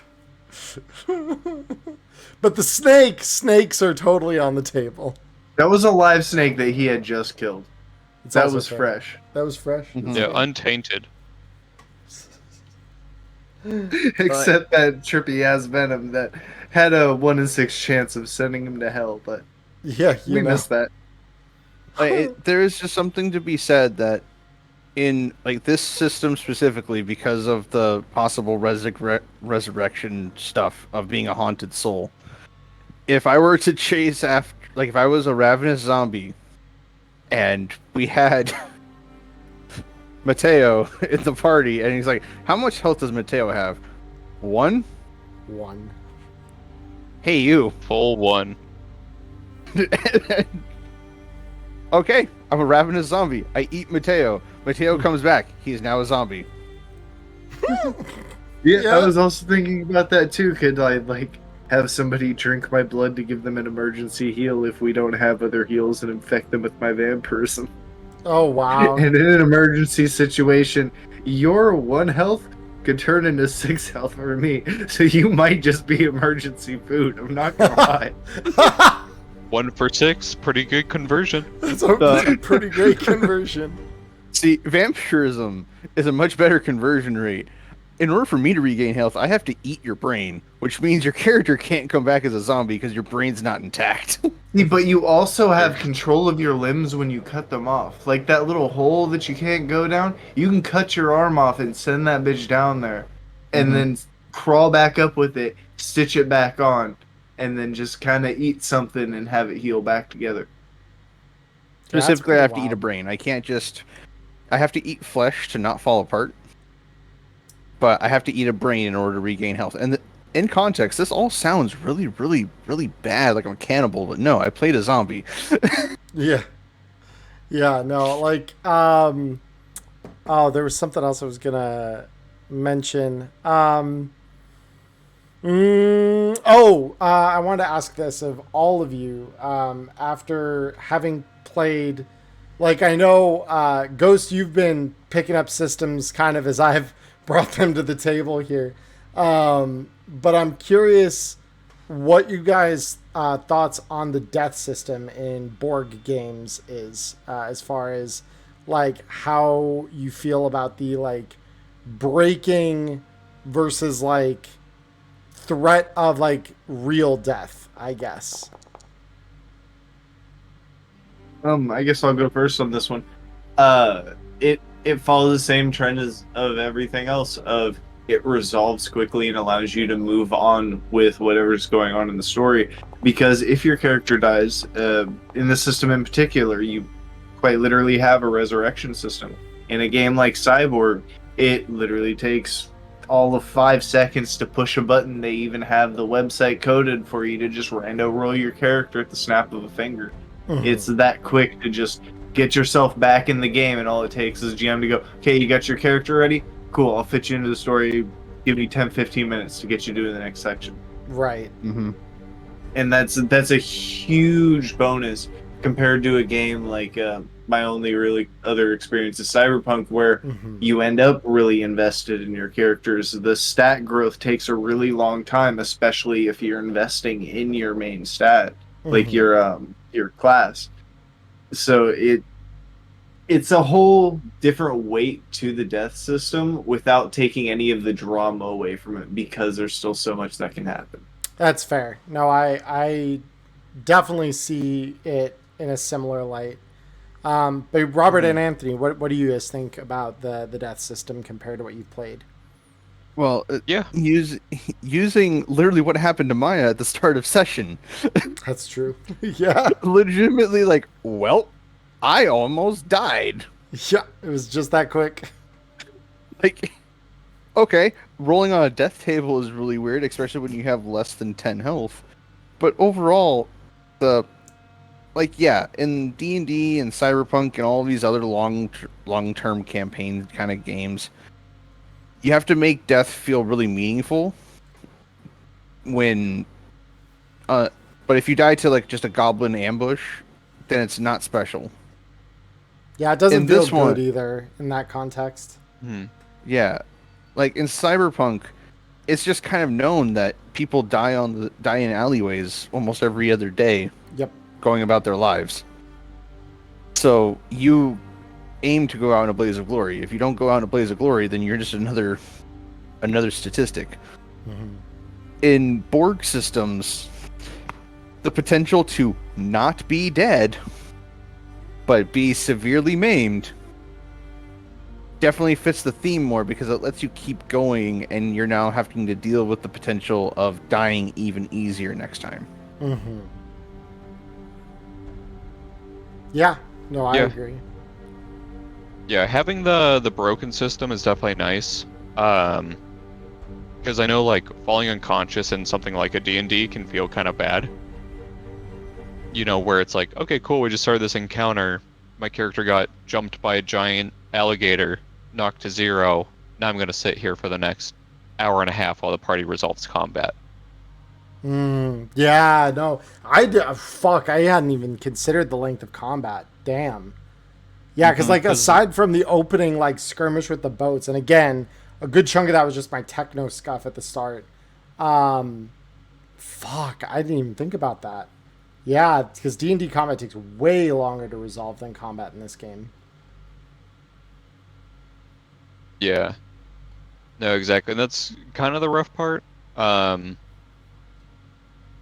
because thankfully, you know, in D&D at least, like I usually play the healer, so I'm like, cool, hopefully I won't go down. But yeah, I had those campaigns where we're sitting out for like 2 hours just waiting for the party to resolve stuff to like come back. Right. But in this, it's like, cool, the combat flowed very well. The one thing I did have a question on was like the negative HP, because it says if you go less than 0, you're instantly dead. Let me... Because I know that we rolled it that my character was broken, but I'm not sure if that 2 damage would have just insta-killed him. Let me check. Which then probably would have used like devil's luck on that. Right, yeah, I mean, you had a way to survive it one way or the other. It would have been meaningfully different, in my opinion. But let me check, because that Devil's Luck is also super cool as a mechanic as well for surviving stuff like that. Yeah, I do like that because it kind of helps stop the stuff that feels like super cheesy against the players, where you're like, cool, this thing like 100 to 0. Yeah, like when I got shot by the musket when we were getting onto the ship, it was ow, black powder weapons hurt. Yeah, I mean, because the way that it works in like Cyborg and Mork Borg is that negative doesn't matter. You just break and you follow the typical broken rules. In Cyborg, it's especially fun because when you start going negative, so you roll for broken like normal, and on that result that kills you instantly, it has an asterisk. So it's you are dead, asterisk. The asterisk is if you have at least, I think it's 1,000 credits in your bank account, there is a 50% chance that a medical evac team comes and saves you. And if you are negative, so if you're 0 to -1, it's 1,000, right? I think it's 1,000. Hold on. I've got my handy dandy. Ooh. There we go. I didn't even knock anything over. Beautiful. I've got my handy dandy cyborg book here. Yeah, it is 1,000. So if you have 1,000 credits in your bank account, you have a 50% chance of being saved by an emergency response team. If you have less HP than -1, you add a 0 to the bill for each negative HP after -1.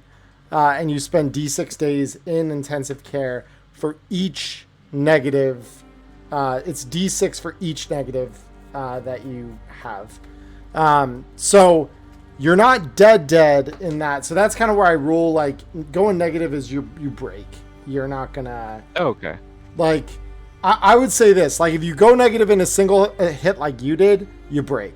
If you go negative because they hit you again after that, now you're dead. Like, that'd probably be the way I'd rule it. Do it as, like, a 2-tiered sort of thing, right? Yeah, it forces you to 0 and then forces you to negative. Yeah, that would kind of be the way that I would... That's how I like to run it, because even in a game like this where it is easy as that to like roll a new character or get them in, I just don't think that that's particularly great, especially in like a mission like what you guys were doing today, right? Where it's like you're in the middle of a fucking temple. How the hell am I going to get a new character in here? And like it's like I could think of a couple ways I could do it. But none of which are particularly elegant, especially kind of like the vibe that we're going for tonight with a one-shot. The longer campaign, it would be probably fine, but like, yeah, I just... Well, for something like this, it's where you get into the why it's so great that they have the resurrection mechanic with the kind of alongside the instant death stuff, because the haunted spirit mechanic is so colorful and can add so much chaos and fun to a session. That's fair. Yeah, like you could. So say Maya had actually died, like the Devil's Luck system wasn't the way that it was, even though it's amazing because it exists. And she just beheaded, character done. You now let her become a ghost, but also occupying one of those skeletons because that was the nearest sentient-ish thing. And then that gives her a way to continue the session, look on for another body, and then when we stumbled across sacrifices, boom, she could have taken over one of those. Oh, yeah. Life goes on. Yeah, no, it's fair. Yeah, it is interesting. Like, but that again, that's where like rules light systems are great because they can be exactly what you want them to be, and they're as flexible as you need them to be to like make your table feel a certain way. And that's why I appreciate it. It's like like they specifically say in Cyborg, like break every rule in this book aside from one, which is simply that the corporations and the cops are the enemy. You may at times be asked reluctantly to do work for them or their minions, but make no mistake, they are against you, you are against them, they are the enemy. And so, like, of every other rule, that is the only one that they say not to break. Every other rule in the book that they write, even the hard and fast ones, break them. Break them, remold them, do what you will with them, make them work for you and your table. Like, I think that kind of, like, expressive freedom for a tabletop game is, like, it's so rare unless you have, like, an OSR system. It's so fucking rare.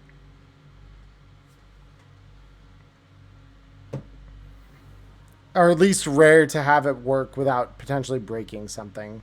Like, that's always the risk in D&D, is with how crunchy the game is, there's always a chance that, like, you introduce some bit of chaos through a homebrew that seems fine on its face, it seems reasonable when you look at it, and then your player you gave the homebrew item or spell or whatever to finds the niche use that you didn't consider that totally snaps the use cases for that item in half and makes it completely and utterly unfathomably broken.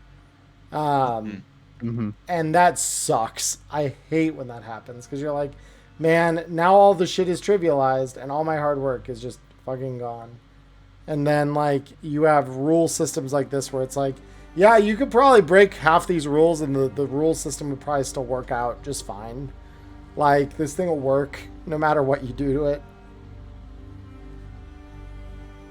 Yeah, like the bringing up something that I actually made for D&D that is an example of this is intentionally broken because you guys are nearing the end of the story and you guys are meant to be super epic heroes.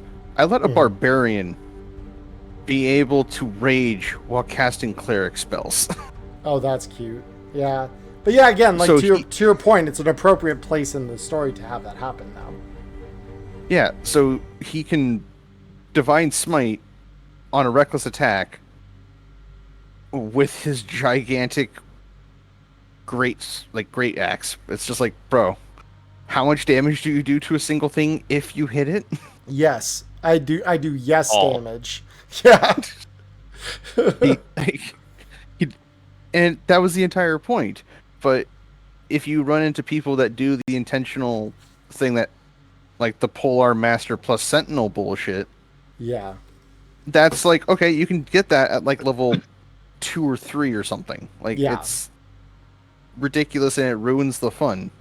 Right, yeah, right, because, like, you want there to be a growth arc. I mean, like, that's why Cyberpunk is such a good system in general, is, like, it has growth arcs like crazy, where you're like, okay, cool, you get to grow as a person, grow as a character, there's a lot of development, but you never feel like the challenge is trivialized by the power scaling you get. Even Ghost here, who is by far and away probably one of the strongest player characters I have ever encountered in Cyberpunk, like, even you've been checked once or twice by the wrong thing happening to you, and it's like that threat of potential harm is never completely absent.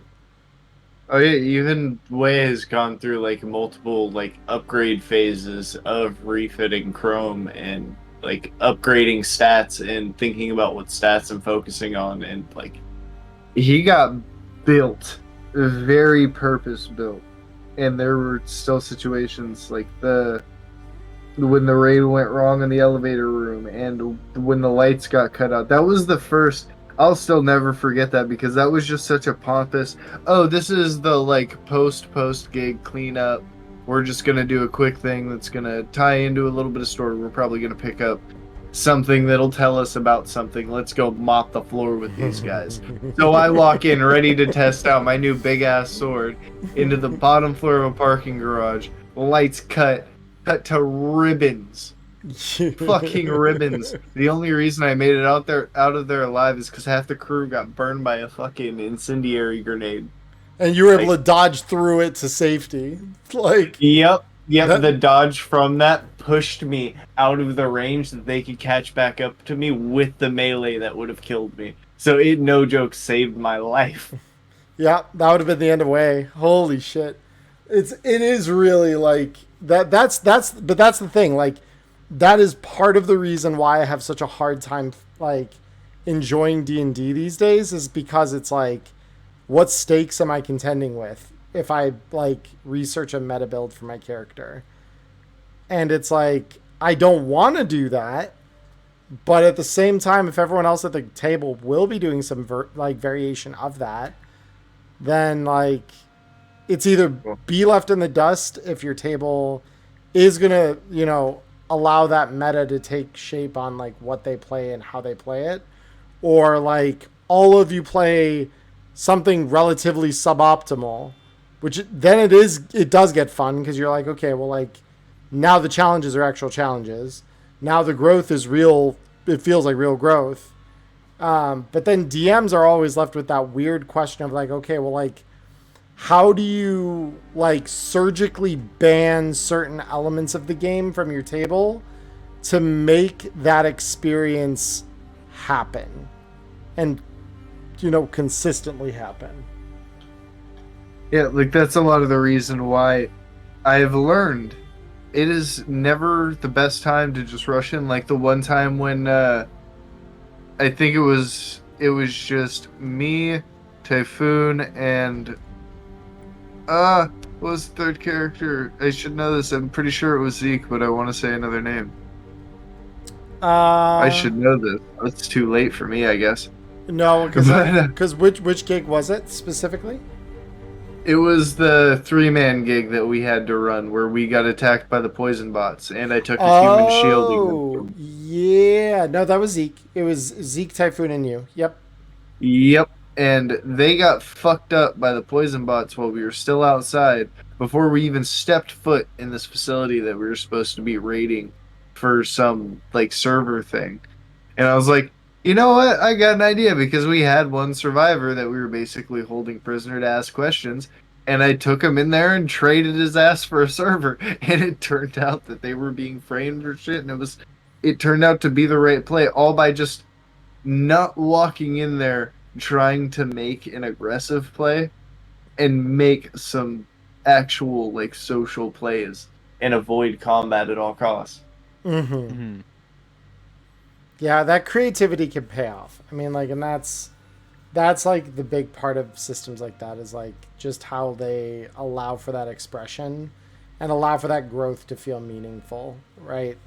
But yeah, no, I mean, I really appreciate, because I think it is 1:30.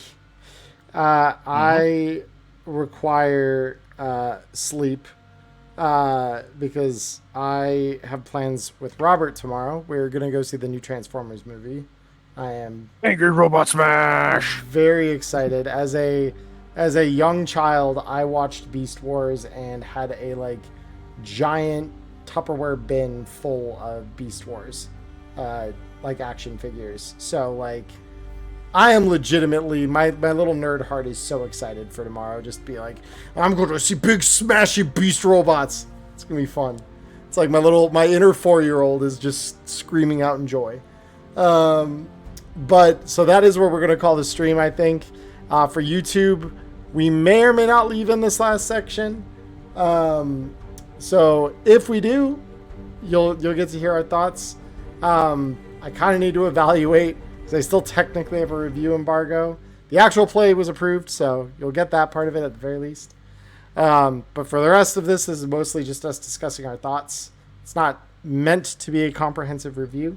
So I guess by justifying that, we'll probably get this up onto YouTube at some point. But yeah, for everyone here live, thank you for hanging out with us. The three of you, thank you for not only playing, but sticking out at the end here to discuss and have some conversation about the game and just giving your opinion on some stuff. I really appreciate that. But yeah, for everyone, whether you're here live with us on Twitch or watching this later on YouTube, I hope you all have a wonderful morning, evening, or afternoon, wherever you are in the world. I hope you stay healthy, stay safe, and until we see you next time, peace.